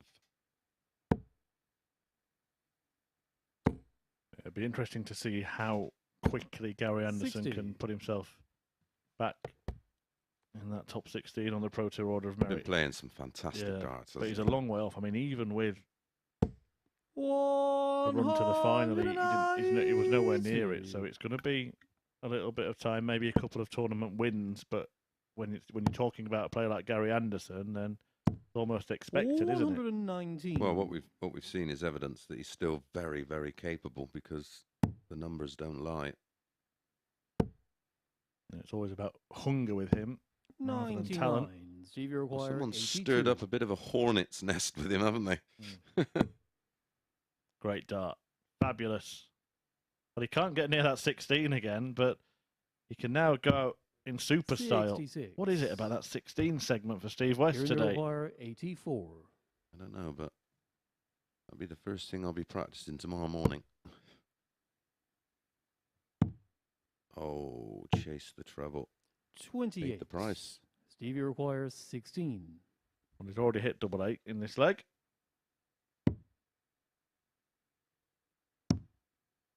Now needs double 4. 12. And the missing is becoming a habit. Ciaran, you require 56. And Steve West may well only end the day on 4 points despite winning his first 2 matches. Ciaran Teehan looking to break. He has no problem finding the big 16. Doesn't have a Game shot on the problem third leg, finding the Ciaran tops. Teehan. 180 in the leg. On our third consecutive break, a 2-1 lead for Ciaran Teehan, a hold. Fourth leg Ciaran to the Rovers. Game Around on. 15 darts time. Could see him one away. 96. Rusty Jake Rodriguez defeated Merv King 6-2 with 101 average. And I think he is going to develop into a real talent, Rusty Jake. 190. Speaking of talent, another ton 80. Well, a player I've been impressed with in his time so far in the PDC, Richard Veenstra. 78. He's 3-0 up on Dave Chisnell, averaging 112.73. Mike De Decker has defeated Kist 6-4. And West 180 there did take our daily tally to 30 in this 45. group, so we might even run a little bit higher than that average. Yeah, still got, well, this one's potentially only around halfway through, and we've still got Willie Borland against John Parr. 57.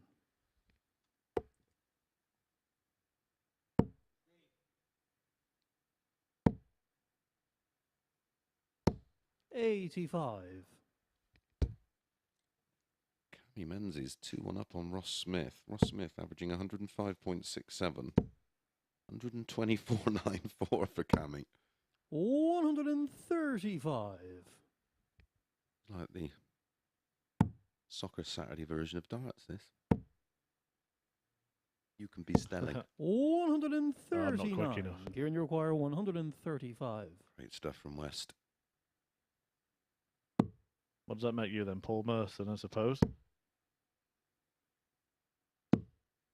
90. Oh, just teed up for he You shoots, he require scores, but he 52. missed.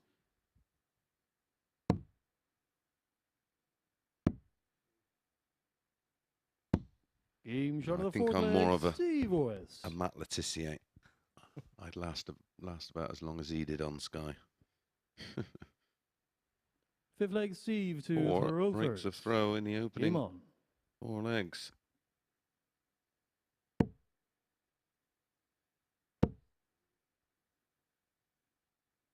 Well, we're on the theme. Where are you? 60. Where are you selecting your match of the day then, from what we've seen so far? Ooh. Thought we were going to go down the Gary Lineker rabbit hole. 96. I do my best to keep you Employed. keep you employed, mate. Yeah.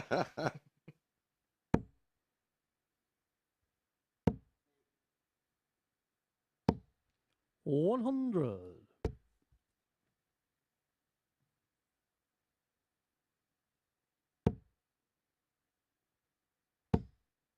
Ooh. 100. A tough one, isn't it? Because you could, if I'd have said performance of the day, then there's a couple of key contenders, but actually in terms of a match. Maybe 93. Maybe Willie against Adam. There was a 4 180s in it, a 177, a ton plus finishing, a ton plus finish. Both players averaging over 90. Fair shout.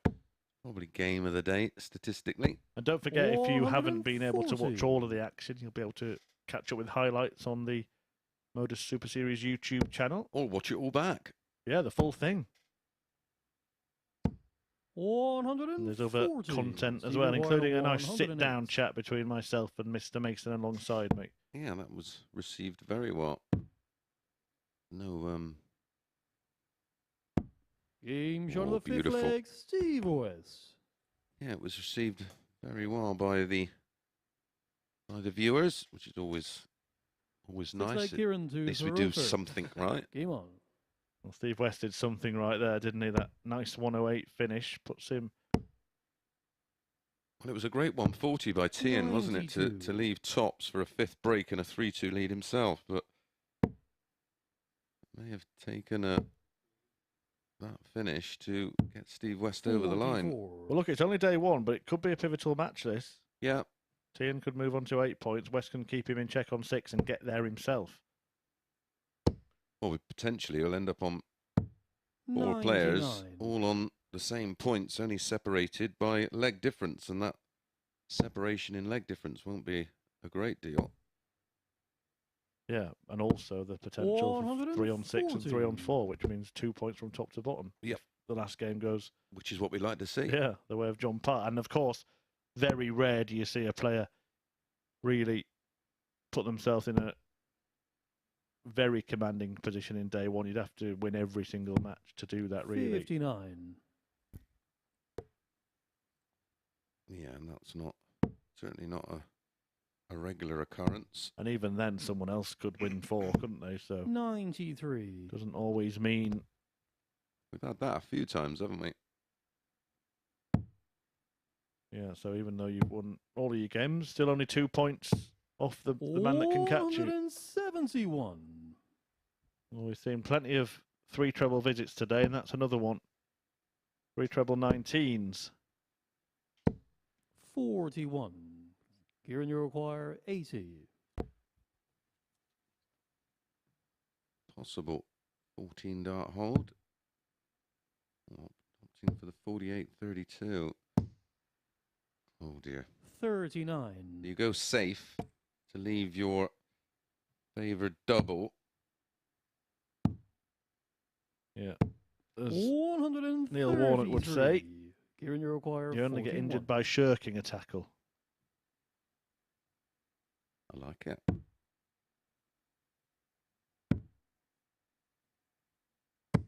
And he might cost him there because should have had 3 darts. Steve, you require 50.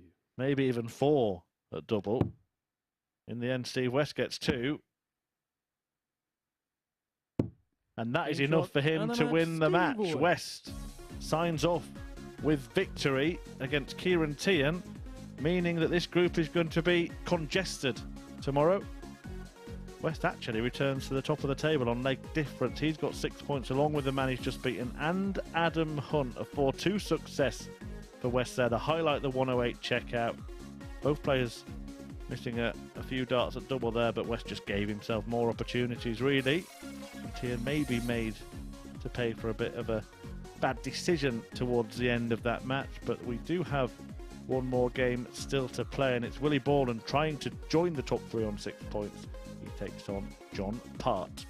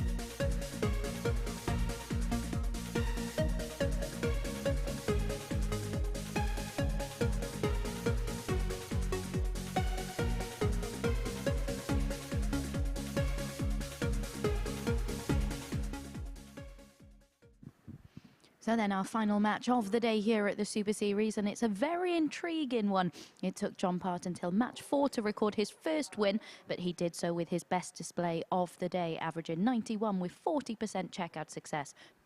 He takes on Willie Borland, who's produced some very decent stuff today. When he's been good, he's been very good, winning averages both in the 90s.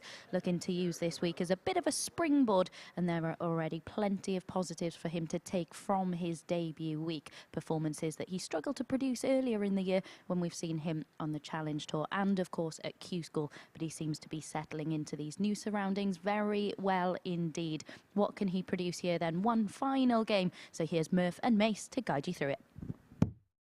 Thanks, Abby. John Part, Willie Borland, the last fixture of day one, and Part seemed to give Borland something to smile about as the pair were completing their practice darts there. Has been, as we said, holding court in the practice room, giving everybody an adage and a laugh or two, I'm sure. A very engaging character, John Part, and Willie O'Connor, I'm sure, will be someone who's full of respect for JP, even if the wall at Alexandra Palace isn't.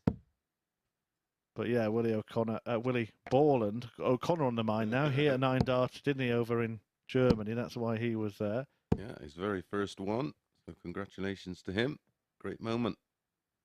But Borland, the Scotsman, well, try not show John Part too much respect, I think, is the case.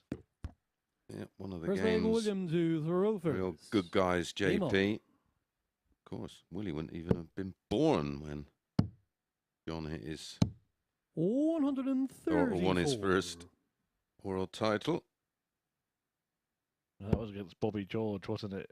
I know Bobby watches sometimes, and whenever I mention that final, he's always quick to remind me that he had a broken back. He did. Yeah, in a celebration against Magnus Carris, I do believe, in the semi-final. He jumped up in the air, twisted, landed, and broke part of his back. Had to go to hospital, put in one of those total brace things to keep his spine straight, and still played the final. Yeah, darts players are real hard men in sport.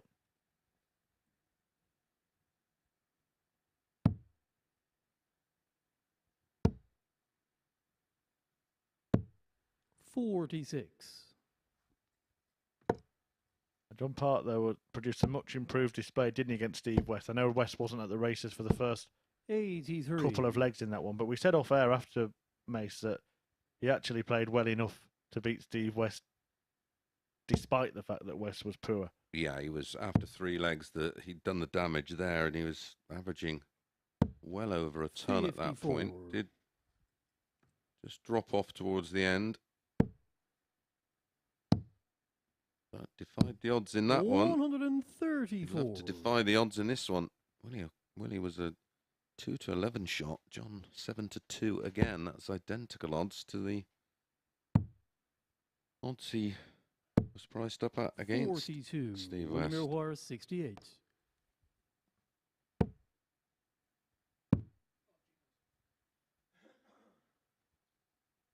It's going to have to be double-double. Oh, lovely. First leg. It was difficult, that. He had to navigate past that dart. Yep. Solid start. Second leg, John to throw first. This, of course, will be the first match of Tuesday's tungsten tossing action. Yep, 9:30 tomorrow morning on the usual places, the MODUS Super Series YouTube channel. And, of course, Sporty Stuff TV, channel 430 on your Skybox. 140. Should actually just point out that that will change on Wednesday. Sporty Stuff TV is moving, and the new channel will be 125. 427. Wow, it'll be ahead of the zone. 85. Moving on up. Yeah, Sky Channel 427, Sporty Stuff TV from Wednesday. So if you check that on your planners. Yeah, if you can't find us later in the week, just keep that one as a reminder. Or just tweet us at MSS Darts. Keep an eye out for that. We'll be making you aware and reminding you of that over the next couple of days. 140. And again, if you Junior choir want to get in touch, got any 136. questions or anything really, get in touch with us. Ooh. Yeah, it's there, JP. 120. Willie require 136. Park couldn't complete the 136, but Borland's not going to get a go at it, so a chance to level up the match. 98. And again, Junior he's requires producing 16. much better stuff towards the back end of the day. Yep. I must admit, I was worried after the first couple of matches for John Park, but its Game shot of the second leg. peak is coming towards the end of the day. It's not so much worrying about him being involved in a marathon. He's producing a sprint finish. Third leg William to throw first. Well, speaking from experience on my debut day, it certainly took me a 97. few matches to find my feet.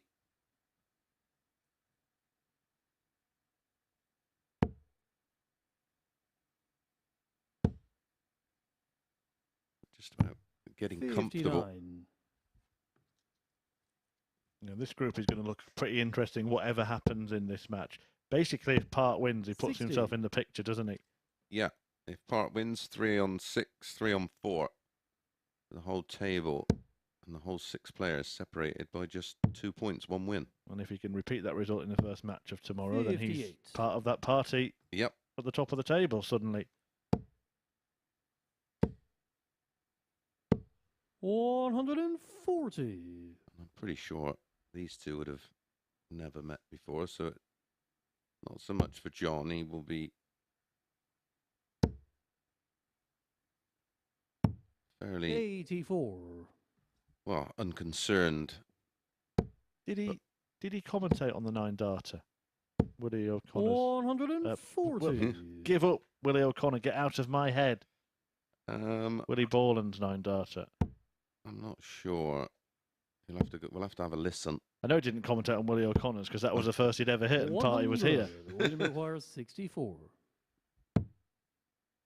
But just for Game shot of the Willie third leg, Borland, William Borland. playing John here will obviously give him some info going in tomorrow, that his pace and the pace Fourth of leg play, down to throw first. all those things you Game on.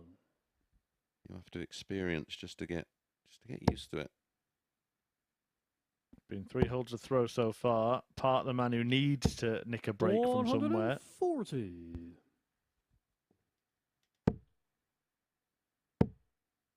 Nice international flavour to this 81. group as well. We had that stat last week, didn't we, about all of the nations we'd had.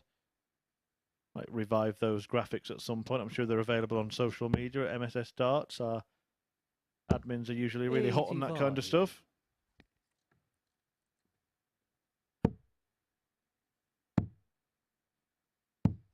$58.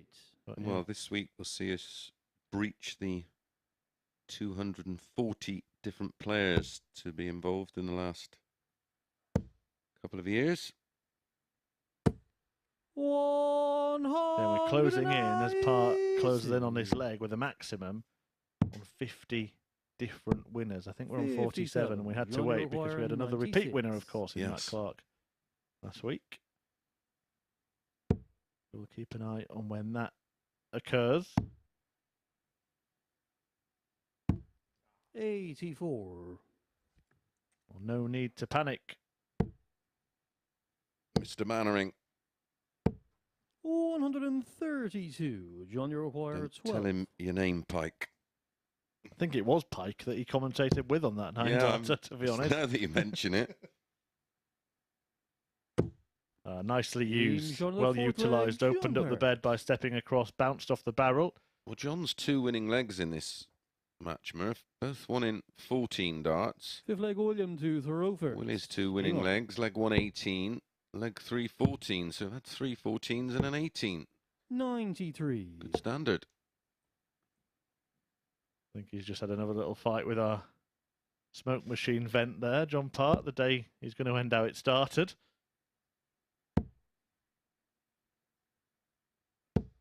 83. May get some steel plates to go over those. 43. Might be an idea. Maybe with a little bit of Velcro on to keep them stuck down or something.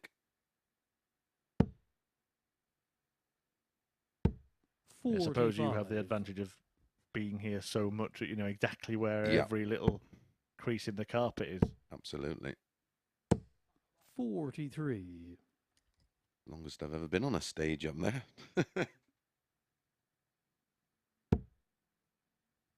Doesn't seem to have disrupted his flow.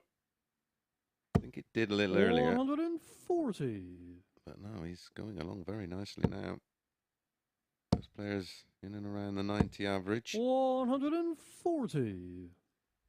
2 out of 2 on the doubles for Willie Borland. Well, this might be the moment where Party's trying to sniff out the win. He's looking, isn't he? How do I leave a finish from 2-3-3? 19s would be the route here. 7 of them leave a ton. Well, yeah, he's gone the other way, hasn't he? 2018 and then the bull. Yeah. 88. But I do get the thinking behind starting on the 19s is it's a bit more. Yeah, because he could effectively 19-19 ball. Yeah, and scoring 1-3-3 is possible as well, isn't it? So, but he did leave a finish, and he's now got to hope that Willie Borland does not take out his. William, you require 92. Aggressive. Double, is it? It is. Another. 74. Ooh, unlucky. John, you That require was sat up 88. lovely, wasn't it? Loads of room. Just had to follow it in. Trouble 20, double 14. Oh, John. I think he sensed this was his chance. 31. Yeah.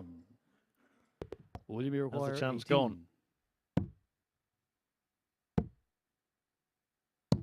It has now. Flag, William Borland.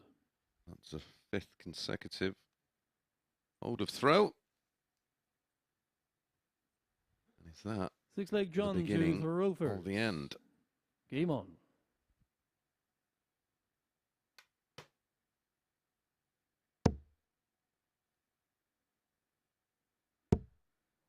Won't throw in the towel, John Part. 100. John has other ideas.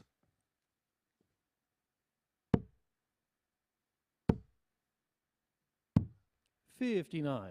And quick reminder, as this is our last match of the day, that we will be back on air live on Sporty Stuff TV for viewers in the UK, around the world, available on our MODUS Super 97. Series YouTube channel from 9:30 AM UK time for the reverse run of today's fixtures. 99. Same time, same place on Wednesday, Thursday and Friday, with the added bonus of evening sessions from 10 PM on Thursday and Friday, and then finals night 7:30 for the Super 6 to battle it out for the 92. £5,000 first prize. Group games on YouTube, the semis and final shown 58. live on Sporty Stuff TV. Don't usually do birthday shout-outs, but happy birthday to a person who played a 60. big part in my career, Mark Brown, father of Steve Brown, the creator of the 60. JDC and of course John the O'Hara, ADC. Happy 152. birthday, Browner.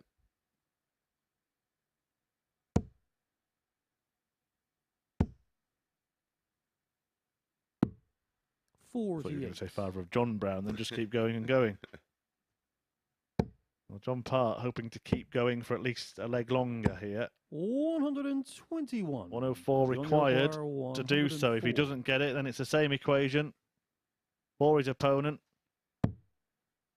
Treble found, but not the 72. double. William, you require 104. And now Big Willie has his big chance. 88. Both players blink on double 16. Part John then O'Hara, looking for 32. parity and to force a deciding leg. Game Good shot, dart, 6 big leg, dart. John Pards. And there could be a lot riding on this. Remember, Willie Borland is on 4 points. He's won Seventh and 2 of his final 4 leg, William matches. to John throw Part first. is Game looking on. to join him there and have a split between the group of 3 on 6, 3 on 60. 4, with just 2 points from top to bottom. if Borland wins this, he joins West, Hunt and Teehan on 6. Part is left languishing at the foot of the table, 4 points off the pace.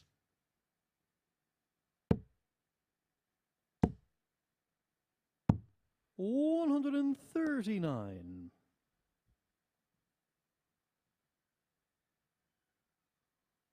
He's got work to do here. He's going to need a little bit of the old John Part tungsten 100. tenacity, the darting defiance.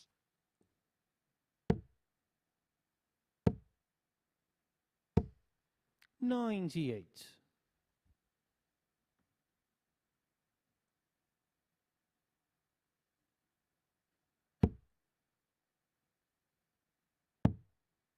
That's it, a treble. You feel 58. and hasn't. It may just be 7 straight holds a throw and 2 points in the bag for 81. Borland.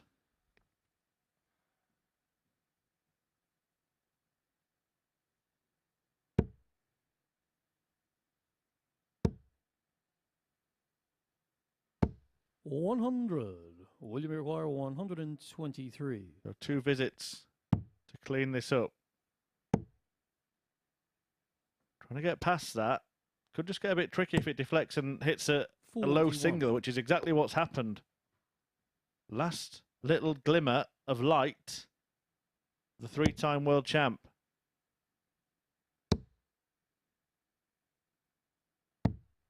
$44. William require 82. Well, if he is going to win, he's going to have to hope Borland doesn't take this out. But it's 2 at double 16, and he only needs 1. William Borland. And it's a big win for Big Willie. At the end of the day, John played his part, but ultimately could only pick up 1 victory. That came against Steve West, the man who will finish the day at the top of the table. Part stranded at the bottom after Borland got that 4-3 win. 4 out of 7 on the doubles. The high checkout, the match-winning one.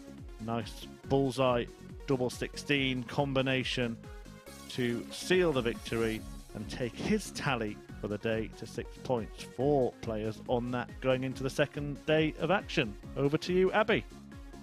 Yeah, thank you very much indeed, Murph. A great win for Willie Borland in the end, but John Part, he may end the day with just the 1 win to his name. Performance-wise, though, do you think he will have expected more? I'm not so sure. It takes some getting used to the timings up on stage and the countdown clock, and he stepped in the smoke machine holes a couple of times. Yeah, just little things. But I think he'd probably be disappointed to be only on 2 points. But there was some performance levels there. I'm sure he will take plenty from. And John's very, very smart, and he'll go back later, sort of analyse a few bits, see where he feels he could improve, and I think we'll see a better version tomorrow. Yeah, quite interesting when we have a little look at the league table. Very congested indeed, especially now with 4 players on 6 points. But when you look through the card, a lot of those players will be disappointed with certain aspects of their game. Adam Hunt there in second place, but his finishing certainly left a lot to be desired today. Yeah, absolutely. I think Adam Hunt will be thrilled with his scoring all day, disappointed with his finishing at parts. I think Steve West sort of lost his way in the middle matches. I thought in the early stages he looked about right to get 6 points. I think that sums up the performances perfectly. I think John Part, the match he won, he deserved the win, no problem at all. I think the 2 wins for Tony Wood he was good value in, and I think the rest of them played well enough each to have won the 3 matches to get their 6 points. Yeah, absolutely. It is very finely poised going into day 2, which we like to call moving day here at the MODUS Super Series. So be sure to join us from 9:30 tomorrow morning for the second day of action in Group A to see whether there are any big movers in the league standings. We look forward to seeing you then.